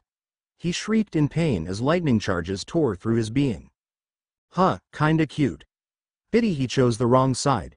Anika didn't notice as a portal appeared over the tornado of fire. The tornado was forcibly pulled into the void and expelled into the cold vacuum of space. It splintered and died out in an instant. Agents of Grindelwald, you will not harm my students, a voice roared. The black hand swiveled towards the origin of the voice and all hope left them. A now furious Dumbledore stood with his wand pointed out towards them. Wisps of white energy flowed all around him. His eyes were merciless. A brief look toward the student and a warm blue light engulfed him. The curse was countered. Another flick of his wand and massive lightning sparks erupted around two black hand members and they were instantly paralyzed. Giving them no breathing time, Dumbledore stepped up. He fired a jinx toward the nearest black hand. The assassin raised a shield but the jinx easily shattered through it and his body contorted into a painful pose and kept him immobilized. Then Dumbledore turned his attention towards the remaining two. The two leapt sideways but a light pole transfigured into a sentient chain and wrapped itself around the black hand like a hungry anaconda. His bones broke but he stayed alive. Only Anika and Dumbledore stood. If this was to be her end, so be it. She pulled out the equalizer her master had given and drank it. Dumbledore narrowed his eye at the display, but didn't have the time to properly analyze. Avada Kedavra, Anika shouted. Dumbledore was calm and the nearby asphalt crumbled to form a protective wall around him. Reducto, she shouted at the wall and splintered into a million pieces. She jumped into the opening. There was no Dumbledore. Only whimpered cries of the brat who attacked them filled the air. She widened her senses again, sending out pulses of magic but they turned up nothing. A pop sound appeared behind her. And out of instinct, Anita chose the moment. Goodbye, my lord. A sound of a large balloon being exploded filled the air and blank ink scoured the area. Anika had launched a suicide bomb from within her. Dumbledore was covered in blue goo, staring in a horrifying expression at the suicide attack that she had just mounted. A weariness took hold of Dumbledore and he immediately realized what she had done. Water of endless sleep mixed with human blood, he thought to himself. Potent, lethal, tasteless, traceless. Only requiring skin-to-skin contact. In another life, Grindelwald had shared his passion for skin poison instead of ingesting ones with him. Another wave of sleepiness threatened to take over him. The boy whimpered again. Of course, he had weakened the wards to save him, the poor boy. He still had time. Dumbledore knelt on the ground and closed his eyes, and thought about Hogwarts. Fox, my friend. I beg for your assistance again. He channeled the mental image of where the ward had been breached. He crawled towards where the boy silently cried. He brushed his long hair out of the way and gasped. Harry Petrov. Finally, a response rippled through the silence. A plume of magnificent green and golden fire erupted above Dumbledore, heralding Fawkes' arrival. As the phoenix's ethereal song reverberated through the air, a surge of revitalizing energy coursed through Dumbledore's veins. He reached out, grasping the majestic bird's form alongside his weakened student. In a spectacular display of magical light, they vanished from the scene, leaving behind chaos and anguish, bound for a place of sanctuary and healing. Another fire bloomed inside an office. Merlin's beard. Dumbledore, what in heaven's sake? An astonished Slughorn yelled as the duo materialized within the office. Dumbledore looked his steely gaze with Slughorn and the potion's master immediately shut up. Now was not the time for jokes. Horace, follow my instructions carefully and start brewing 2 vials of antidote. The Phoenix tears have undone most of the damage but we still require a proper cure. Dumbledore ordered.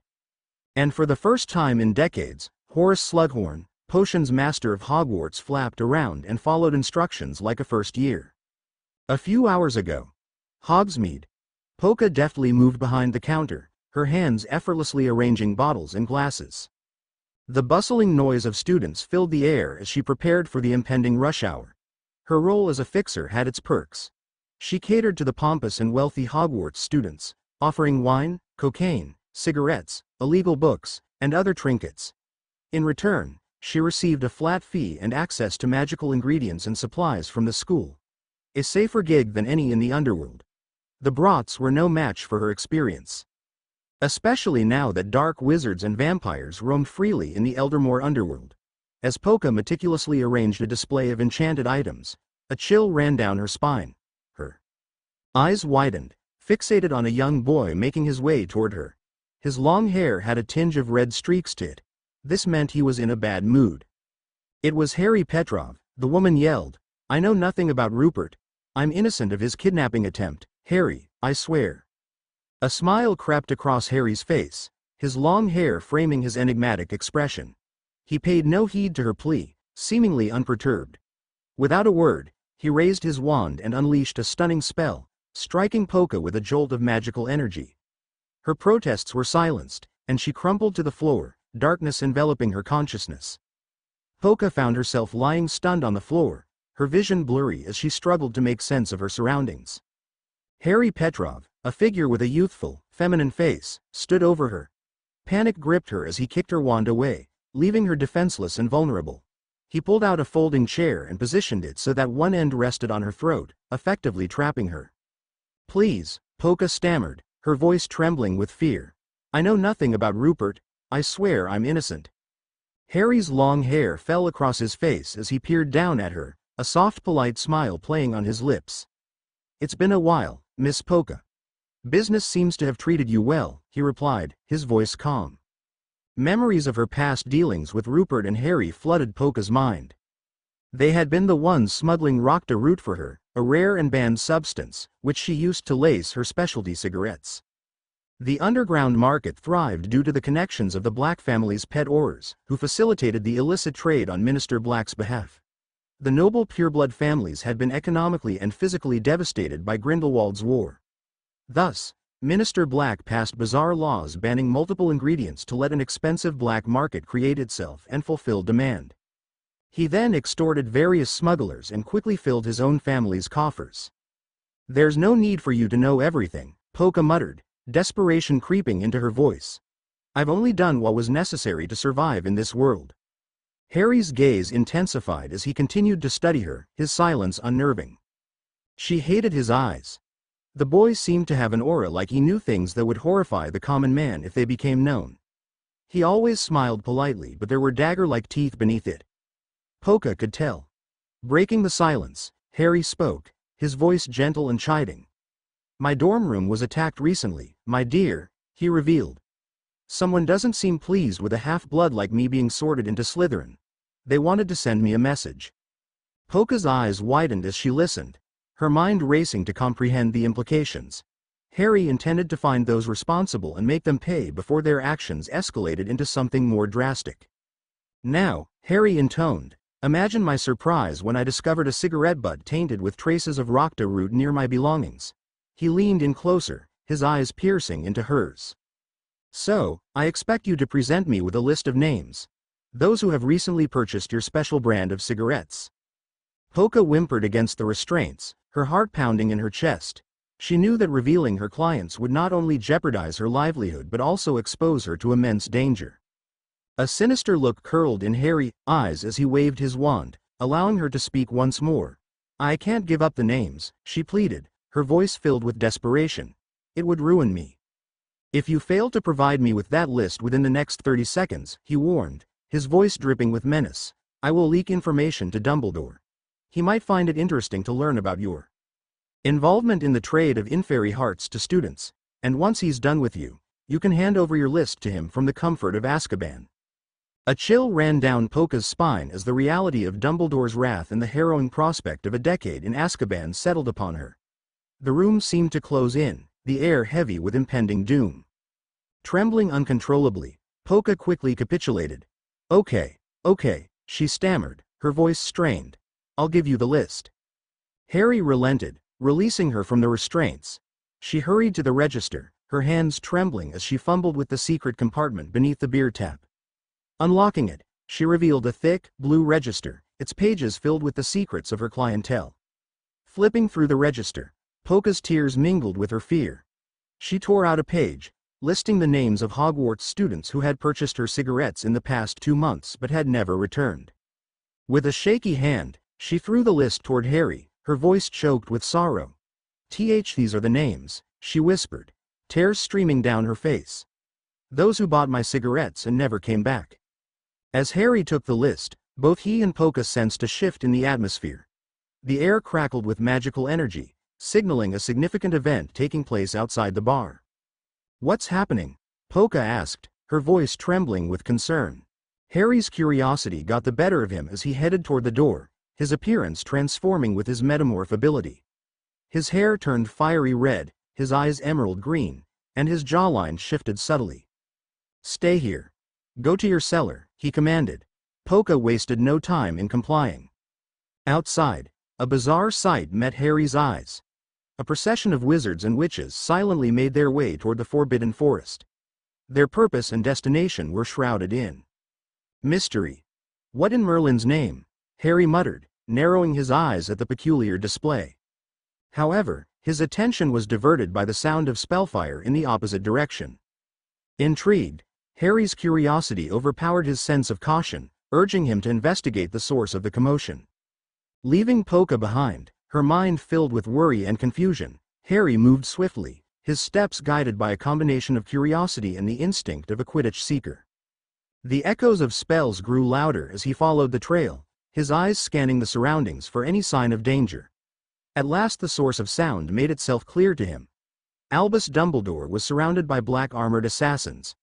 For the second time in a row, Harry was stunned at the man's prowess. He toyed around with the assassins. Summoning constructs Harry didn't believe possible, but it was happening. Their spells splashed harmlessly against him. God get him, Professor! Harry childishly cheered on the old man. Then it happened. Harry's eyes widened in shock as the assassins resorted to fiendfire and the old man disappeared from sight. Dread settled in him. No, he can't be dead. He is Albus Dumbledore. Still, seconds trickled by and nothing happened. His mind made up, Harry thought of intervening. He paused as his instincts screamed at him to run away. What the hell are you thinking, Harry? Dumbledore would have never run away to save his own hide. They are too powerful. Another part of him spoke. Ari, my lad, if are too powerful up front, shiv 'em in da back. Another of Rupert's wisdom pierced in his mind. His mind made up towards intervention. Harry cast his increasingly sophisticated invisibility spell around him. He began to work on the ward in front of him. Ignoring all semblance of caution, he decided to tear through it like a giant hammering at a rock. Hold on, old man. I am coming. Hogsmeade, Saturday evening, Dumbledore.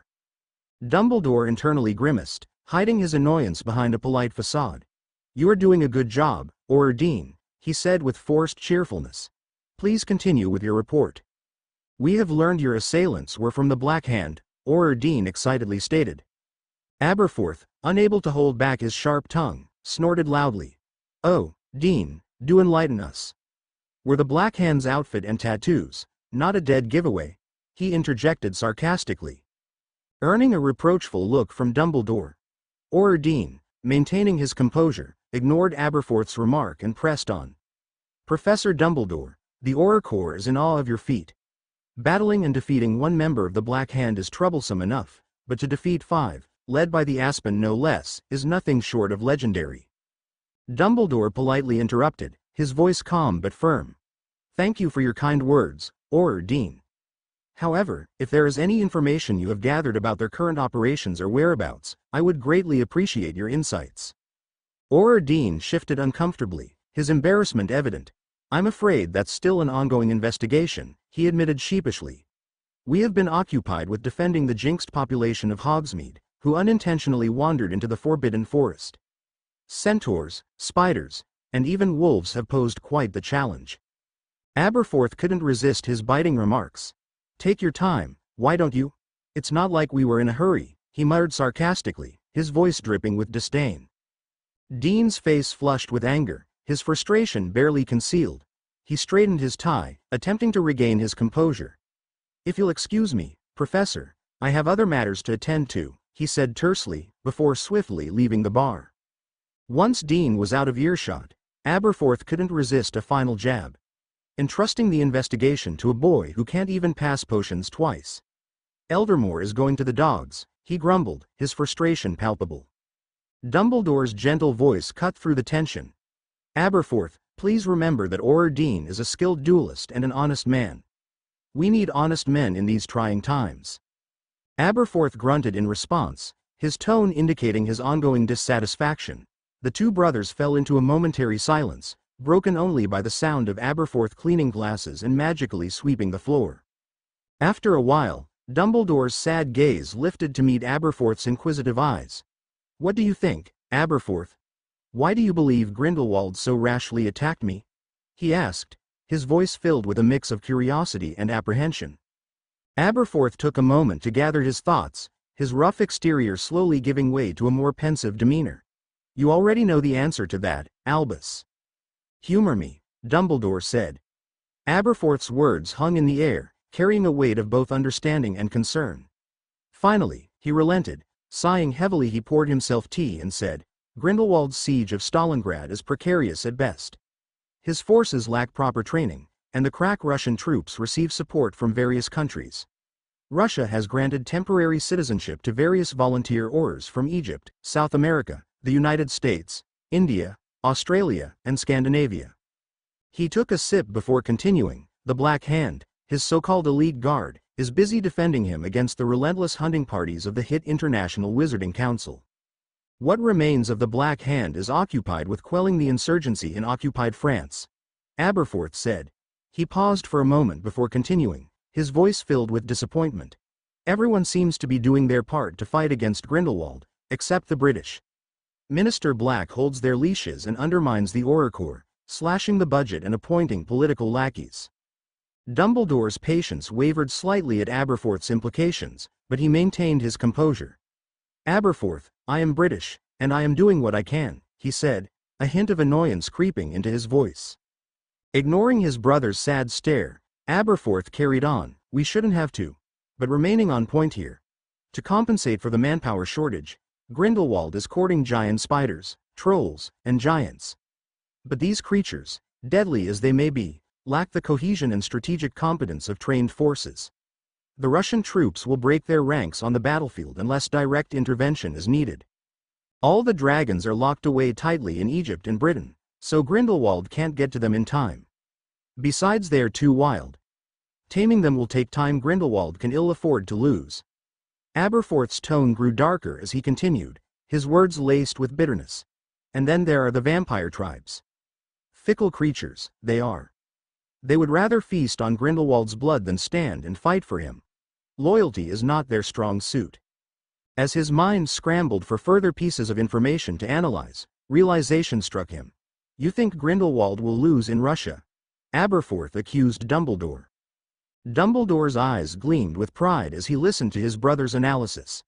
Aberforth, you grasp the essence of the situation, he said, a small smile playing on his lips. You understand why I believe Grindelwald will ultimately lose at Stalingrad. Aberforth snorted at his brother's optimism. So what next? That still doesn't explain why he wants you dead. Opening a war on two fronts is stupid, Aberforth said. That's quite simple really, Dumbledore said. He explained that Britain and Eldermore were among the most magically protected regions, their ancient wards tracing back to the days of Druids and the Roman Empire. The founding fathers and mothers of Hogwarts had reinforced these wards, ensuring the survival of the castle through the ages, even against powerful adversaries. Dumbledore continued, Grindelwald wishes to infiltrate Hogwarts and Eldermore from the inside out. By presenting himself as a non-threatening figure and potentially exploiting the civil unrest resulting from Minister Black's disastrous economic policies, he hopes to gain entry. The wards might not perceive him as a threat until it's too late. With that, he will have one secure base where his troop can train, rest, and heal. He can wage his war for decades to come with the allies unable to attack him. Naturally, the physical boundaries of rivers and oceans too played their part. Aberforth dryly remarked, You think highly of yourself, don't you? Dumbledore laughed lightly, his eyes sparkling. I am merely presenting you with Grindelwald's thought process, he clarified. But you are correct, I have insights that allow me to understand his strategies. Of course, you'd know how he thinks. Aberforth snidely commented. Dumbledore glared at him. Have you considered leaving that behind? Let the ghosts of the past stay dead. Aberforth raised his hand in apology and relented. A peaceful silence passed between the two before Aberforth began again. Get an apprentice, Aberforth said. Why would I need an apprentice? Dumbledore questioned, his curiosity piqued. Aberforth sighed, his tone laced with annoyance. You are brilliant, Albus, but lack emotional intelligence. You underestimate the vastness of your knowledge. He took another swing before continuing. We can't be bothered to strike directly at Grindelwald, so he will keep sending more assassins, with increasingly complex plots to kill you. Statistically speaking, all it takes is for one to succeed. And if that happens, all your knowledge, especially the wisdom gleaned from that pompous Frenchie, Nicholas Flamel, will be lost. There is only so much that your research papers and books can carry on. Aberforth said. Dumbledore's expression softened as he absorbed his brother's words. Aberforth's observations struck a chord, resonating deep within his being. There was truth in what he said. In short, Albus, you need an heir. Someone to uphold your lofty once you bite the dust. Maybe teaching someone one-on-one will lift your spirits, Aberforth said. A glimmer of hope sparked in Albus' eyes as he absorbed Aberforth's words. He couldn't help but feel a surge of excitement at the prospect. Aberforth, my dear brother, you've always been wise beyond measure, Albus praised, his voice brimming with genuine appreciation. Aberforth's response was characteristically blunt. Yeah, I knew I was brilliant already, he muttered dismissively. Albus pondered for a moment, contemplating who would be the most suitable candidate for this important role. There were men but none matched the aptitude he and Grindelwald had in their youth. One name popped up in his mind, Morgan Riddle. Dumbledore visibly shuddered at the thought of taking her on as an apprentice. Sensing his brother's line of thoughts, Aberforth quipped. You only shudder like that when talking about her. What one teenager has ever done to make you like this is beyond me. Albus decided against sharing the many suspected crimes of Morgan Riddle with Aberforth. What about that dumb kid who thought you died and rushed in to save you? Aberforth said. A pang of sadness coursed through Albus as he recalled the young boy's valiant attempt to save him. I'm embarrassed to face him again after he got hurt trying to protect me, Albus admitted, his voice tinged with regret. The kid's a right dumbass. Walking into a black hand battle like that. Aberforth paused as if weighing his words before continuing. The kid might be dumb, but he's got heart. Used his wits to weaken that fiend fire so you could conjure a portal to outer space. He's no Riddle, Flamel, or even you, but he's got a burning ambition and a noble spirit. Albus felt a surge of gratitude for Harry's selflessness. He realized that although he had managed to control the situation and deceive Harry into believing he was dead, Fawkes would have found him regardless. Fawkes had broken through Tugger wards on his own. He had been lurking beneath the fiendfire, plotting his next move while Harry rushed. Harry's bravery and sacrifice had not gone unnoticed. His sneakiness in using sixth-year invisibility spells had not gone unnoticed by Dumbledore as well. I will discuss the proposal with him once he is released from St. Mungo's, Dumbledore stated. Many thanks for this heartening conversation, Aberforth, Dumbledore said. Whatever, Aberforth replied. As Albus prepared to depart, he reached into his robe and pulled out a pouch brimming with galleons. He placed it on the counter, a gesture of appreciation for Aberforth's wisdom. With a wave of his wand, Albus disappeared, leaving Aberforth alone with the whispering wind. Aberforth glanced at the pouch, his lips curling into a wry smile. St. Mungo's. Saturday night. Dr. Brown, a seasoned healer at St. Mungo's, stood by the bedside of his patient, Harry Petrov. The young boy lay still, lost in a deep sleep, his face bearing the remnants of the dark curse that had been cast upon him. It was a sight that evoked a deep sense of sadness within Dr. Brown. He was a father of two and couldn't imagine what he would do if somebody had cast a dark curse on his boys. The physical damage caused by the curse was significant, but nothing that couldn't be treated or healed. What troubled Dr. Brown, however, was the state of Harry's magical core. The core, a vital component of a witch or wizard's ability to wield magic, was damaged beyond repair. Each witch or wizard was born with a core that pulled in magic from the environment and allowed them to cast spells. The left side of Harry's core appeared to have been savagely assaulted as if someone had taken a blunt axe to it. Wispy, tangled wires obstructed the passage of magic, impeding its flow whenever heavy-duty spell casting was required. Dr. Brown sighed, his brow furrowed with concern. He had never encountered such a case before, and it puzzled him. How could a young boy endure such damage to his magical core? It was a rarity that left him feeling both perplexed and helpless.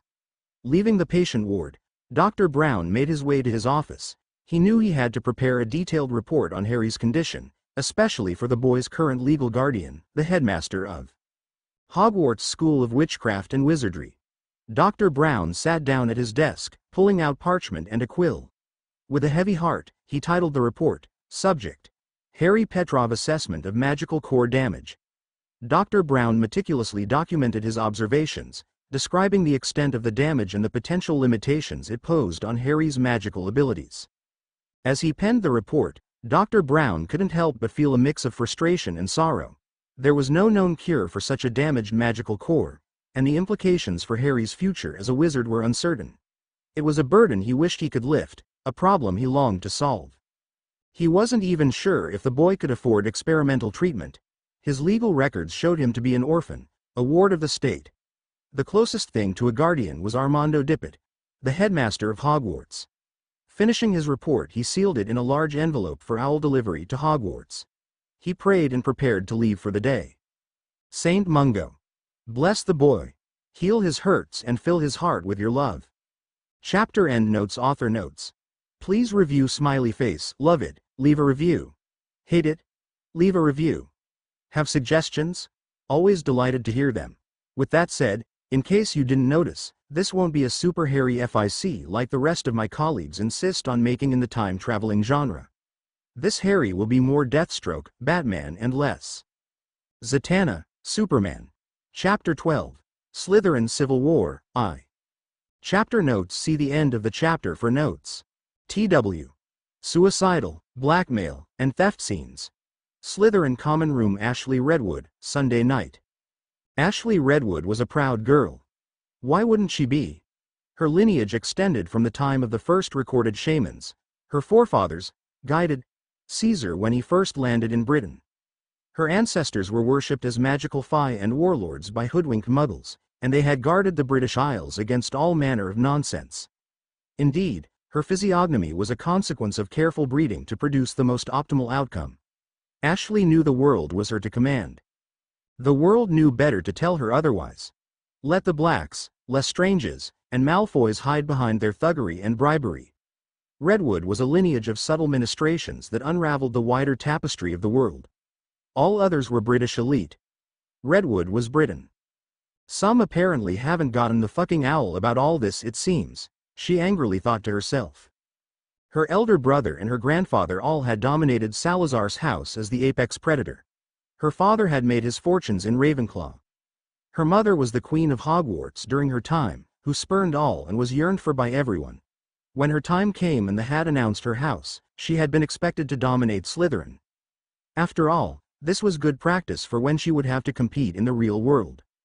Life in a royal court is nothing compared to Slytherin. Should mere commoners prove difficult for you, you will have no chance in Avila's soiree. Her father had warned her. She had her marching orders. When the time came, she did her best. She befriended all the right people, ate well, maintained her figure, studied hard, and kept the half-bloods and the mudbloods in their place. Yet there was one who had laughed at her schemes, whose wandwork surpassed hers at every turn. When their eyes met, all she had to offer Ashley was a single raised mocking eyebrow, asking, "Is that all?" Ashley closed her eyes and rubbed her temples as her blood pressure rose and her head heated up. This had been happening for a while. Morrigan Riddle, she shuddered as she thought of that name. How she wished to rip those purple eyes out. Things had been equal between them. Whatever the brat had done, it had mightily pissed of Albus Dumbledore. Subtly leaking Riddle's suspected plot always had him sniffing like a hellhound. She had hoped to become the man's apprentice when the time came. This way her magical abilities could surpass Riddle's. All that had come crashing down when a dumb refugee brute who she had never heard of before was granted that honored title. Another wave of loathing went through her. She had owled her father and he said that Harry Petrov's records were clean on the surface. He had promised her to keep digging, but she didn't have faith. Her father had his favorite in her older brother, and he had been in a delicate tug of balance between Grindelwald's dangerous attention and old-school pureblood family politics. "My father doesn't give a shit about me," she moaned internally. Her friends exchanged concerned looks with each other. Rachel Parkinson subtly began casting privacy charms around their gathering place. Hogwarts's walls, even in abandoned classrooms, had many years, and when Ashley reached full steam, she didn't care where they were or who heard what. "Dear, you have got to stop stressing so much, it is going to ruin your skin," Rachel said while casting spells. "How many times do you need to be assured? She is nothing in front of you." Ashley said nothing and took deep swings of her hookah. Her mind was elsewhere. "I agree. An upstart urchin will always remain an urchin," Martin said, "regardless of whatever delusions of ambition they might have. Minister Black is going to fall by month's end, then your father's control over the ministry will be absolute." The Goyle brothers said nothing original in their bid for sycophancy and merely nodded. She blew out smoke circles as Parkinson and Martin tried to outdo each other. "Petrov," Ashley said, silencing the duo. "Toss that half-breed, Ashley. Dumbledore has always been a Muggle-loving coot. There was no way he would have been wise enough to take you as an apprentice," Parkinson said. "Not that he deserves you anyhow," Marin said. "He," Ashley said, placing heavy emphasis on the word as she tossed the pipe at Rachel's face, "took something of mine. Something that bloody well was my birthright. He could be beneficial if we bring him to the fold," Marin wondered aloud. "And let a half-breed steal Ashley's birthright? I wonder where your loyalty lies, Martin," Rachel spat out. "It lies within me, unlike your brain, Parkinson. Imagine if we openly declared hostilities against him. He would be running to Slughorn in a minute," Martin said. "A useless obese toad who is a heart attack awa," Rachel said, but Marin cut her off. "Who still happens to be our house head and can make life difficult even for us for at least the next 3 years, Martin said. "Nothing he does can be long-lasting. A single owl from Ashley's father will have him singing a different tune." Rachel said. "By Merlin, if men like you are the best we have for Slytherin, we can kiss our hides goodbye." Martin visibly looked irritated now as he let out a frustrated sigh to Ashley's amusement. Ashley loved little disputes like this between her lieutenants. Keeps them on their toes in a bid to win her affection. "Ashley, please, consider this. My cousins are from Eastern Europe. Trust me, anyone who has ever been raised in that part of the world has done something that is a major cultural faux pas to someone of Dumbledore's sensitivities," Martin said. He scooted his cushion towards Ashley and leaned forward. "All I am saying is, let me work on the kid. He is a 4th year and pretty much an awkward bumbling loner. A month with me, and I will have him singing like a canary. Then you make your move, expose him, and get Dumbledore's attention," Martin concluded. "Or we can stop shivering in our skirts and get Tweedledee and Tweedledum." She gestured towards Crab Twins as they owlishly stared at her. "To be useful for once. Hit him and drive him 6 feet under," Rachel said. "Uh-huh. Murder great. What will we do when the Aurors show up?" Martin asked. "People disappear all the time. It is a large forest outside. The game advises to be subtle in your actions." Trashing the boy's chest merely pissed him off. He placed wards that nearly took Tweedledee's fingers off. "Regardless of his status, Petrov has skill." Martin cut her off. Before the two could squabble further, Ashley cut them off. "Martin, take it off from here. Do not disappoint." A victorious Martin grinned at Rachel as she sneered in frustration. Ashley blew off smoke rings while staring off into space. Asterisk asterisk asterisk, his core was a mess. There was no other way around it. Of course, he should have accepted that. He screwed up everything else. Why would this be any different? He glanced down at the letter he was working on despite working on the potions review. His bedside covers engulfing him in darkness. It better helped him cope with his shame. Slughorn would be furious, but he didn't care. Dumbledore had broken the good news to him about wanting him as an apprentice. In another life, he would have been ecstatic. Now he feared revealing his affliction to Dumbledore. For now, Dumbledore didn't establish a date for them to meet. He said he needed to go over what coursework would best suit Harry. Would he replace him if he knew? Harry wondered. He once again frowned as he glanced down at the letter below. He had spent 2 auto-quills trying to narrow down his thoughts, A lot had been transplanted from his journal, but he wondered if it was enough. The title boldly stated, "The Life and Failures of Harry Petrov, formerly Harry Potter." It seemed fitting. He had placed all his life events until now in this letter. The letter was addressed to Dumbledore. An apt insurance policy to ensure the continuity of war in case Harry fell. Dumbledore needed to know what was coming. His latest brush with death had coldly reminded him of his mortality. Fighting bums with Rupert had made him too confident in his abilities. All it took was a single detection spell for Grindelwald's thugs to eliminate him. Coward. His mind whispered to itself, and Harry struggled to hold back tears. He had given up Quidditch, friends, and all semblance of distraction. He had thrown himself into academic vigor, yet he still struggled. Visions of Dumbledore's titanic clash echoed in his mind again, and Harry shuddered. The sheer brilliance of the might he had witnessed, it was something else entirely. Now that his core was gone, his focus in defense against the dark arts had evaporated. The Auror-turned-professor had taken umbrage to his sudden laggardness, but he didn't care. His mind wandered back to the night a while back. What's next? Fate? Will I develop an allergy to broomsticks? Perhaps my wand will turn into a feather duster? Oh, the joys of being Harry Potter. Harry whimpered as he stood at the top of the tower. The owls hooted aimlessly behind him, but he didn't care. The letter he had been working on lay silently tucked away in a delayed delivery box.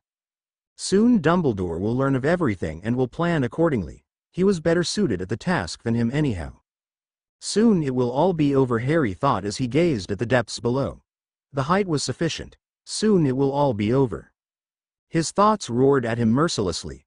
Calling him a coward and a traitor, he didn't care. "Lad, okay?" A heavy voice called out and grabbed him by the hood of his robes. Gonna fall off." The man physically manhandled him as he placed him in the floor's middle. Hagrid surveyed the scene, his furrowed brow unraveling the puzzle before him. The silence stretched on, pregnant with unspoken words. "Blimey, we nearly fell off, didn't we?" the man joked in an attempt to lighten the mood. "I suppose we did. I apologize for troubling you," Harry said in a choked voice. "Bah. It's no worry, mister. It's just big ol' me, Hagrid. Helping people wherever I can," the man responded. "Fuck," Harry thought. "I didn't quite capture her name, mister?" Hagrid asked. "I am Petrov, Harry Petrov," Harry said. As if a dam broke off, Hagrid excitedly started off. "Blimey. Really are, Ari Petrov?" Yes, Mr. Hagrid." "Wow, you must be some kinda genius if Dumbledore thinks you are good enough to be his apprentice." "I don't tea. You are too modest, Ari. We all know Dumbledore is great. No equals there. I reckon you must be mighty smart and talented for Dumbledore to take yaw under his wing. I'm amazed he chose yaw as his apprentice. I am. Dumbledore, he's like a generous uncle to folks like me. Never looked down on me 'cause I couldn't do magic well. He held me up, he did. Never gave up on me." Harry looked away again in embarrassment as Hagrid praised without filters. "I'm privileged to be in Hogwarts, every single day, Harry. It's a blessin', it is. And you know what? I may not be as good at wand-wavin' as yaw in defense against the dark arts, but mark my words, I'm studyin' hard to surpass everyone in care for magical creatures. You better watch out," Hagrid said. "Each day is a blessing," Harry thought as Hagrid continued in the background. "Each day is a blessing, Harry." Harry whispered the man's last words to him. Hagrid's voice was filled with determination, an interesting concept. If Hagrid could find light in the darkest of times, then Harry, too, would seek out that flicker of brightness amidst his own turmoil. Regardless of how dark the road might be, he tightened the grip around himself. He will find a new way. Muggle, Riddle, or Grindelwald, he was down for the count but not out. He must find a new way. After his month-long loner stint, Harry had taken to interacting with his roommates to some degree. They had initially been dodgy, suspecting that Harry was interrogating them for his chest's trashing.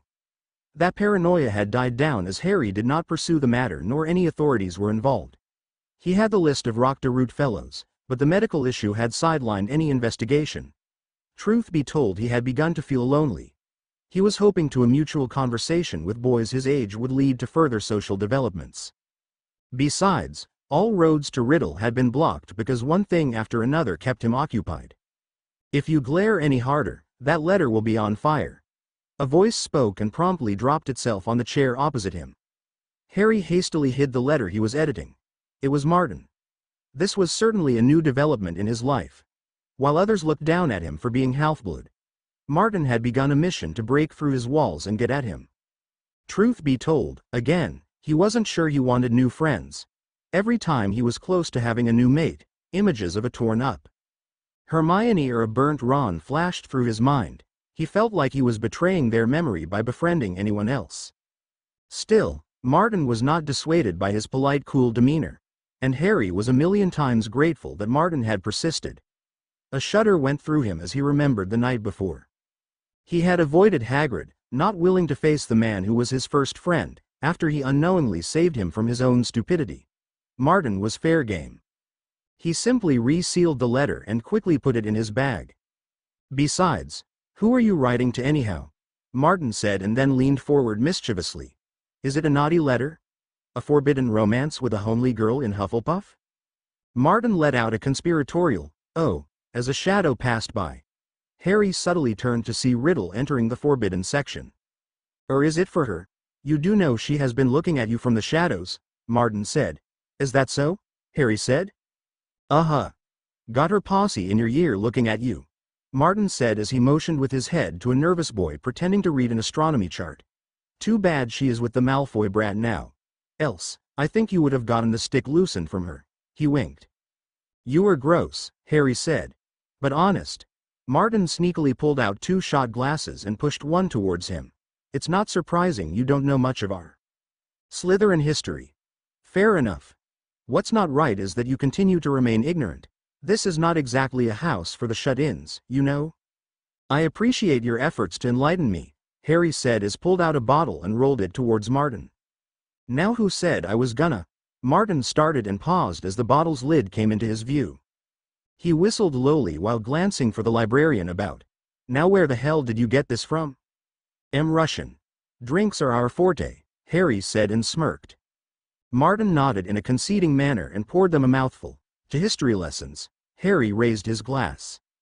To great booze, Martin said and clinked his glass with Harry's. The two winced as the beverage traveled down their throat. Damn, pardon my French here, that kicks like a pregnant troll. He wiped his mouth. Well, my rusky lad, this was a sufficient bribe. What do you want to know? Martin said. Malfoy, Riddle, what do you know? Harry said. Ah, so you really are obsessed with her, Martin said but piped down when Harry shot him a glare. Martin let out a sigh as he gathered his thoughts before starting. Look, when Riddle showed up, she was just a pure freak. An anomaly. A gangly pale girl with not a Slytherin drop of culture within her. Imagine the surprise that ran through the house when the hat placed her here, Martin said and traced his finger along the shot glass. And so many in the second and third year endeavored to welcome her to fine Slytherin. Hospitality. Infirmary visits on either side, but mostly Riddle started to happen. But it wasn't for long. Certain 4th and 6th years took pity on her. Some say it was on Slughorn's urging. The Quidditch captain and prefect combined forces to get the kids to stop. Slughorn, that daft fool, felt too afraid of the noble families to directly chastise the heirs. As she approached the second year, the balance shifted, Martin said. What did she do? Harry asked. She started striking back, cold-blooded.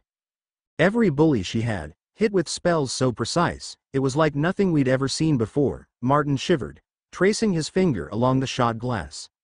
Boils, aches, and jinxes, all ended up in the infirmary. The weirdest part? None of it could be traced back to her. Her hands were clean. There were indications Riddle was good, but this was beyond belief.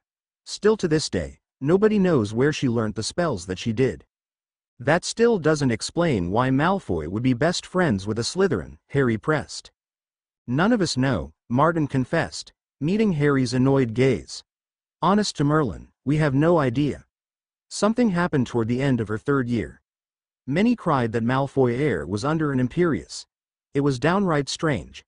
From cold indifference to being her biggest supporter, Malfoy became her new sugar daddy. Sugar daddy? What's that? Harry questioned. Martin snorted. It means he showered her with gifts to win her affection. Come on, Petrov, Shouldn't you Russians know about that by now? Being the ugly goblins and all. Harry glared at him, while Martin chuckled. Anyway, soon enough, Miss Riddle went from wearing second-hand robes to clad in the finest silk, pearl jewelry, and dragonhide boots. But that wasn't all. Martin motioned for another refill. Annoyed at the shameless extortion, Harry poured another glass from Rupert's exotic collection. Rumor has it, Abraxas Malfoy didn't stop at material goods. Riddle was introduced to the arete. What? Harry asked. Greek word. Arete are tutors hired by rich pureblood families to teach their kids. Usually when they're young or teenagers.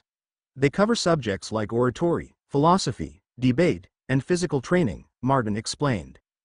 Physical training. A regimen to counter obesity. Exercises, movements, and basic fencing to keep him in shape. How very Muggle of them, Harry said. I will have you know it came directly from Godric Gryffindor III. As he put it, obesity was maligning magical beauty. If anyone mocks it too deeply, they merely say they are following Merlin's traditions from his days at the Round Table. Besides, it's rare these days, only the wealthiest families can afford the arete on top of Hogwarts. Like the Redwoods, I suppose, Harry said, causing a shocked expression on Martin's face. You don't like it when the tables turn, do you? Harry thought, but only said, I reckon you wouldn't follow, Martin. I don't understand, Harry, Martin stammered. No, I reckon not, Harry said as the bells rang, signaling the start of Charms class. Frowning, Martin watched as Harry packed up and left the library. The Charms professor welcomed him warmly. With heavy spellcasting on the back burner, he had decided to pursue other avenues to compensate. Nurture your strengths, for within them lies the power to conquer your weaknesses. Thus, his vigor for charms had increased. He recalled Minerva McGonagall telling him how spectacular Lily Potter was at charms. In a way, he thought he was paying tribute to his mother. Thus, Professor Mary Thought had become quite appreciative of him. Today, we embark on a journey to explore the depths of multi-charm casting, a true test of your magical finesse. Prepare yourselves for a challenge that will push the boundaries of your abilities. Many had failed it. They levitated it too quickly, causing the test dummy to crash into the roof. Or the illumination was too intense, and the dummy caught fire. He stepped forward with a polite smile. The ability to draw lessened magic from the environment was bad. He waved his wand with the appropriate flight motion, causing the dummy to levitate. But the new circumstances had granted him greater control over how he directed and manipulated magic during output. Careful, Harry. It's Leviosa, not Leviosa. Harry thought to himself as he held back from laughing. The dummy levitated in the air with a halo of light surrounding it, like an angel in judgment over mortals. The class clapped politely as Merrythought fawned over the display. 25 points to Slytherin, Merrythought announced. He smiled as the class politely clapped. A few Slytherins cast appreciative glances his way. It felt good. A ripple in the light caught his attention, and Harry made an active effort to not directly stare at the spot. His experiences under Rupert's dubious tutelage had honed his instincts, making him more aware of when a deal was smelly. For now, he didn't want to rattle the cage and obliged Martin's request for a walk. A multi-charm on a first attempt. That's some real magical talent, Martin said as the two walked together by the Great Lake on a morning walk. Your friends keep you well informed, Harry said. It's part of the process. Martin shrugged and Harry stayed silent. Look, Harry. I don't know what it is like for the other houses, but Slytherin is different, Martin said. Do all Slytherin elders force their mates into spying games? Harry said. Yes, Martin said. Why? The two turned around as the mud got wetter and Harry spied the ripple again. Amateurs. He thought to himself. Martin sighed, the weight of his family's struggles evident in his voice. You see, my family, we were poor. Grindelwald's war left me orphaned, with only an ailing grandmother left. My father was deeply tied to Grindelwald and nearly emptied our family treasury supporting him. We were on the brink of destitution. Harry listened attentively, not Martin's words but cracks of wood and leaves. Anything to enable him to estimate the presence around them. That's why I was forced to associate with the likes of Ashley Redwood and do her bidding, Martin explained, a mixture of frustration and resignation evident in his tone. My grandmother's medical bills are astronomical, and I can't afford them alone. Ashley, she drops me a galleon pouch now and then to keep me loyal or to arrange for rare ingredients. To her, the amount doesn't even register. Her wealth is so vast, it's beyond most people's comprehension. A quiet pause followed as Martin turned to face the early morning sun glowing over the lake. Harry stared at Martin's back. Then he turned his head to stare at his back. The shimmering was no longer visible, but his sixth sense could tell someone was watching them. If they wanted to ambush, they would have done so already. Ari love, a good fisting reveals much about a man, Rupert's wisdom echoed. Harry stretched his arms out and pretended to yawn, his robe's long sleeves covered his wand. Illusion. Harry whispered quietly and felt a realistic hologram of himself and Martin a feet away from the river. He quickly turned around and placed his arm around Martin as he turned to see what Harry was doing. Martin, I am so sorry to hear that. Being under those circumstances is somewhat relatable, Harry said. This better fucking work, Harry thought as he palmed his wand and focused with all his might. Glovis. Harry roared inside his mind, his first foray into non-verbal spell casting. I can imagine how hard it is for you as well, Harry said as he felt Martin's bewilderment. His other hand dove deep into the boy's pocket. Thank God the kid wasn't sensible enough to ward his clothes as well. Glovis's effects cleared out all clearings as Harry felt a round object touch his thumb. He quickly pulled it out and placed it up his long sleeve as Martin turned to see him, his mouth agape. I honestly don't know what to say, Harry. Nonsense, Martin. You are my first true friend in Hogwarts. Did you honestly think I would hold something like that against you? Where I come from, blackmail like this is tradition. He steered the boy around and proceeded to push him to take the lead in front. Harry locked his arms together, the wand pointed at the hidden object. Geminio, he whispered as he felt a duplicate form in his hands. He quickly leaned forward and placed the fake in Martin's pocket. Thank Merlin for looseness of robes. Martin felt something was physically wrong and he turned, but Harry was faster. He sympathetically but firmly guided Martin with his arm. Oh, by the way, Martin, if I can help you grandmother in any way whatsoever, do let me know. Martin grinned like a Cheshire at Harry's comment.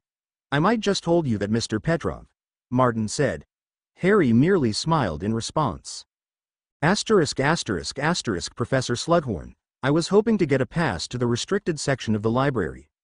Restricted section, That's not typically something we grant to someone your age. I've been selected as an apprentice in alchemy by none other than Professor Dumbledore himself. Representing Slytherin House, and by extension, you. To such an esteemed wizard, it would be advantageous for me to be armed with knowledge and not appear clueless in front of Dumbledore. Granted. On one condition. Pick up your slack in defense since you can't be bothered anymore. I will arrange extra tutoring for you. You will comply. Sigh yes, Professor. A quick quill furiously worked away, sketching elaborate illustrations and writing spells in headings. His recent interest in charms and history had motivated him to craft a grimoire of sorts. It was good practice for both academic and practical life. After all, his current task required charms to be observed. The sleek black cylinder lay in front of him. A quick revelio revealed no hidden runes or messages crafted on the object. So, no anchors on it, it's purely spells. Perhaps blood or a catchphrase triggers it, Harry thought. He brought the cylinder close, held his wand near his eye, and cast a magnifying charm. Ah, smudges and chewing tracks over it. Maybe he held it close to his mouth, Harry wondered. Regardless, Martin had left a trail and he intended to exploit it. He brought the grimoire closer to him and observed the spell he had found in the restricted section. Revelio Histori. The spell was complex and required both spiritual and magical aspects to work. The magical aspect involved knowing how to cast it with the proper wand movement and theory. Furthermore, it involved biological contact of the mark. In this case, Martin's fingerprints and teeth marks would do. Other than that, was spiritual. Martin and he had become sort of friends before he had learned of his original clique with Redwood from idle chatter in the common room. Clearly, the boy had an ulterior motive when he chose to interact with him of all people when word got out that Dumbledore had chosen him. There was also the fact that he revealed his grandmother's condition. Harry believed he had a suitable lead on the boy. Revelio Histori. He saw a girl, Martin called her Parkinson, Hand out 3 cylinders. Parkinson explained the usage of these. Just tap your wand 3 times along the left side, and you can either talk or leave a verbal message, Parkinson said. Well done, Parkinson. Harry tapped his wand 3 times along the sleek black cylinder, activating its enchantment. In an instant, he found himself eavesdropping on a conversation between Ashley and Rachel, their voices clear and distinct. Rachel, you really need to step up your game. You've been slacking lately, Ashley said coldly. I apologize, Ashley. I'll do better, I promise. Rachel said. You know, Martin hasn't been on the channel for a while. I suspect he's off somewhere, snogging some dumb Hufflepuff, making empty promises of marriage. I've tried to reach out, but he's completely ignoring me. Ashley's response was curt. I'll deal with Martin later. Focus on what's important. Rachel's voice was filled with regret. I should have confronted him properly. It's just that Professor Goldman. Ashley interrupted sharply, her words cutting through Rachel's attempt to explain herself. Goldman. You need to learn to handle your classes better, Rachel. Stop making excuses. Rachel's voice trembled as she apologized. I'm sorry, Ashley. You're right. I'll do better. Ashley's tone shifted, her voice dripping with disdain. What did you learn about Harry Petrov? I told you to tail the meeting between him and Martin. Rachel hesitated, then confessed. I saw Harry place some sort of illusion around Martin and himself.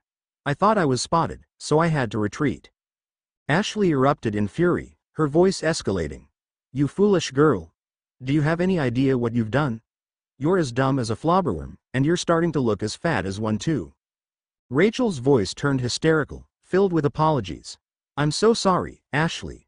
I'll report everything in detail when we meet next. Please don't be mad.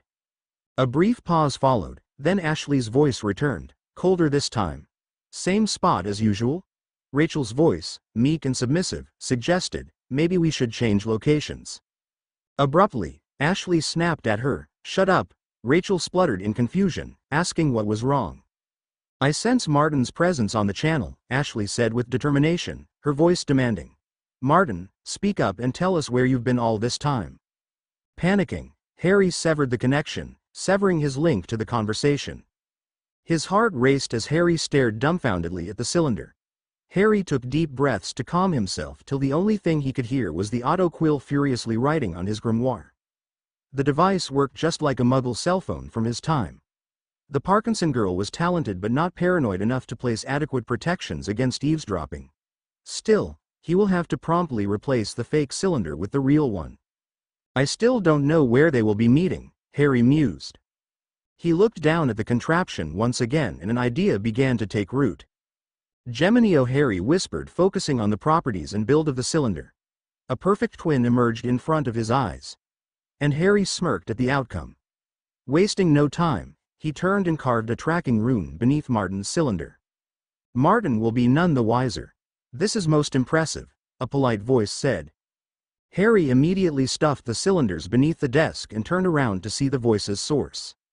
Icy spiders crawled down his spine as Morgan Riddle imperiously stared at the grimoire he was compiling. The use of auto-quills, while time-efficient, presents a lot of mistakes when it comes to complexities. Riddle held up the book to it while ignoring the quill's furious protesting movement. You see how the diagram for your multi-charm casting dictates to bring the wand down after Leviosa. A mistake, Riddle said as she turned her eyes from the grimoire to him. A nervous twitch in his neck forced his head away, breaking his stare from meeting Riddle's. You are supposed to keep your wand at the ark's top and then cast another spell, Riddle concluded. Thank you, ma'am. I appreciate your help. Harry stammered as he struggled to connect words together. It's no problem, Mr. Petrov, but please, call me Morrigan. Right, Morrigan. Please call me Harry. Morrigan looked at him before she started again. Every word she spoke was weighed, polished, and spoken with an aristocratic regality. Now I believe there are 2 reasons for my visit, Harry. Morrigan said. Firstly, Professor Slughorn approached me regarding your defense predicament. He has asked me if I could provide additional support. I was informed that you have already consented? Yes, I agreed. I have heard about you. It will be, a pleasure to learn from someone like you, Harry said. Someone like me? Riddle said with a raised eyebrow. purple eyes staring in his face. Harry cringed internally while maintaining a polite exterior demeanor. Nothing controversial. I have just been told you are the best in Slytherin by all metrics. Professor Slughorn even goes as far as saying that you are the second coming of Salazar himself, just like Dumbledore is for Gryffindor. Riddle chuckled and shook her head dismissively at his last comment. Most amusing. People are far too kind. I just believe in effective time management and an open mind, Riddle said as she composed herself. Regardless, Harry, as an authority on myself, she placed a hand on his shoulder. A vision flashed in his eyes and Harry visibly flinched. A horribly disfigured albino man rising out of a cauldron. He touches his face in seductive wonder. His eyes open, their furious red. Please consider just directly asking me. Riddle briefly narrowed her eyes as she spoke. What the hell is going on? Harry thought. I sure will. You mentioned a second thing you wanted to discuss, Harry said, not wanting to give Riddle a moment to ponder the strange occurrence. Ah yes, pardon me, she said as she composed herself. As a newly appointed prefect and a young one to boot, I try to venture and develop bonds with students, especially the newcomers. That's nice to hear, Harry said. Riddle smiled and dipped her head in acknowledgement. I am glad you approve. Although, the next point might not bring such mirth to you. She paused. It has come to my attention that your dorm trunk has been violated. As someone who had witnessed such things go unchallenged during her younger years, it deeply pains me to hear about this. Morrigan, I greatly appreciate your concern, but it seems to be a one-time affair, Harry said. If you can share suspects, I am sure I can help, regardless of their social privileges, Morrigan said. Ah, so that's what this is about. Rest assured, Morrigan. The situation is under control, Harry said. Riddle sighed. Duly noted, Harry. I am too preoccupied during the mornings. We will have to schedule the classes after hours. Is that acceptable? Harry nodded in affirmative. Asterisk asterisk asterisk. The gang of three paused and stared at each other when they came into contact. Or more like the two stared at Martin in fury as he sighed and opened the door. Without a word, Parkinson slapped his hand away from the door and started casting charms on it. Fools, Harry thought as he picked up their chatter via the altered cylinder. While they undoubtedly knew spells, the gang put little thought into alternate ways their conversation could be tracked. Too one-dimensional. Didn't bother with windows or even magical scrying. The twins would have eaten them alive, Harry thought. He kept one ear to the conversation and one ear on the ground. This was slightly hostile territory. Slytherin seniors would not take too kindly to him snooping around their dorms. Believe me, Ashley, Martin spoke like a gutter boy from a rusty Irish tin pot. He has lost his touch. Some sob story about a grandma and he expects Petrov to be all gaga over him. Better than having Aurors hunting down our heels. Trust me, my dear, you won't last a day in a room without a hot bath, much less 10 years in Azkaban. Besides, my plan is proceeding flawlessly. Rachel and Martin continued to exchange barbs in their meeting room, especially when he looked like Abraxas Malfoy's twin. Even worse, when the real Abraxas was expected to be outside with Slughorn witnessing Slytherin's inaugural Quidditch match of the season. Still, if anyone asked, he was a 7th year. A stern mind your own business ought to do the trick. His heart ached when he thought about his beloved sport, but he hardened his resolve. Too much was at stake here to waste it on Quidditch. He moved through the dorm room as the school wards challenged him. He passed through them harmlessly as he had no spells over him. The protective spells didn't recognize a metamorph Malfoy entering 5th-year dorms. Now where would Martin sleep? His eyes scanned the trunk names. Aha! A red bold-colored Martin flashed before his eyes. A simple Alohomora won't cover it. Harry eyed the trunk over. He let his wand wander over the trunk, taking in the forms. A crack in the protective web caught his eye. Martin didn't cover the straps with his wards. Defindo, unwise Martin. Physical force can be just as bad as magic. Clearly, you are not a pharaoh. The straps came loose, and Harry popped open and started searching. There was nothing beyond generic schoolboy stuff as Harry carefully sifted through the objects. I already have lured Potter with my grandmother's story. It has an element of truth to it, if he decides to investigate. Working on him further, I will convince him to procure dangerous artifacts for me inside Hogwarts. When I know for sure he has them, we will have him turned into the authorities. I sense a heroic can-do character about him. That mudblood won't know what hit him. Might as well marry him, Martin, since you know him so better. That's enough, both of you, Ashley said. Fury raged inside Harry as he heard the conversation. Very well, Martin. Two can play that game. I probably had it coming for pitying a rat like you. Harry thought. Harry radically changed his plan and immediately started working. He pulled a package he had gotten from Polka earlier and pointed his wand at the bottom of the trunk. The bottom tore open silently, accessing him the stone floor below. Another flick of his wand and a whispered word later, the stone floor opened up and Harry placed the package inside. A quick reparo and everything repaired itself while cushioning around the package. The trunk closed with an ominous thud. He placed his hands over the trunk to steady himself as his emotions ran rampant.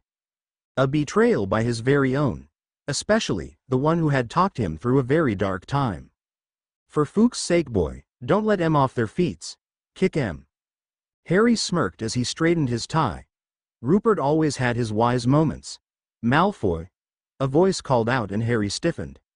He slowly turned around to see a chubby, confused-looking ginger openly staring at him. Harry slowly walked towards him, his mind racing through solutions over what to do with him. His vocals weren't functional to match Malfoy's tone. He merely loomed over the kid and raised an eyebrow he didn't know he could. The kid withered under his gaze and began fidgeting. I mean, Mr. Malfoy, what are you doing? He said. Don't make me do something I'll regret. Back off now. Harry didn't reply but screamed as he discreetly pointed his wand's tip at the boy's ribs. His expression must have turned something mean because the boy withered even more. I mean, Mr. Malfoy, I didn't see anything. I don't know anything, he said and raised his right hand in a show of oath. Harry let out a smile he didn't know he was holding and promptly walked towards his rooms, leaving the fifth year spluttering at the strange encounter. Worse comes worse, they will assume Malfoy was being shifty. Slughorn might poke him a few times, but ultimately no good will come from it. Malfoy will still be in Hogwarts. I didn't see anything. I don't know anything, the kid's whimpering voice again echoed in his head. Harry furiously snorted at that. Damn straight you didn't. Harry thought as he lay on his poster bed, his body shivering in anticipation. He covered his face with his hand as anxiety ran rampant through him. He would break Rachel's fang, hand over Martin to Riddle on a spit, and be one step closer to infiltrating Riddle's group. Ashley will live but Martin would be stomped. A series of outcomes he could live with. Just like Martin won't see me coming. Chapter end notes. Author notes. Welcome to the start of a long infiltration mission and changing alliances. I have thoroughly analyzed the story back and front and hope to better my pacing. Obviously, Rome was not built in a day. As for Riddle, it always wild how people will show her to be an emotionless robot. Meanwhile, in lore Riddle is described as having intense personal charisma. I wanted to showcase that side of her via this FIC. Lastly, please review. Love the story, leave a review telling us why. Hate the story, let me know how I can do better. Have a guess over the current direction or simple lore recommendations, leave a review. Smiley face, Chapter 13. Slytherin Civil War, 2 chapter notes. See the end of the chapter for notes. Minister Black found dead. Wizengamot to meet for appointment of interim minister by Cassandra Ironwood. Eldermore, England. In a shocking turn of events, Minister Sirius Black II, the 80-year-old head of the Ministry of Magic, was found dead in his sleep. The wizarding community is mourning the loss of a long-standing figure in the political landscape. However, behind the grief lies a web of controversy surrounding the late minister's tenure. Minister Black had been marred by persistent allegations of corruption, incompetence, racism, and discrimination throughout his time in office. Many believe that the immense stress and mounting pressure finally caught up with Lord Black, leading to his untimely demise. Political analyst for the Daily Prophet, Horace Morbidge, suggests that his death came just before an inevitable investigation by the Wizengamot that could have led to his impeachment. As news of Minister Black's passing spread, various factions within the wizarding community have begun vying for control. The conservative bloc, led by the influential Redwood family, clashes with the emerging voices of the younger houses, such as Potter and Greengrass. With the appointment of Arcturus Black II as the new head of the House Black, The wizarding world eagerly anticipates his role in shaping the family's political stance. Observers speculate that power struggles and long-standing feuds between the Redwoods and the Black factions will prevent a unanimous front of the ultra-conservative agenda.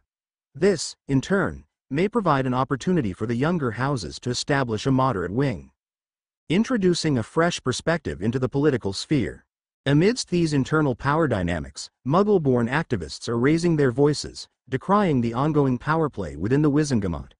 They advocate for increased rights and political freedom to prevent Muggle-born witches and wizards from seeking refuge in the Muggle world or falling under the sway of Grindelwald's camp. See page 3 for more on their demands.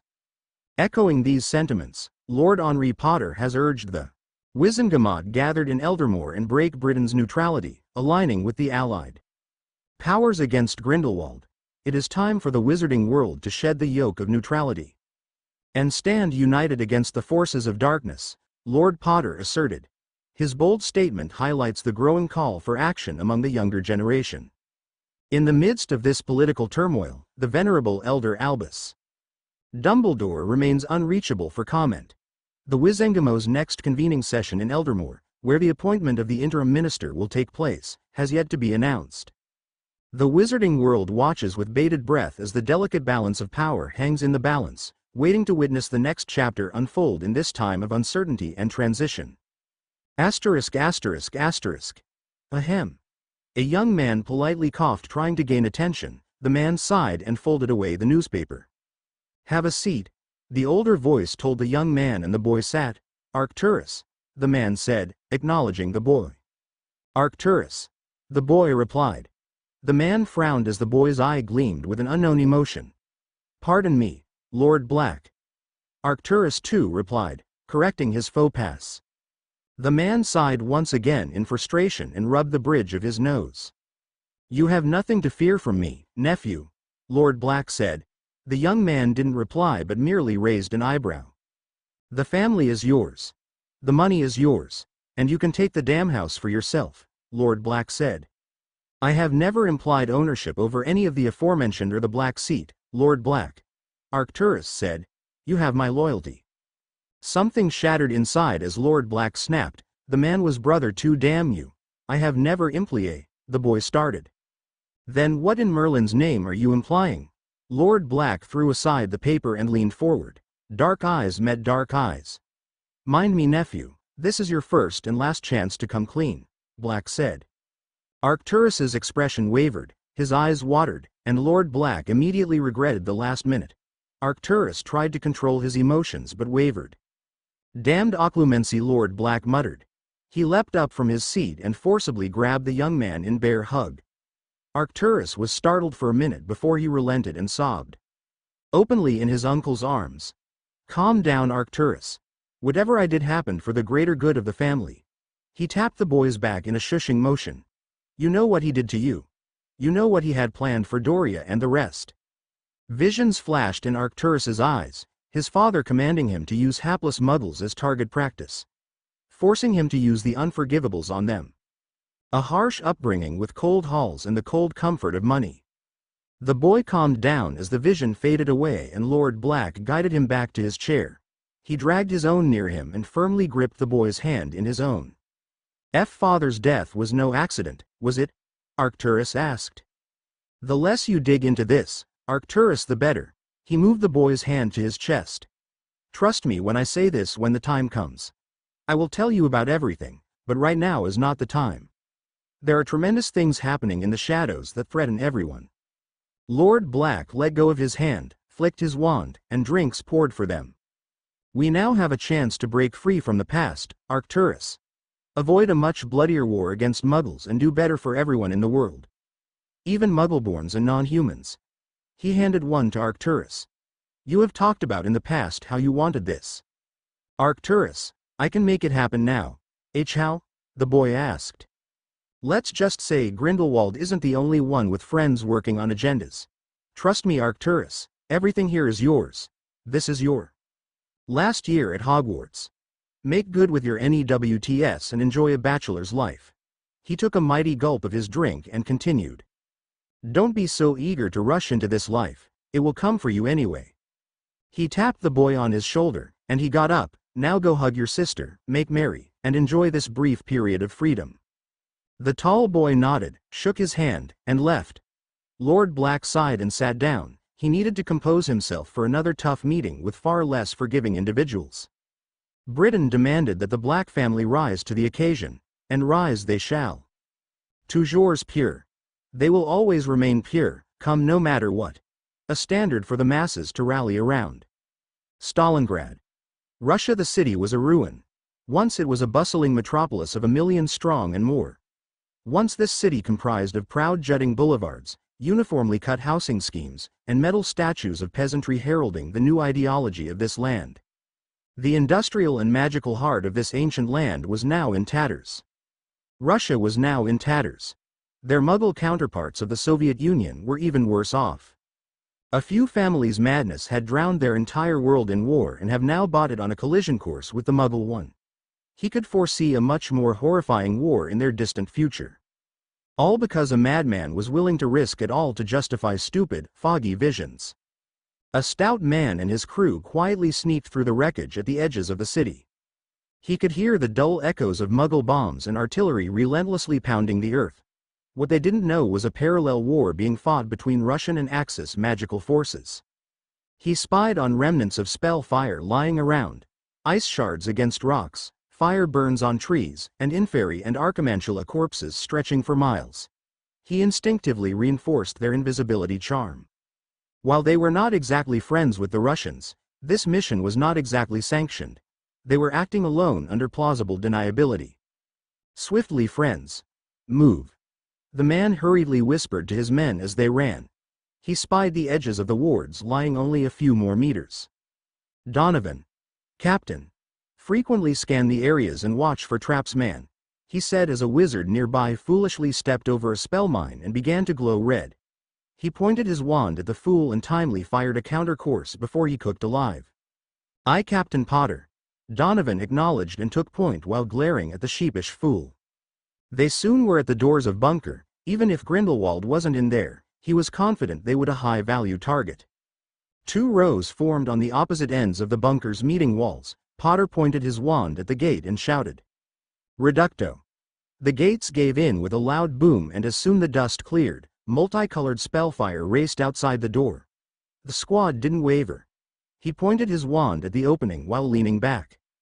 Inferno. A large flaming moose materialized that charged inside as Donovan shielded the creature from opposing spellfire and counter curses. The moose trampled a couple of hapless fools too confident in their individual shields. The moose continued getting bigger till it reached deep inside and exploded in a roar of fire. "Brilliant as always, sir. Cook these bastards alive." "Focus, men," Potter said as he signaled his men. "Donovan, take point, shield up front. The rest of you, maintain testudo at all times till we are inside." With Donovan taking the lead, the squad formed a tight line behind him, their wands at the ready. Charred corpses from the earlier explosion littered the ground, their contorted faces reflecting the agony of their demise. Captain Potter's calm and collected occlumency shields mentally protected him from the unsettling sight. The battle commenced earnestly as the massive interior of the bunker came into view.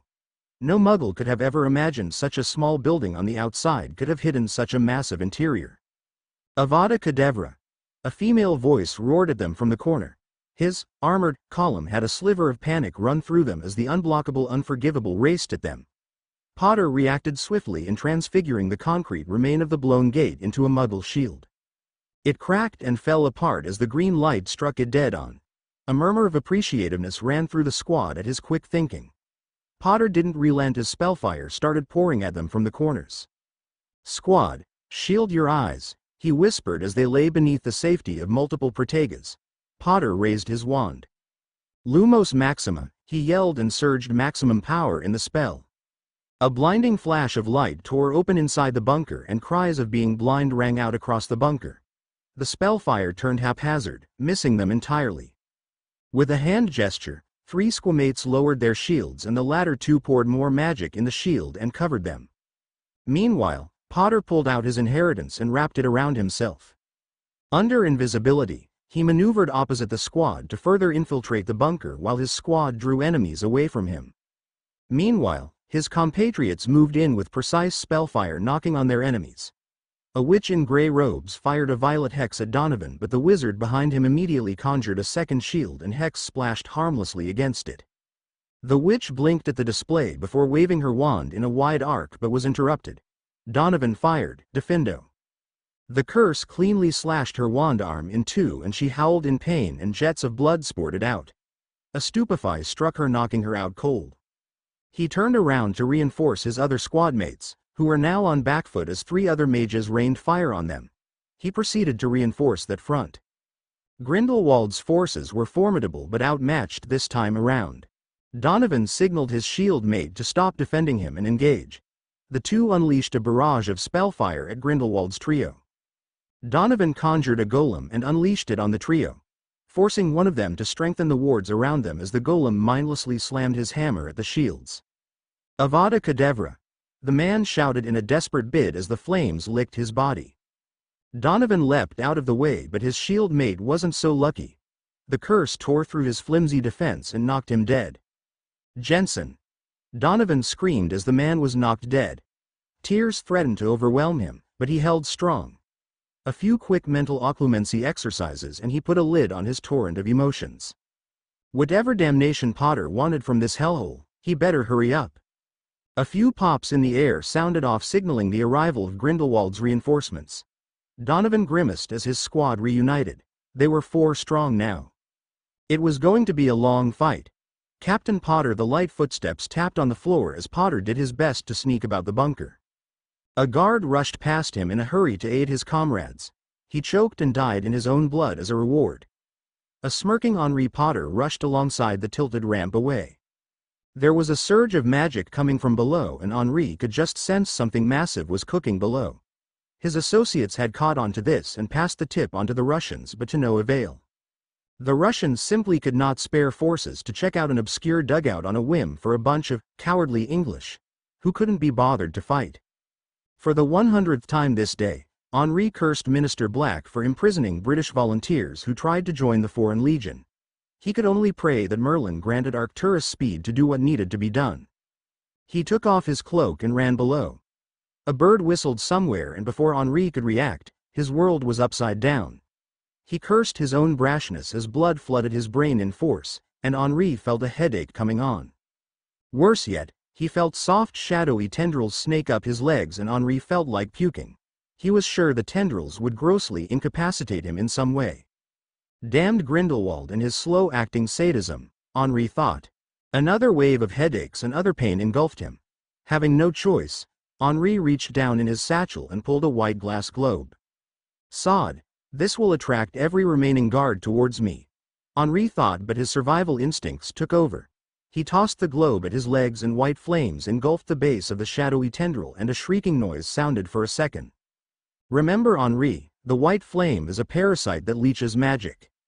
Expensive to make, only use as a last resort. Also, it makes one wicked noise. The parasite leached the magic and Henri felt the tendrils retreat and some of his strength returned to him. Now with a much clearer head, Henri waved his wand around and cast Revelio. His mind's eye worked alongside the charm until the two intersected and Henri found his target. He had located the source of the ward's sigil and directed a surge of magic towards it. The sigil overpowered and gravity around him strengthened.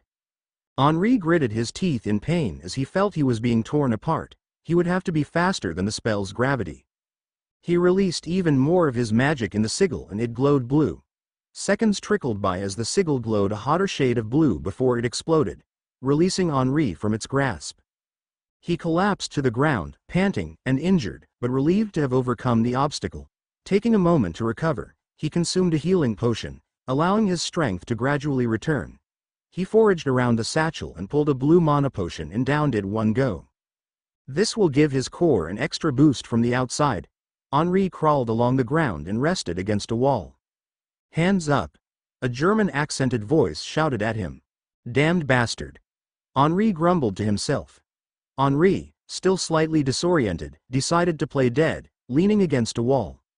The guard approached cautiously, wand at the ready, and prodded Henri's leg to confirm his demise.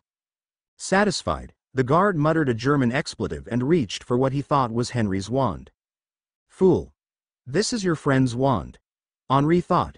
To the guard's surprise, Henry's wand was in his left hand, and with a swift and decisive motion, Henri whispered, Imperio.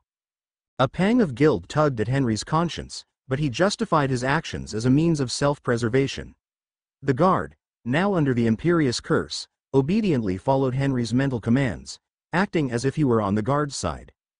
However, the magical mind detected the guard as an intruder, triggering a magical anomaly. Son of a bitch! Henri yelled as he jumped back and raised his shield. His friend wasn't as lucky. Grains of sand whirled around a petrified guard. It soon turned into a tornado and the man weakly screamed as he instantly aged from early 30 to a frail old man of 90s before finally turning into dust himself. A horrified Henri stared agape at the display of dark magic in front of him. Thrice damn you, Grindelwald, Henri muttered. He stepped cautiously around the mine and started working on a counter-curse. Research chamber. The stench was the first thing that hit him. A combination of sterility potions, blood, puke, and bombs. It reeked of despair. Henry braced himself as he wrapped himself in his family cloak and peered below and became transfixed. The gaping maw of hell greeted him back. He said a prayer to Merlin and began descending down. The entire laboratory was a breeding pen without restraints or oversight. Pained whimpers and gurgled cries of mutants greeted him. The floors were occasionally covered with blood. The tall walls were covered with row after row of enclosed pods brimming with silvery liquids. The creatures inside cast a macabre black shadow on the glass walls. He pulls out a camera and starts photographing the nightmarish sights. He sees trolls with 5 eyes, spider-like teeth, and 4 arms. The plaque below them read, Heavy Bruiser Infantry. There are massive snakes that look like baby basilisks. He even photographs cross-species of snakes with trolls. Their ugly giant frames with autonomous snake tails maliciously eyed Henri like meat. A few Murs are also present there. A trio of storage tanks contain massive creatures that look like werewolves. Henri nervously inched closer to see the plaque beneath them explaining the experiments has built a new breed of werewolves hesitant to silver. Muggle-born children were kidnapped, inflicted with lycanthropy, and pumped full of silver to build their pain tolerance. Henri felt bile climb to his throat as he documented the evidence. A tapping fist on a glass pod on the other end draws his attention. He runs over to her and sees a very beautiful young lady with blonde hair. She looks no older than 18 and has silvery skin. Something about her draws Henri closer to her before his occlumency kicks in.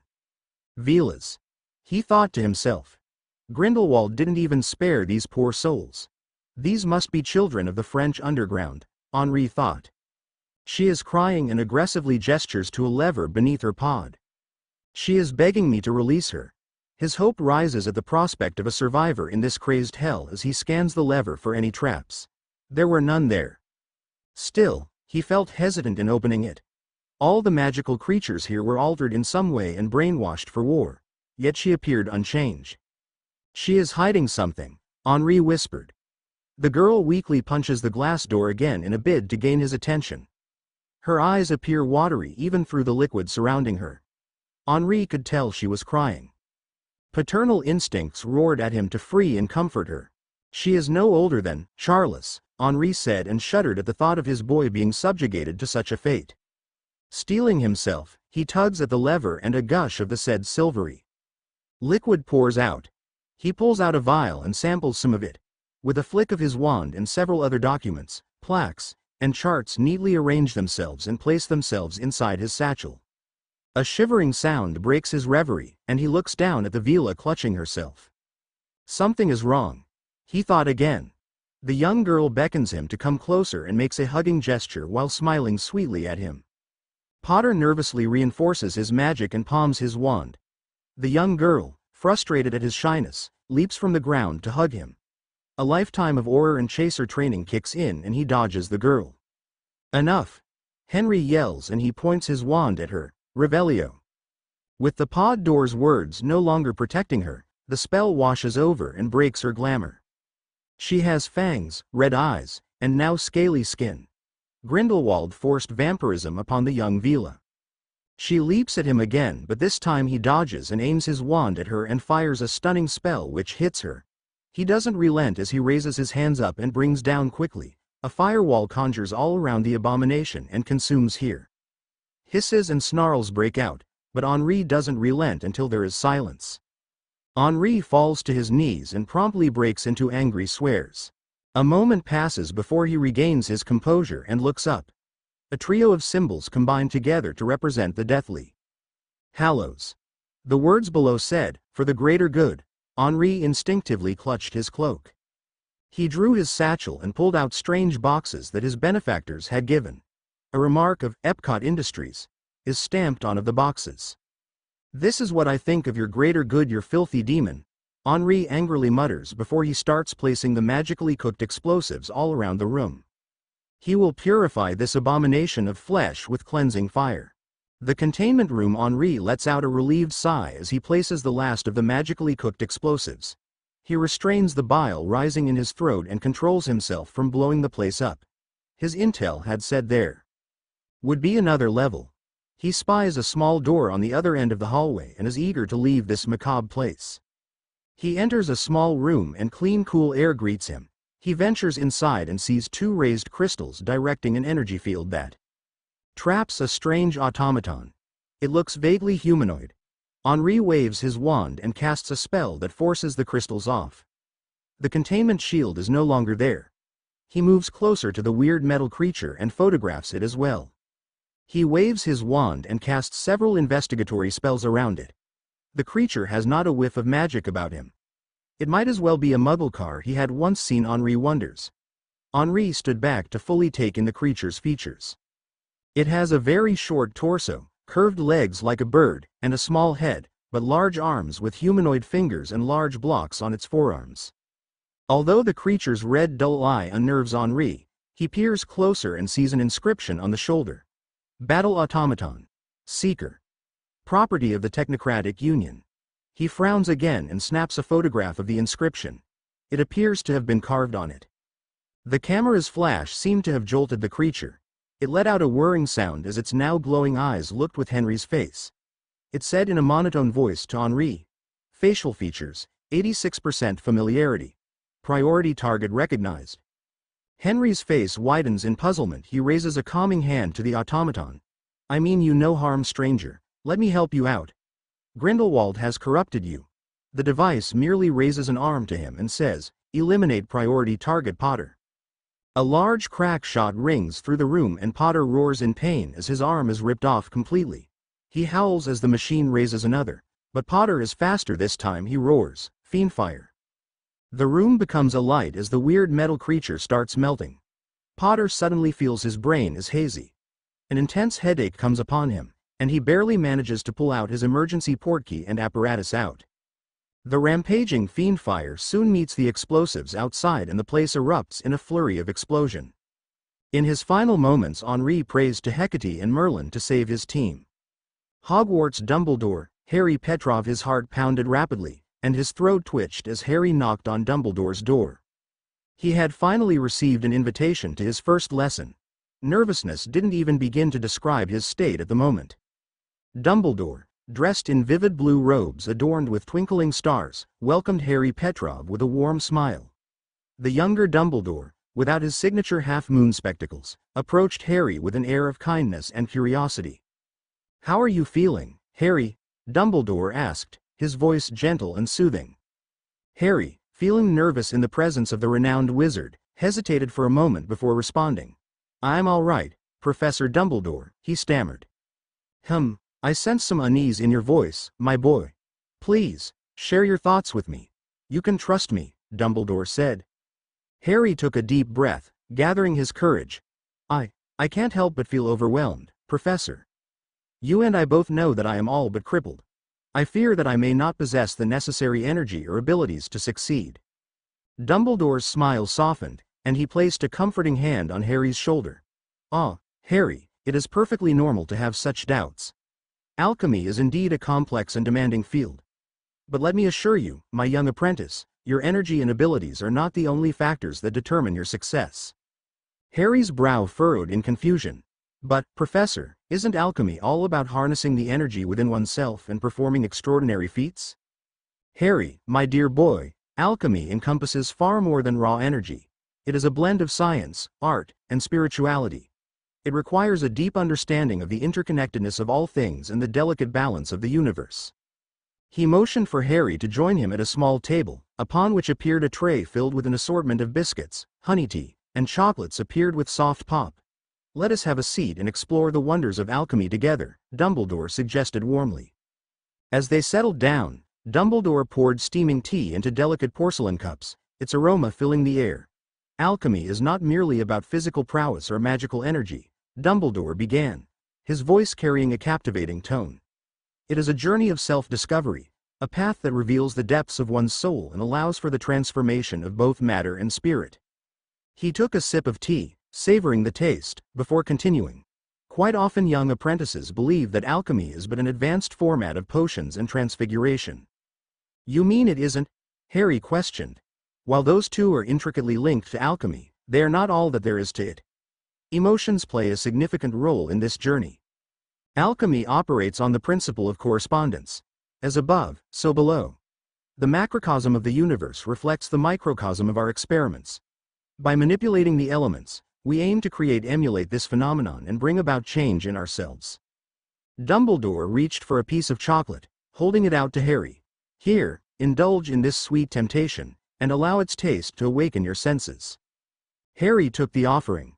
"I am not sure I follow." Dumbledore nodded in understanding before elaborating. "The law of equivalent exchange teaches us that to obtain something of value, we must be willing to give something in return. Consider the chocolate you consume. Some baker sacrificed time and energy to transform the materials into the amalgamation of flavors that you consume. So, there is a connection between the larger universe and the smaller world of our experiments?" he questioned, seeking further clarity. Dumbledore nodded. "Precisely, Harry. The baker understands that there is a connection between the chocolates they create and the larger world around them. They observe that the qualities and patterns present in the universe, like flavors, textures, and ingredients, can be reflected in the chocolates they make. Harry. In alchemy, as in life, sacrifices are necessary, but they are not meant to break us. They are meant to shape us into the individuals we are destined to become," Dumbledore said. "Not Harry. Take me instead, please." "Not Harry. Stand aside, girl. No." He shuddered but kept it under control. It's been too long since he had heard her. Dumbledore's sharp eye caught onto it but missed the ball. "You are not alone on this journey, Harry," Dumbledore reassured him, his voice filled with compassion. "I will be here as your guide, your mentor. Together, we will explore the depths of alchemy and unlock the secrets it holds." With a flick of his wand the table vanished, and the room started to croak as the wall pushed to expand. With another flick a narrow table appeared with corked bottle on its top. One of the cardinal rules of alchemy and perhaps magic itself are, energy can neither be created nor destroyed. It can only be converted from one form into another, Dumbledore said. Harry stared at the bottle. "You must tap into this energy, purely raw, to remove the bottle's cap. That means no use of spells or wand motions to direct magic. Using your emotions alone, you must transform the latent magic around us into usable energy to remove the cork." Harry raptly listened while staring at the bottle. Harry, you may begin," Dumbledore said, and Harry blushed. He aimed his wand at the bottle and focused. A cracking sound filled the room before the bottle smashed into 1,000 pieces. Dumbledore merely chuckled at the display while Harry gaped in horror. A quick reparo and the bottle was back on display. "Again," Dumbledore ordered, and Harry complied. Lord Black Eclipse, elite collective for law, intelligence, and protection of the secret expanse. Lord Black snorted at the name. It was weird, but his fellow mages were melancholic by nature, assigning secretive names to their political bloc was a part of the game. It made them yearn to be part of ancient magi orders that were practiced in secret. Although now the stakes were much higher than the mere death of a cult at the hands of a maddened Muggle. Their very way of life was at stake. On one hand, a maddened dictator wanted a total war with Muggles. On the other, entropy awaited them with bated breath. Thus, a group of like-minded pureblood families had formed. Eclipse. It all started when, during a soirée organized by him in 1940, they had studied the Muggle Industrial Revolution. The sheer pace of a society advancing through 200 years in 20 years was Mind-numbingly shocking. The callousness of the Muggle heart as the waters polluted, hundreds died working to death in factories, and greater ecological damage frightened them. Some had laughed as a gun was produced before them. They weren't laughing as it tore a hole through the laughing wizard faster than he could conjure shields. Memory viewing screens showed ghostly visages of what the Muggle Air Force could do, the sheer scope of the industry, and their scientists explaining the future of man in the 20th century. The message driven was very clear to the attendants. The Muggles no longer fought with sticks, stones, and shields. An existential crisis shuddered through the elite gentry and nobility. Most had chosen to forget that evening via an orgy of lust and drink. One man hadn't. He stood in the corner, constantly watching and rewatching the memories and projections. One of his house elves had later identified him as Gellert Grindelwald. A small part of him still felt responsible for motivating and unleashing this monster upon the world. Lord Black approached the meeting point, feeling a brief shudder run through him at the news he was about to discuss with his colleagues. Walking through the thick Eldermoor fog, he finally reached a red fire hydrant. He tapped his wand against it 3 times and muttered the password, revolution. The fire hydrant quivered with magical energy, and an illusionary shield formed around Lord Black intended to confuse any unsuspecting Muggles. A hidden stairway materialized beneath him, and he descended into a narrow hall that led to a red door at the end.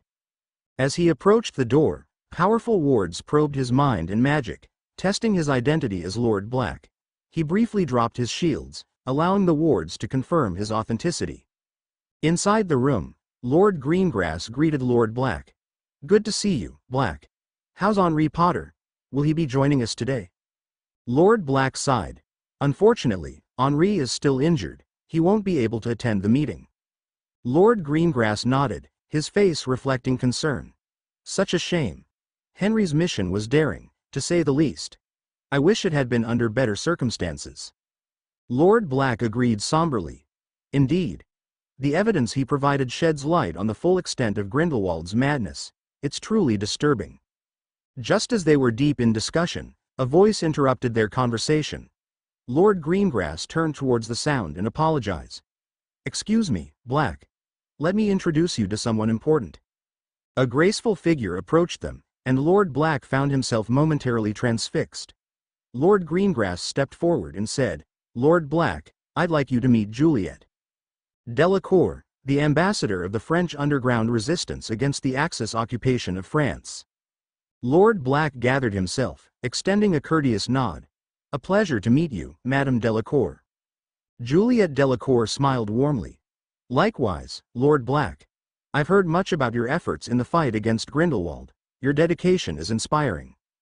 As the meeting began, Lord Black couldn't help but feel a mixture of anticipation and trepidation. The presence of Juliet Delacour added a new dimension to the proceedings, reminding him of the gravity of the situation at hand. A few more pops sounded outside, signifying the arrival of new guests. Eclipse was now in session. His people were down, but he will be damned if they let fires consume them awakened. The secret expanse will be defended at all costs. Lord Black stood before the gathered crowd, his eyes sweeping across the room as he prepared to deliver his impassioned speech. The true might of England had assembled in Eldermoor, a mix of human wizards and magical creatures. Vila graced the room with their enchanting presence, while the absence of centaurs and goblins was notable. Among the esteemed guests, Lord Black's gaze settled on Victor Epcot, the powerful CEO of Epcot Industries, a Muggle-born who had risen to prominence outside the confines of pureblood influence. Clearing his throat, Lord Black began, "Ladies and gentlemen, esteemed guests, I am honored to stand before you today." He paused, surveying the attentive faces before continuing. "The recent discoveries made by Lord Potter in Grindelwald's lab have shed light on a deeply troubling reality." Victor Epcot interjected, his voice firm. "Grindelwald is simply capitalizing on a system created by the purebloods themselves." Rookwood, unable to hold his tongue, sneered, "Go back to your Muggle-loving ways, Epcot." Lord Black's eyes flashed with anger as he interrupted sharply, "Silence." The room fell into an uneasy hush. Lord Black composed himself, his voice resonating with conviction. "The ideology of pureblood supremacy has bred violent cults, decay, and a general malaise within our society." He glanced around the room. his gaze meeting the eyes of each attendee. We find ourselves fixated on blood purity, while Muggles dominate the skies and seas, dreaming of landing on the moon. Lord Black continued, his voice filled with urgency. In our fear of Muggle-borns, we have willingly ceded 3/4 of the planet to Muggles. Our neglect of magical creatures like elves, centaurs, and goblins has perpetuated a cycle of rebellion against wizard kind. His words resonated with a profound truth. With conviction, Lord Black declared, Britain has been the worst offender, willingly sacrificing volunteer soldiers to Grindelwald's cause due to Eldermore's xenophobia and racism. If we continue down this path, we will be overwhelmed by our enemies. He raised his voice, his words carrying a powerful message. It is time for a paradigm shift, reminiscent of the founding fathers and mothers of Hogwarts. We must embrace inclusivity, unity, and a new era where magic is accessible to all. We must embrace unity above all. Else the world outside will drown us in our own blood with gunpowder and steel. Pausing for a moment, he continued. Lord Black's voice rang out with conviction, his words carrying a resounding power. Let us not be deceived by the false allure of Grindelwald's rhetoric. He is nothing more than a twisted messiah, no better than the dark wizards who came before him, like Harpo the Foul. The room stirred with murmurs of agreement and anticipation as Lord Black continued, his voice resonating with authority. Make no mistake, deep within Grindelwald's heart, the seed of pureblood supremacy still thrives. While Muggle-borns die by the tens of thousands as mere foot soldiers in his meat grinders, the pureblood families of Germany and beyond spare their own children by generously donating to his cause. A palpable tension filled the room as Lord Black painted a grim picture of Grindelwald's true intentions. Grindelwald believes in a twisted concept of first among equals. Should he succeed in his ambitions, his first target will not be the Muggle world, but rather the very Muggle-borns he claims to liberate. A hush fell over the crowd as Lord Black's words sank in. In Grindelwald's eyes, Muggle-borns are seen as too closely associated with Muggles to be fully trusted. Their fate, should he achieve his aims, would be one of subjugation and oppression. Lord Black's voice rose, carrying a note of urgency. We cannot stand idly by and allow such a twisted ideology to gain further ground. We must unite, Muggle-borns, purebloods, magical creatures, all of us, against this common enemy.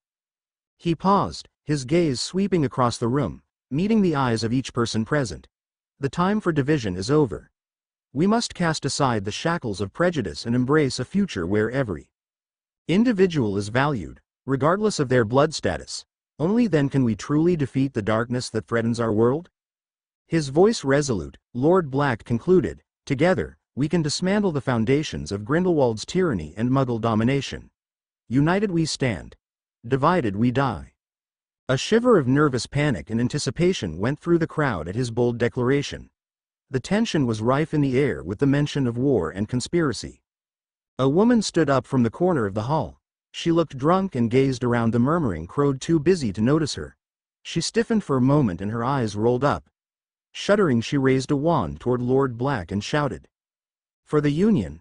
Avada Kedavra, chapter end notes. Author's note. That is that, I suppose. Sorry if I got alchemy a bit iffy. I am still trying to learn this complex subject. If you have any suggestions, please let me know. Don't forget to leave a review about what you like or hate about the chapter or story so far. The final segment was partially inspired by Khrushchev's secret speech, Shao. Chapter 14. Slytherin Civil War, 3-chapter summary. Author notes. Don't forget to review.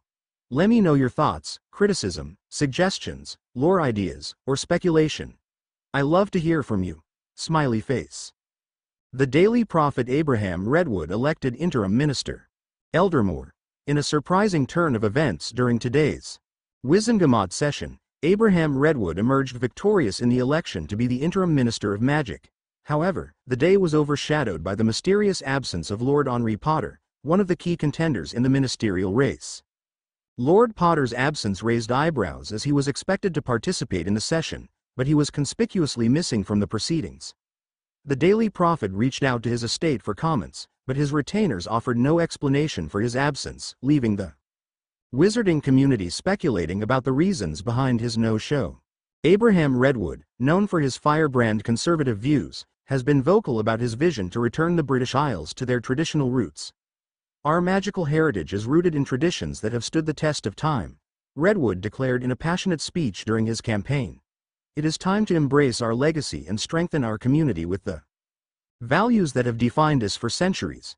While some members of the wizarding community have welcomed Redwood's promises of a return to traditional values, Muggle-born groups sponsored by Epcot have expressed deep concerns about the implications of his election. They view it as a dark day for progressive values in Britain, fearing that Redwood's policies might lead to increased discrimination and a rollback of hard-won rights for all magical folk. In a bid to remain neutral amidst the ongoing conflict against Grindelwald, Redwood has vowed to enforce legal action against any signs of mercenary behavior. He staunchly advocates for peace within the magical world, despite the ever-escalating tensions outside its borders. As the new interim minister, Redwood faces the daunting challenge of addressing the failing economy that has plagued the British wizarding community. However, his specific policies and plans to tackle this pressing issue have yet to be revealed. The appointment of Abraham Redwood as interim minister of magic signals a significant shift in the political landscape of the wizarding world. With Lord Potter's whereabouts still a mystery, the wizarding community awaits Redwood's first official address to gain insights into the direction he intends to steer the nation. As the Daily Prophet continues to cover the unfolding events, we encourage our readers to stay informed and engage in open discussions about the path our magical society should take in these uncertain times. Black Manor. In a dimly lit room filled with books and magical artifacts, Black and Greengrass stood by a bedside where Henry Potter lay, his injuries less severe but still unconscious since their last meeting. "He will live," Black said. "Grindelwald's tendrils have spread deep in Eldermoor if he has decided to attack us so recklessly," Greengrass said. "We still don't know if it was him. Our spies have told us nothing about any of Grindelwald's factions named the Union," Black said.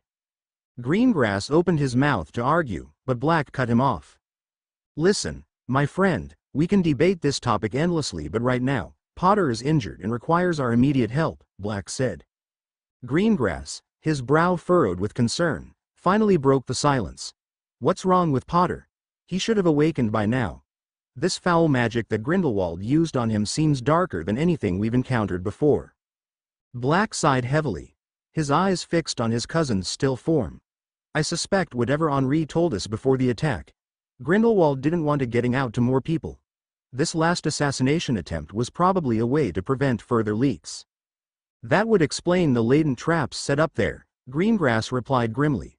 "When Potter mentioned Grindelwald's mutant abomination breeding program, it triggered some kind of magical backlash, causing him to fall into this coma. I wish we could just take him to St. Mungo's and let the experts handle it," Black said, frustration creeping into his voice. Greengrass shook his head. "It's better this way. If we went to healers, the news of Lord Potter's condition would spread like wildfire. Grindelwald would know who was behind the raid, and we can't afford that."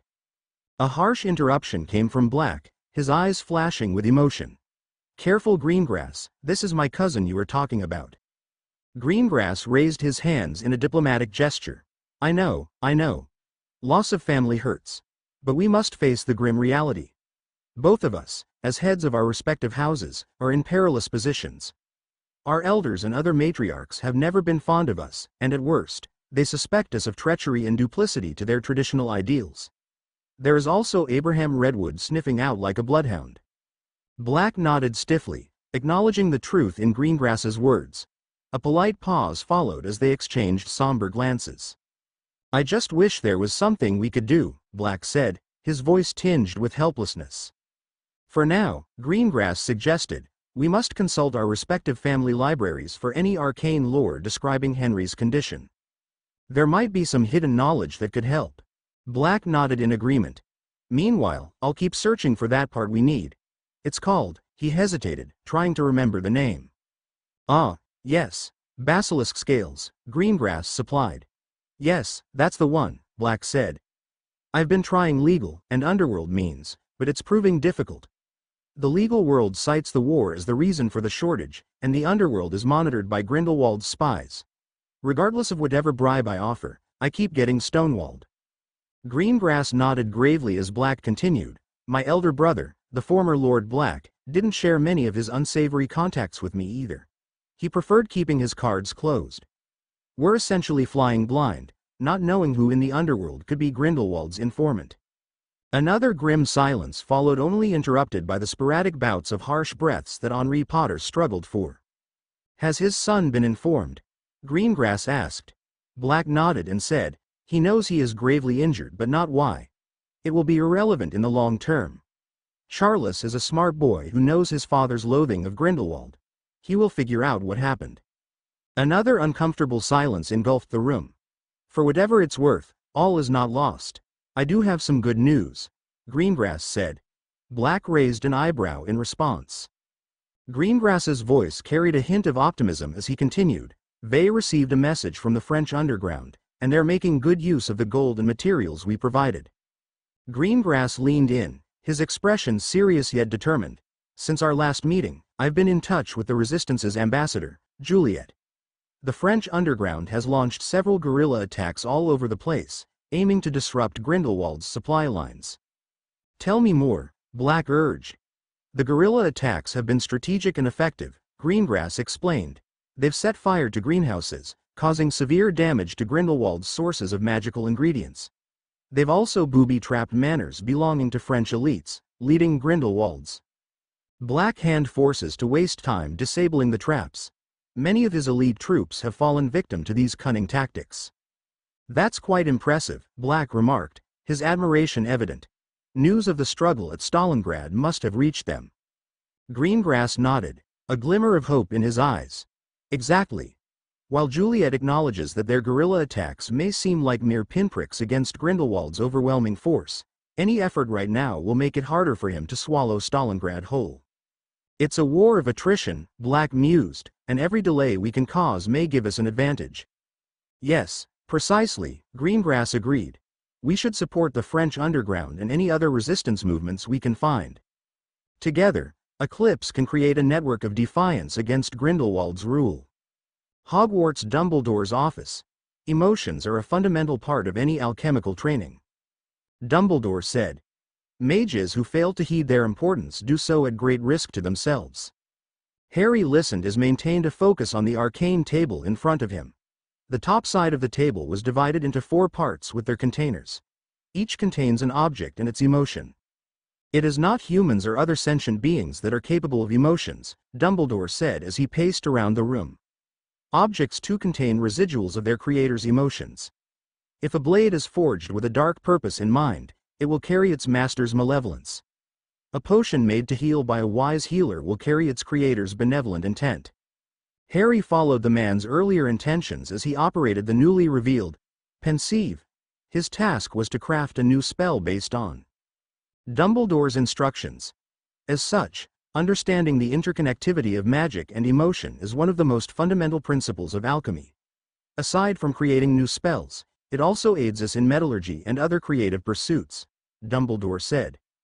Harry closed his eyes and focused on the table in front of him. Through his mind's eye, he reached into the base of the table's silver lining and followed along. The pensieve bubbled as he channeled his emotions along the lines.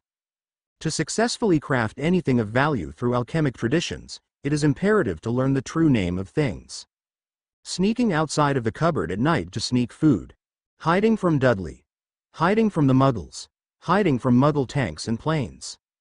Harry felt fury emerge from his recollections as the silver linings turned red. He quickly delved deeper into himself. Fury was not what he wanted to work with at the moment. He needed more subtlety here. Sneaking out with Ron at late night, his instincts kicked while evading the basilisk.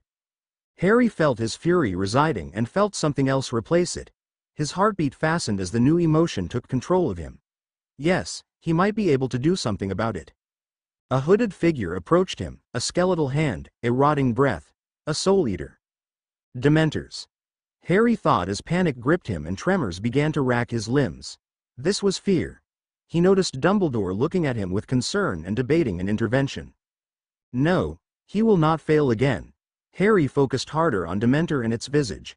With the emotions he evoked in him, Harry demanded its name itself and the revelation materialized. Fas. The name for fear in the dragon language. He now had his quarry. A vortex of energy had materialized on the table in front of him. He gritted his teeth as his mind and body rebelled against him. He ignored it because his soul was stronger.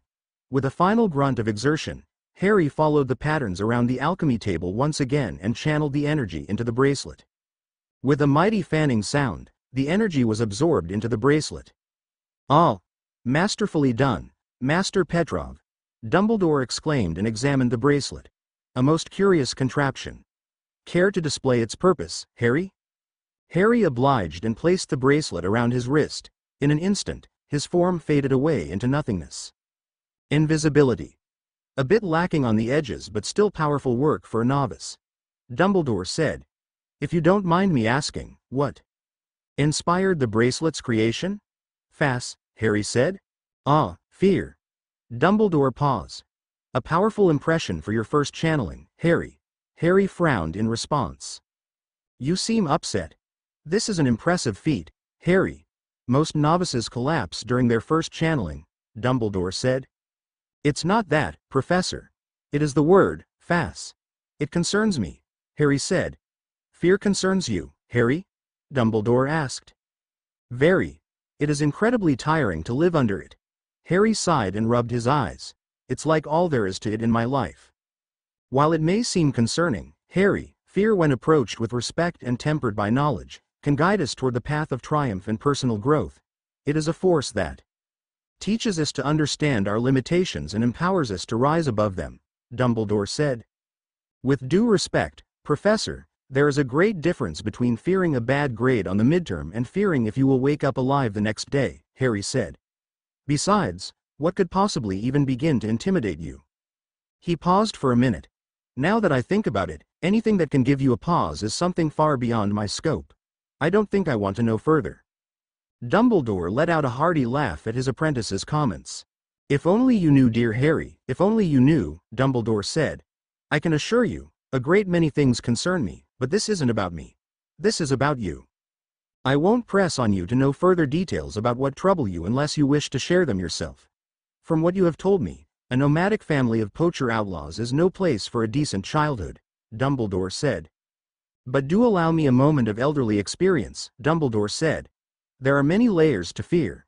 While it can undoubtedly leave us feeling hopeless or indecisive, it also imparts valuable lessons that extend beyond the realm of creatures.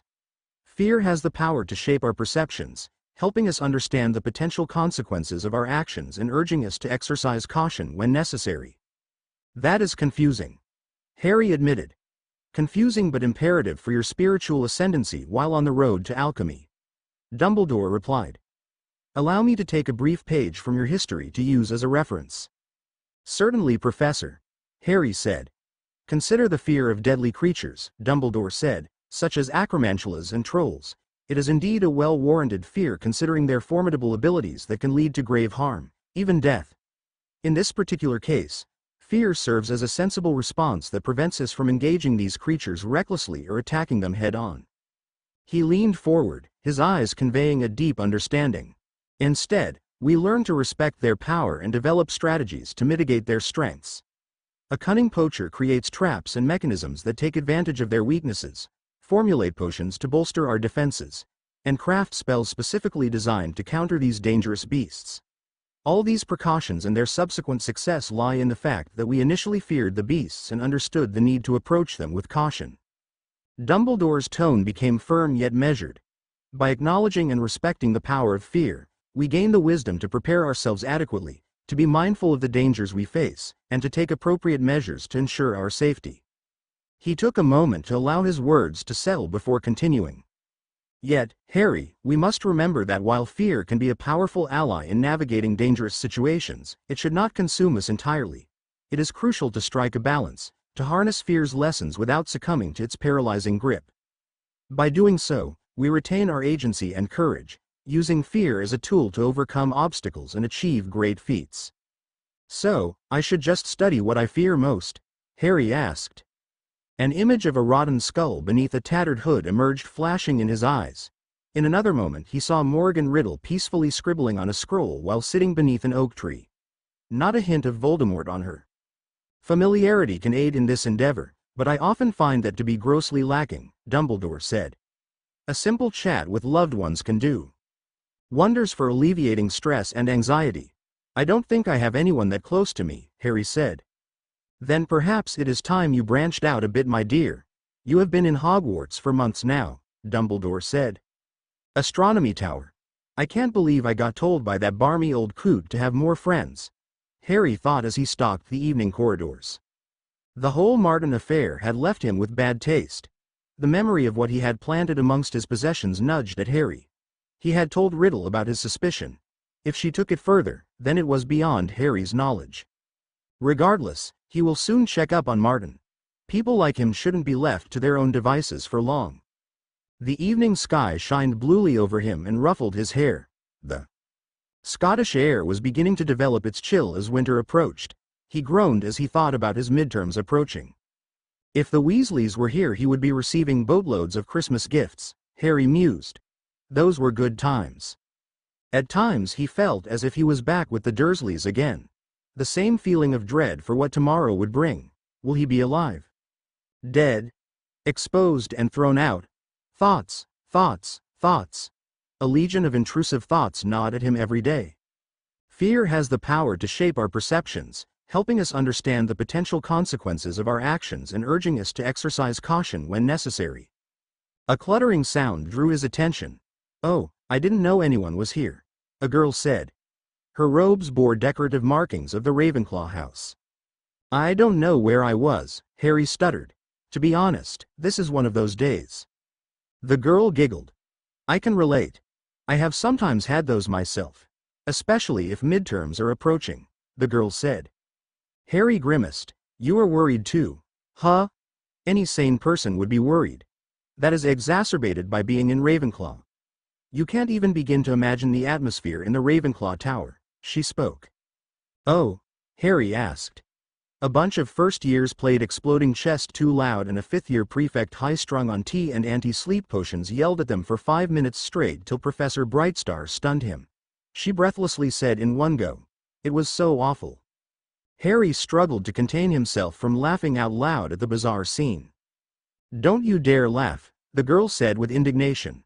Those poor cute little first years were inconsolable. We had to take them to kitchens for hot cocoa to calm them. I apologize. Harry stammered out. Wait, how do you know my name? Well, rumors are you are Dumbledore's apprentice. It is hard not to know such a man. Besides, there are not a whole lot of blondes in Hogwarts, she said. All right, Harry said. I am still not completely used to these new powers. I'm afraid I don't quite know who you are, Harry sheepishly said. No worries. We can't expect the high and mighty to know such lowly peasants as us, she said and did a mock curtsy. If you must know, my lord, my name is Rook. Helena Rook from House Ravenclaw. Harry nodded. How rude, Helena exclaimed, and Harry stared at her. For a house renowned for manners and traditions, you sure don't honor them. You should introduce yourself in turn. No? But you already know who I am, Harry said. Well, yes. But not formally. How low has courteous Slytherin fallen, Helena said in faux outrage. Harry rolled his eyes but followed. Petrov. Harry Petrov. Slytherin. A pleasure to meet you, Helena, Harry said. Likewise, she said. So, Helena, that's a lot of stuff levitating behind you. What is all this about? Harry asked. Oh, everyone is on a study binge in Ravenclaw these days and I wanted to get away from it all. So, I decided to get my astronomy kit out here and work on my side projects, Helena said. Wait, what? Harry asked and Helena raised her eyebrows in confusion. You decided to get away from the hectic studying environment by studying someplace else? Harry incredulously said. Yeah, she said while nodding enthusiastically. That's amazing, Harry said. If you don't mind telling, what exactly are you working on? I don't mind at all, she spoke. Too many bounces keep their research secret to the point nobody could collaborate from different industries. In Britain, multidisciplinary research has been tossed into the sewer. Besides, Dumbledore trusts you enough to be his apprentice. I think it's a safe bet you got a good working noggin up in there somewhere, she said while gently knocking on his forehead. Harry said while nervously stepping back from the manic pixie. So you still haven't told me what you were working on. Oh right, Helena said as she stepped back, an astronomer in China has recently identified a star cluster beyond our solar system. He has nicknamed it Alpha Centauri. Right, Harry said, and that is important because it is, silly, Helen said. Research and knowledge shouldn't always be about monetary gain, you know. Yes, but it doesn't hurt having it monetized? Harry said. Researchers have to eat, no? Helena sighed. I suppose you are right. She straightened and pointed her wand at the boxes behind her. With a swish of her wand, the telescope pieces started adjusting themselves automatically in neat order. Harry mentally whistled in awe at the display of wordless magic. I must confess, I do have an ulterior motive behind it, she said. Aha, Harry exclaimed. Don't aha me, young man. You sound like a yawning troll, she replied while waving an accusatory finger at his face. Were you not the one who just pointed out that researchers have to eat too? Or is it only Slytherins who have to eat? Well, yes, I did say that, Harry said. I just wanted to, for once in my life, hear from a Ravenclaw that I am right about something. Oh, ho ho, Helena sounded off. A Slytherin espousing virtues of humility. What has the world come to? Now are you here to harass me, or can I continue my research in peace? By all means, Helena, Harry said, standing aside as Helena marched to calibrate her instruments. So Alpha Centauri? Oh yes. Where were we again? You were talking about a Chinese astronomer, Harry said. Helena leaned in, her eyes sparkling, reminiscent of another curly-haired witch Harry knew. You see, the Chinese astronomer Zhang discovered a rare metal after a recent encounter with goblins. It's fascinating. This metal has magical vibrations that strongly react to enchantments, amplifying any charm placed upon it. But here's the tricky part. It can also backfire on charms, making it highly dangerous for military use. The armor made from this metal was so powerful that it disrupted unit cohesion, rendering it unsuitable for battles. Harry was completely engrossed, nodding as Helena spoke. So Zhang enchanted it with strong magnifying charms for his astronomy research, and that's how he stumbled onto the Alpha Centauri star system. Okay, Harry said. Helena's expression softened as she continued. Sadly, Zhang has gone missing, and experts fear that he refused Grindelwald's offer to join his forces.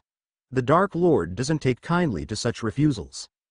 Astronomy has always been my passion, and I intend to continue Zhang's research. Harry nodded in understanding, and Helena playfully warned him, now brace yourself, Harry, and please, no laughing. You have my word, Helena, Harry said, too engrossed in the conversation. I once maximally enchanted my telescope to the zenith eye and swear on Rowena herself, I saw multiple planets in orbit in the Alpha Centauri system, specifically in the Proxima Centauri star cluster. But my telescope couldn't handle the stress and exploded, injuring me. That sounds incredibly dangerous. It was, Helena admitted with a grin.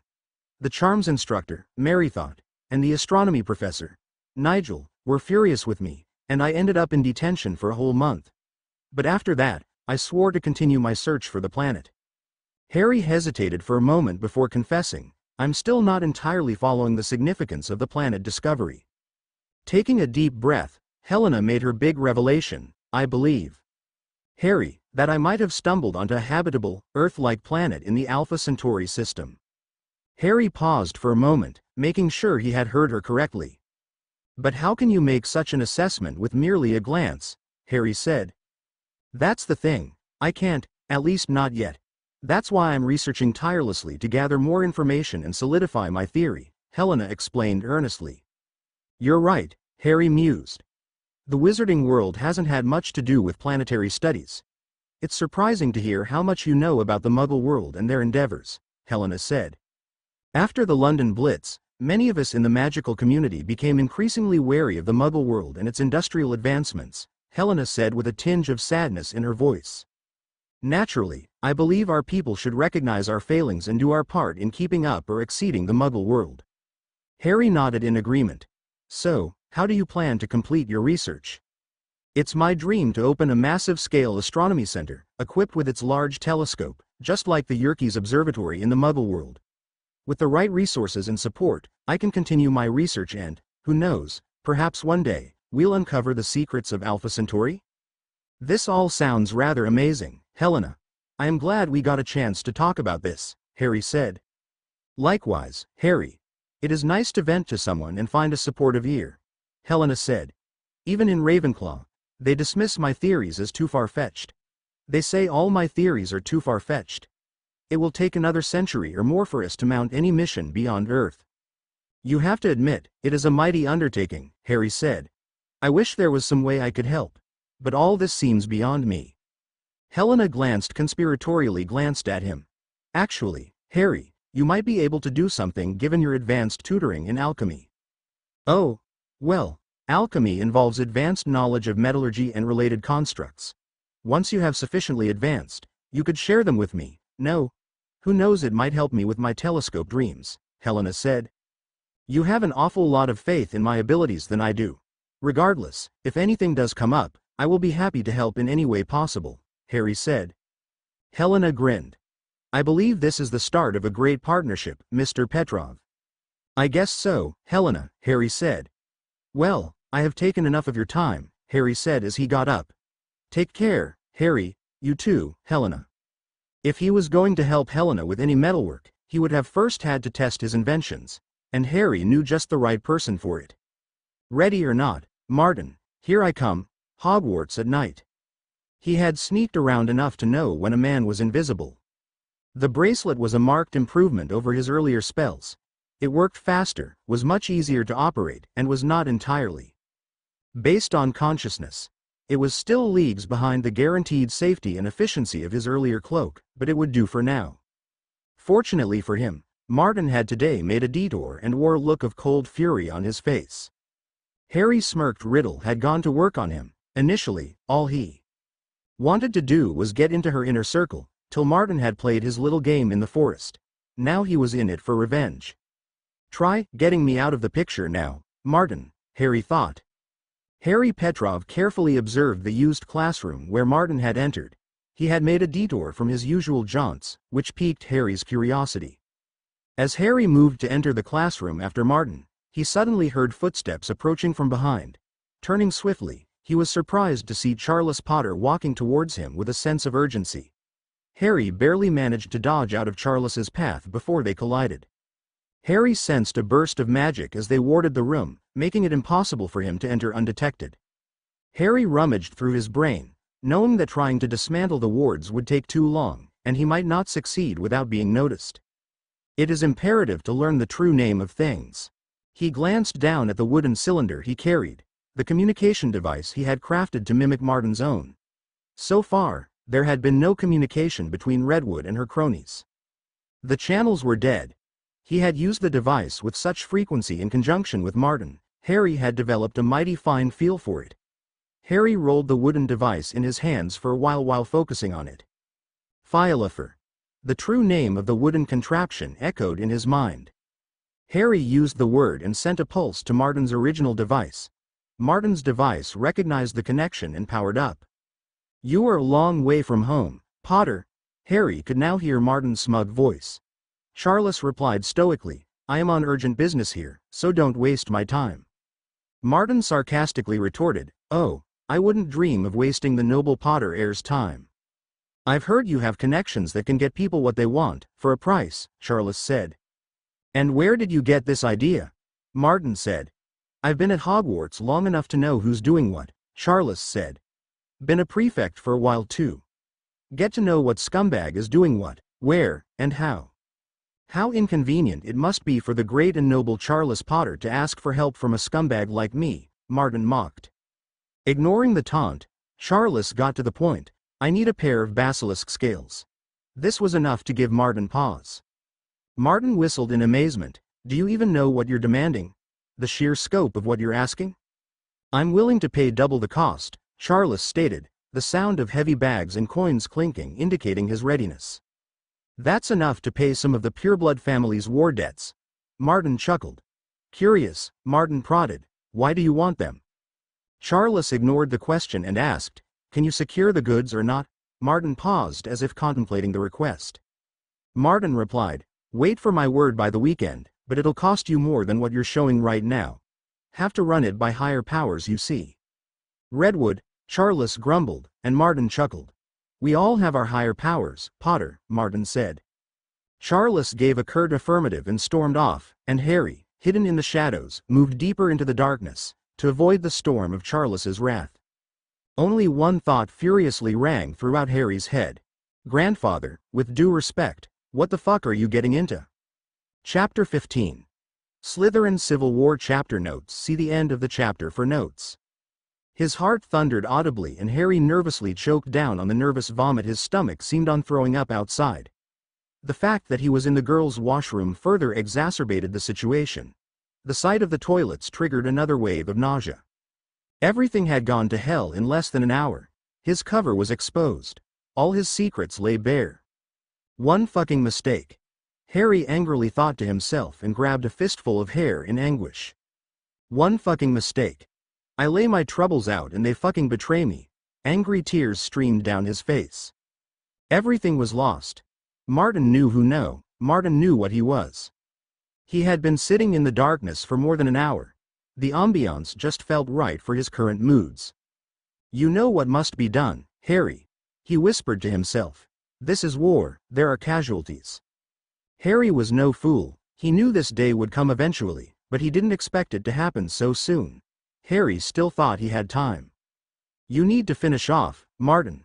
Harry heard his voice again. As if an invisible hand guided him, his face turned to that sink. You need not do this alone. Just unleash it. You will only die if you delay. Harry heard himself again. Harry took another swing of the fire whiskey to numb his veins.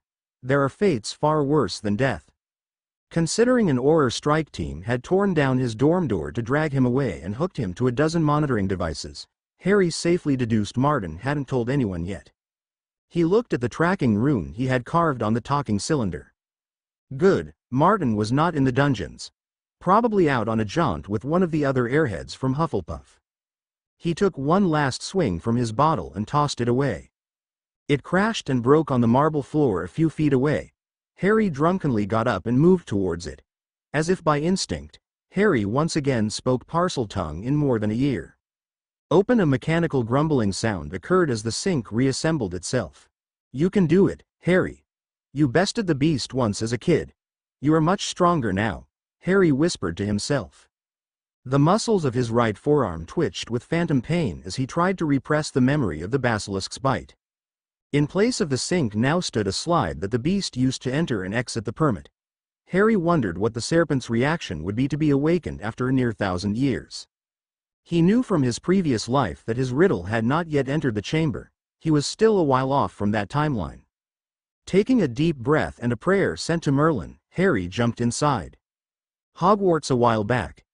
Harry paced through the dark hallways. His bracelet lay discarded in his pocket. Now was not the time for stealth. He still reeled from what he had heard from his snooping around. It was obvious Martin was reeling Charles in a sort of trap on behalf of Ashley Redwood. Harry was certain of it. Damn. Riddle for not tying a noose around that weasel's neck already. Damn, all the Slytherin politics. There you are, Petrov, a voice yelled at him and Harry instinctively dodged a red jet of light streaming at him. What the hell is your problem? Harry yelled back as he saw a gang of Slytherins descend on him. 5 souls. Harry counted amongst them. The problem is that mud-bloods like you are allowed to be in Slytherin and still walk free. A voice amongst them yelled. Harry recognized him as one of the Yaxley family cousins.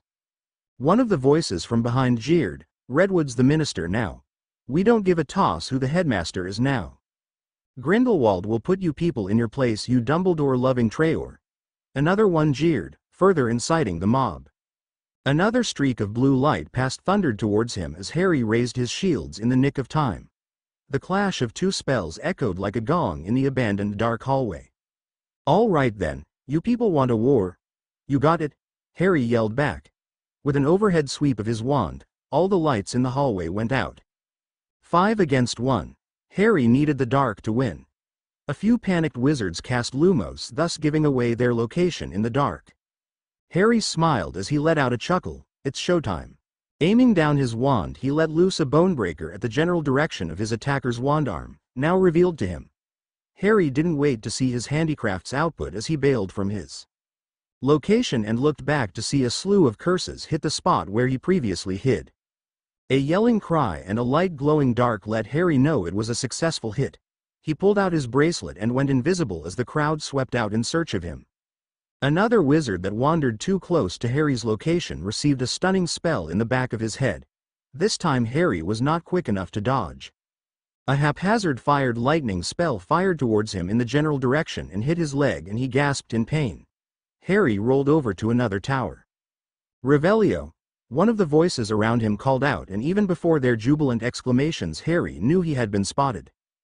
"Guess the bracelet didn't cover all ends," Harry grimaced. "Compared to the bums Rupert had me fight, these guys might as well be Death Eaters," Harry thought. He didn't have any further room to maneuver. Harry determined to make his own last stand. He will take out as many of these bastards. An itch at the back of his mind urged him to use his Parseltongue and unleash cobras on these fools. No, can't let anyone in Hogwarts know about that, Harry thought. He saw a stunner approach him and this time around raised a shield and deflected the spell directly at the caster's general direction. The startled wizard was too engrossed in the display to dodge. It shattered his forehead. Harry grunted as he felt his reserves drop low. Damned fucking core. Reducto. A shout came by and obliterated his defensive cover. There were still two opponents. Harry grunted in exhaustion as he tried getting up. "Get up, you. Restore." One of the grunts pointed at his stunned mate and the said mate gasped in response. "Great, now they are reviving each other. Pathetic." A feminine voice sounded off and the hall fell silent. The torches once again came to light and Harry's attackers gasped as they saw who it was. Morgan Riddle calmly stepped forward with her wand loosely held by her side. "Absolutely pathetic. 5 against 1 and you boys still haven't been able to secure victory," Morgan drawled. "This doesn't concern you, Riddle." "Piss off," Yaxley yelled at her. "You are interfering in the businesses of powerful people." "All to the contrary, Yaxley." Riddle leaned her left shoulder forward, her badge gleaming brightly. "This does happen to be under my jurisdiction. This is my patrolling area." She stepped forward as her attackers started to warily back off. "Now then, are you going to be good lads and go back to your dormitories?" She cracked her neck. "Or will I have to make you?"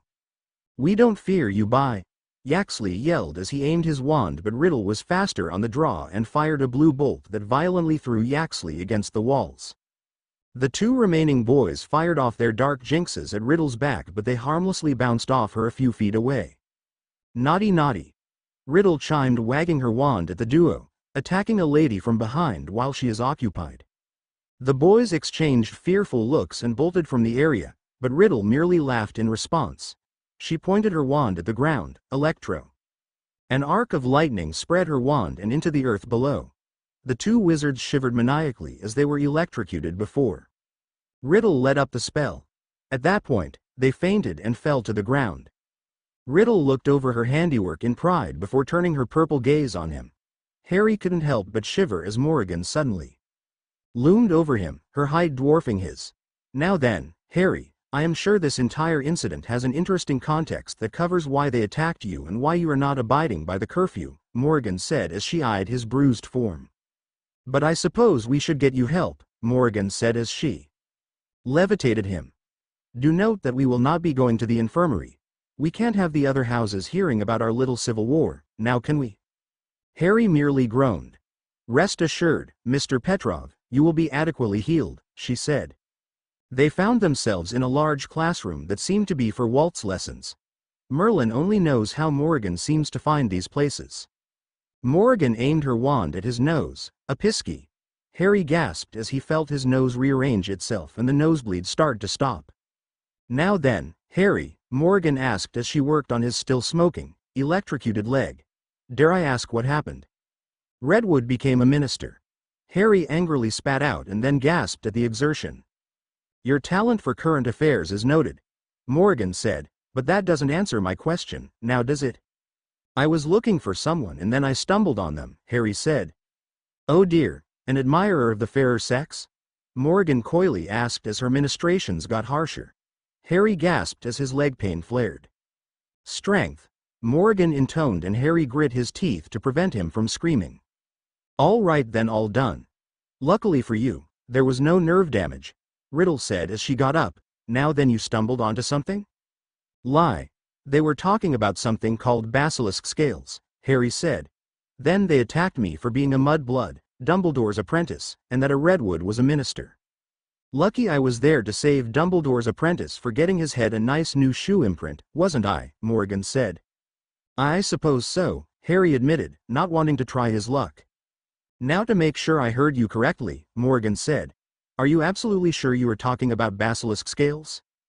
Yes, what about them? Harry asked. Oh, nothing much, Harry. Just that basilisk scales are usually very expensive and potent materials.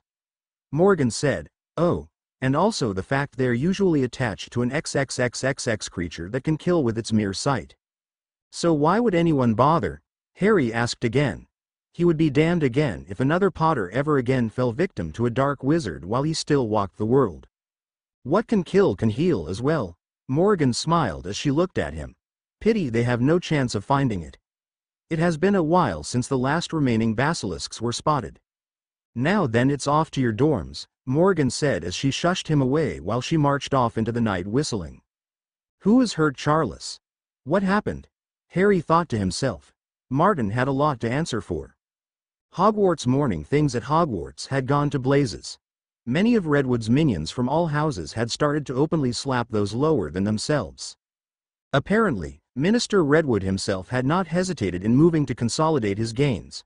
From what whispers Harry had heard from his Slytherin peers, the man had reshuffled bureaucracy and launched a purge at the ministry level. Furthermore, Lord Potter's absence raised more concerns and a media buzz. With none to openly challenge him in Wizengamot, Lord Greengrass was beginning to find himself increasingly outgunned, outfunded, and outvoted. Whatever Charles was doing is probably related to great-grandfather, Henri Potter. He is injured and somehow basilisk scales, Harry theorized. One redwood openly slaked himself at the ministry. The other was slacking her bloodthirst in Hogwarts. Worse off, a ministry bureaucrat arrived at Hogwarts early in the morning. He declared himself to be the newly appointed quality control officer at Hogwarts. Ashley Redwood had beamed at him like he was her long-lost lover. The representative, John Connington, had gone around openly irking the faculty. Particular focus was raised on the tutoring of potions and the defense against the dark arts. John openly declared that Hogwarts was fostering treasonous sentiment against established ministry writ by promoting vigilantism and mercenary behavior among its student populace. Various students were pulled off the random to be interrogated for hours on end for their suspected ties. Anyone even an inch of closeness to Dumbledore was pulled in for day-long interrogation sessions. Naturally, Dumbledore had postponed their sessions together, much to Harry's chagrin. Also, naturally, this meant Harry had to endure 4 hours of morbidly obese slobber and spit all over him in the most creative of ways. Tell me, Petrov, confess to her mercenary behavior and vigilantism, John demanded, his face flushed red with effort. His massive girth was on par with an alcoholic Muggle Harry knew. Harry, unfazed, replied, I have no idea what you're talking about, Mr. Connington. Undeterred, John leaned even closer to Harry's face. Eardrums workin' fine, boy. Then why ain't you confessin' to Dumbledore's plans?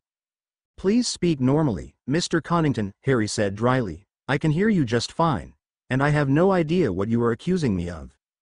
John once again pounded the table. Dumbledore's buildin' an army of Hogwarts students, sendin' 'em off as mercenaries to foreign wars. Underman and Minister Redwood. Harry shook his head. I have no clue what war you're talking about.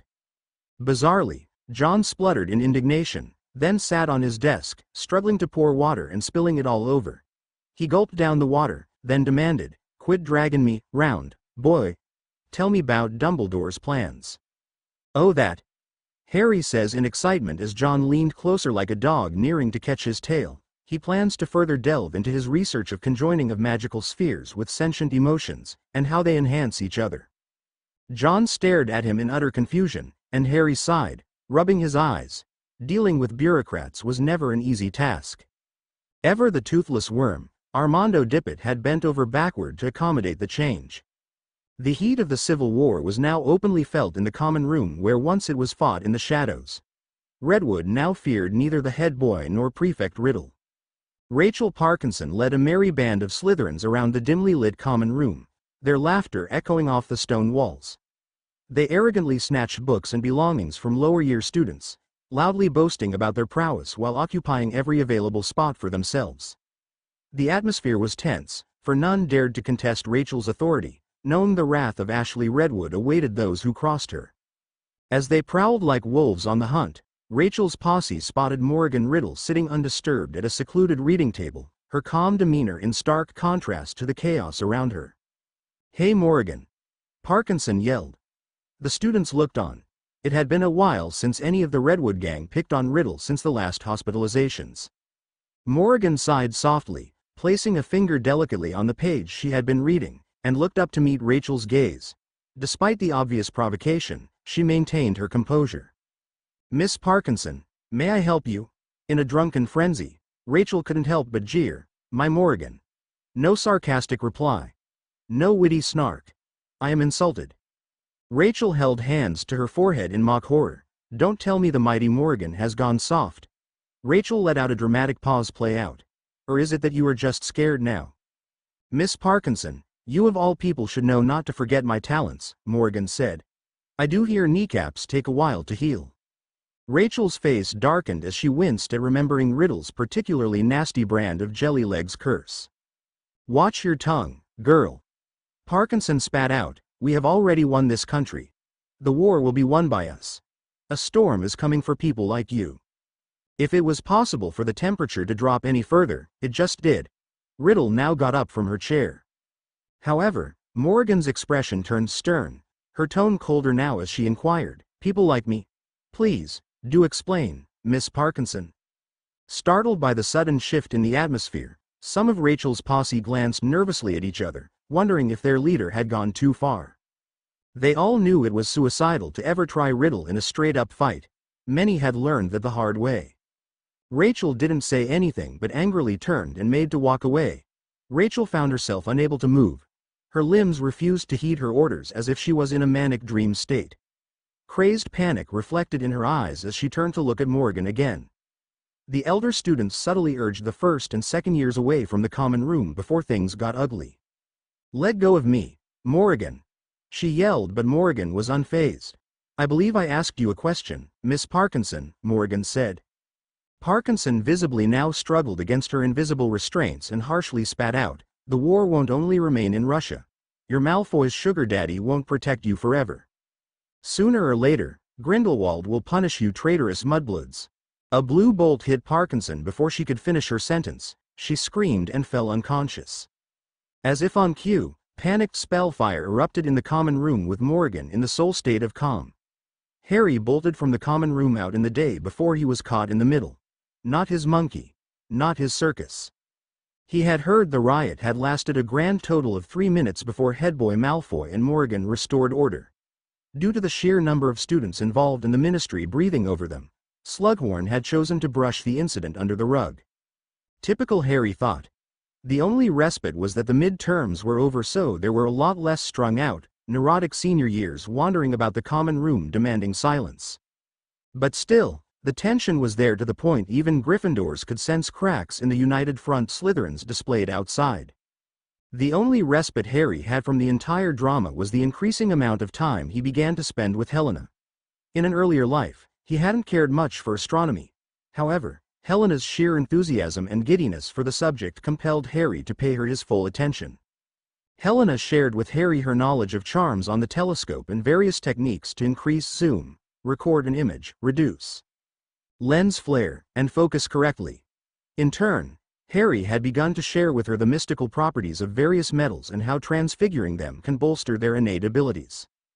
Helena had unofficially conscripted Harry into her research-turned-crusade as she took multiple readings and worked on a new telescope embedded with crystals.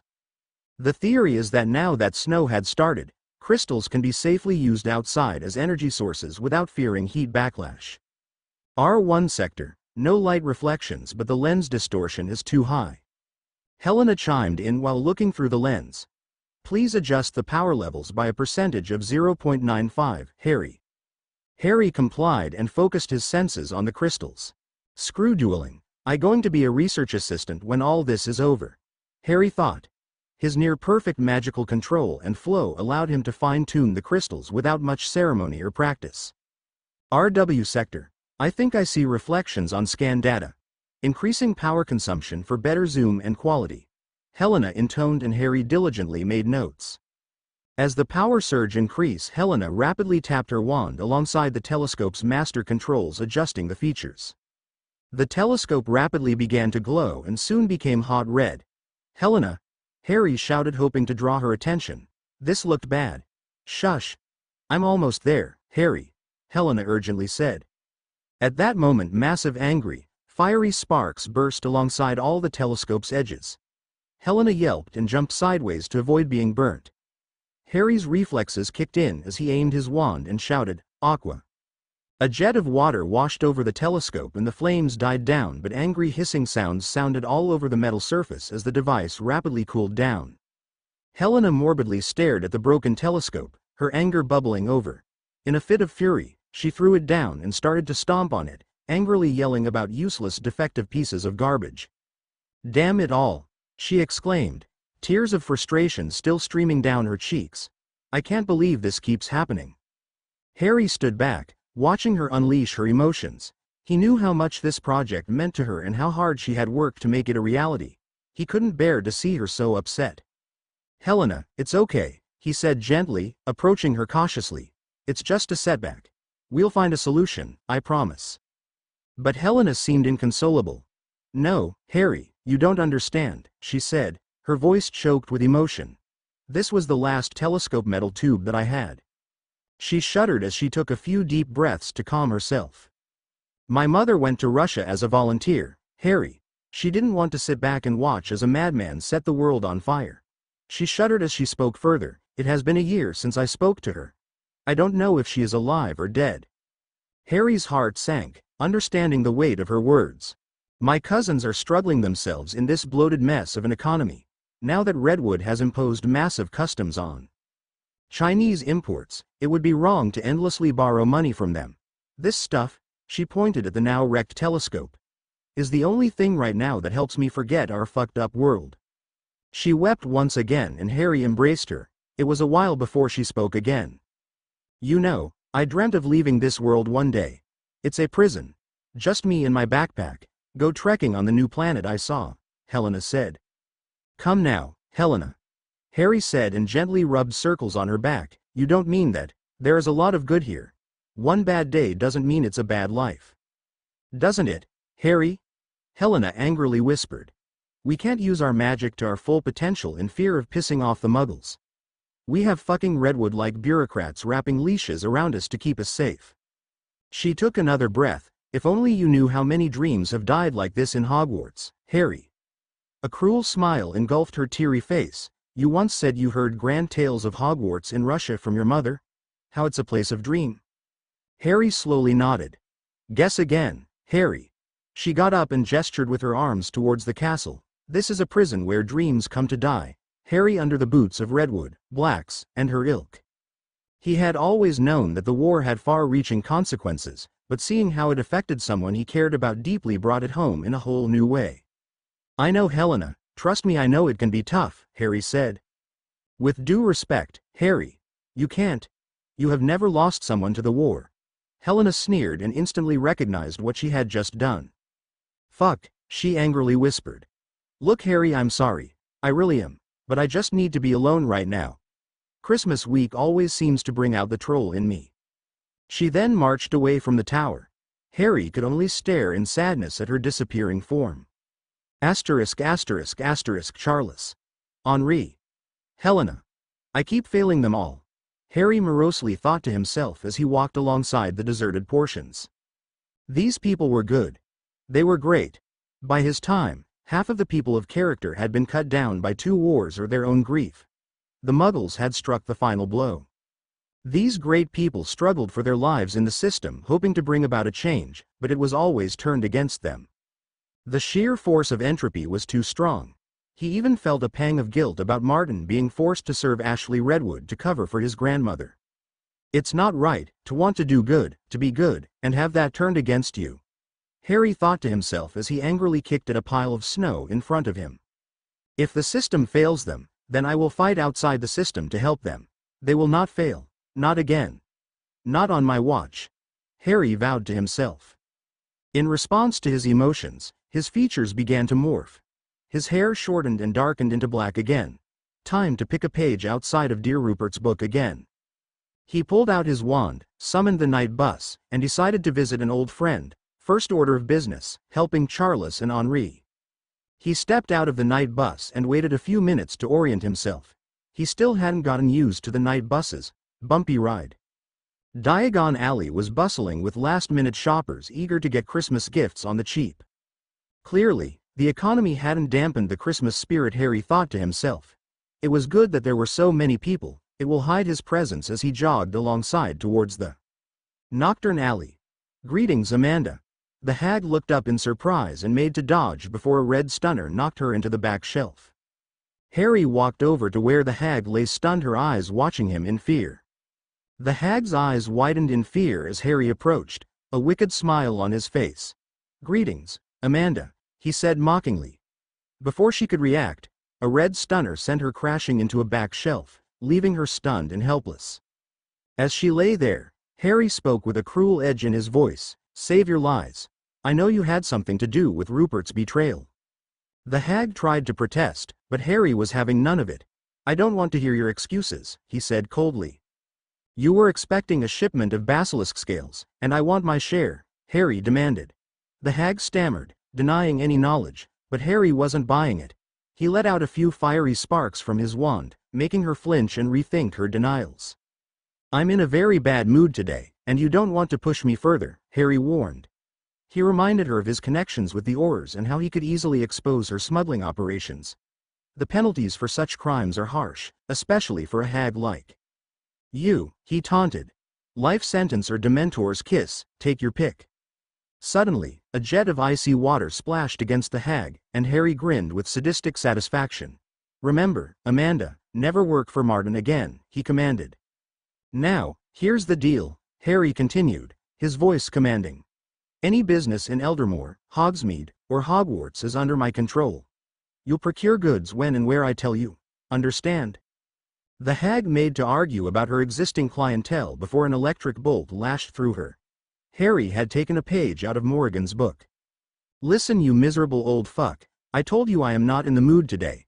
He threw her against the wall and aimed his wand at a collection of potion ingredients. Incendio. The ingredients caught fire and the hag wailed at the loss of her earning. Try me, wench. He stomped on her hand. I'm Hades himself right now. I will have my due. Did you think I would simply forget what you and Rupert tried to do? The hag couldn't reply and merely groaned in pain. Pathetic. Harry spat out at her. Harry turned to leave before a gleaming golden light from her secret compartment caught his attention. What's that? Harry said. Eager to change the subject, she offered. Would young Master Petrov be interested in telescope tubes as well? Fresh off from China they are. Yes, she said. Harry smiled back at her. I believe, my dear, we are going to get along swimmingly well. Hogwarts. He wasn't a cruel man. When people pushed him against the wall, he had to act. Harry needed a soul cleansing after his encounter with Amanda earlier. Whatever happened, happened. He needs to move on now. Wrapping gifts in peak snow was oddly calming. He left an anonymous note on Helena's package, telling her to never give up on his dreams. He left a sign on Charles's package telling him to open the parcel in privacy. He addressed it to the Potter house. And watched the owls fly away. Against his better judgment, Harry had left his name on the letter. Screw it. Harry thought. He wanted to develop a better bond with his family, the one he never had previously in his own timeline. Everything couldn't have worked out better. He didn't have to wrestle a basilisk beneath the girl's toilet and hope for a phoenix to cure him. Amanda had cooperated against her will. Helena will wake up with a dozen more tubes for her research. All is well, as it should be. A little late to be sending gifts out, Harry. A voice said behind him and Harry's annoyance returned in force. It was Martin. Hello, Martin, Harry said. Do I get one? Martin asked as he gestured towards the flying owls over the horizon. I mean one of the gifts. I never thought we were on that level, Martin. You have been ignoring me, Harry said. No doubt running your errands. Yay. I know both of us have been mighty busy, running around on our errands, Martin said. It is like I don't even know who you really are. I am not sure I follow, Martin, Harry said as he watched the owls disappear. I am sure you don't. I imagine living in alter egos can be confusing, Mr. Potter. Harry whirled and looked at a grinning Martin. Or is it these days? I have no idea what the hell you are talking about, lunatic, Harry said as he made to run away from him. No need to deny it, Martin said as he stood in front of him, blocking his exit. You really ought to hide your love letters better. Martin pulled out a thick envelope and waved it in front of him. This is quite the tale, Potter. If I hadn't seen your magical talents up close, I wouldn't have even believed half of this junk. Nobody will ever believe you. At best, they will dismiss this as ramblings. Harry spat at him. True enough, Martin said, but with the right word and how much you nail down future events accurately, I imagine somebody like Gellert Grindelwald would pay a pretty penny to have a one-on-one chat with you. What do you want? Harry said. Oh, that's simple. I want you to kill the Potters, he said. Are you fucking mad? Harry moved towards him, eyes blazing with anger. Nope, I am just an opportunist. Kill both Potters, the Gringotts magic will recognize you as the next heir. Martin said. Next, simply transfer all the Potter fortunes to me and we will be even. Harry couldn't believe what he had just heard. So this is it, simply about the money? Harry said. You read the damn thing. You know untold millions of magical lives are at stake here. Come to your senses, man. I couldn't give one whit about them. Martin shrugged. When Grindelwald wins, he will restore the natural order. I will personally ensure it this time around. And then when Grindelwald makes me his right-hand man, I will personally bend over and break both Osley and Morrigan. Something you should have done the moment you landed here, Martin said and paused as he warmed his hands. A pity though, Parkinson would never see this. Her little riot allowed me to use heavy-duty magic without alerting you to break into your trunk. Excess magic and all. Fascinating, Harry acidly said. Yep. Imagine my surprise when instead of a naughty love letter, I find a time traveler. A celebrity, boy who lived in our midst. Martin said. Listen, you have until Christmas Day. The Potter wards won't work over you. Simply go in and get the job done. Oh, and he tossed the letter to Harry. Feel free to keep this. I have a hot date tonight. Eldermore Villa Delights. You should try it sometime in East London. What a beauty. Harry watched in anger and teary eyes as Martin whistled while he walked away. The letter turned to ash in his hands with uncontrolled magic. Present day as Harry ventured deeper into the Chamber of Secrets, a sense of unease enveloped him. Eerie statues of past wizards and creatures adorned the chamber, their eyes seeming to follow his every move. Gargoyles perched menacingly on the walls, their stone features twisted into menacing snarls. The chamber was bathed in an otherworldly green light that cast ominous shadows across the black marble floor. Each step Harry took echoed in the vastness of the chamber, amplifying the sense of isolation and foreboding. The air felt heavy, charged with ancient magic and secrets long kept hidden. As he approached certain areas, the chamber would mysteriously light up, revealing intricate carvings and symbols that seemed to tell a tale of forgotten times. Despite his determination to uncover the truth, Harry couldn't shake the feeling of anxiety that gnawed at him. The weight of responsibility bore heavily on his shoulders as he stood before the gargantuan-faced statue of Salazar Slytherin. Its cold, lifeless eyes seemed to pierce right through him, and for a moment, he couldn't move. Focus, Harry, he thought to himself. Martin brought this on himself. He refused to cooperate. The lives of millions outweigh the life of one greedy soul. The silence was deafening, the only sound being the beating of his own heart. He was but a mere mortal standing in a place steeped in wizarding history and dark magic. The giant face of Salazar loomed over him. He tightened his resolve. Creatures like Basilisk admired one thing only: strength and strength alone. Speak to me, Slytherin, greatest of the Hogwarts Four. For a few tense moments, nothing happened, and Harry's heart sank with disappointment. Maybe the password was incorrect, or perhaps the chamber had changed since his last encounter. But then, as if in response to his plea, a low and guttural hissing noise began to reverberate throughout the chamber. It started softly, barely a whisper, but it quickly grew in intensity until it filled every corner of the vast space. The sound was haunting and ethereal, carrying with it an ancient and malevolent presence that sent shivers down Harry's spine. He closed his eyes tightly, not daring to look at the basilisk that he knew must be slithering out of the statue. Even with his eyes shut, He could feel its malevolent gaze upon him, its immense size and power radiating through the air like a palpable force. The chamber felt heavy with its presence, and Harry couldn't help but feel a mix of terror and awe at the creature before him. Its massive size bent time and space around it. The serpent's movements were slow and deliberate, each motion filled with grace and power. Harry could sense the basilisk lazily rolling around him, its scales brushing against the cold stone floor.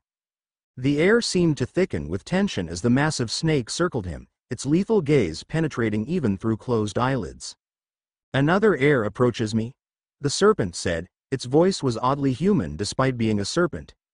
"Old one, I am the only heir. Salazar left me this chamber as my inheritance and I have come to claim it," Harry said with eyes clenched tight, hoping to come out as powerful as possible, but even he could hear the tremors in his voice. A rolling sound occurred and Harry realized the serpent was amused. "It's quite safe, young one. Heirs are immune to my gaze unless I say otherwise."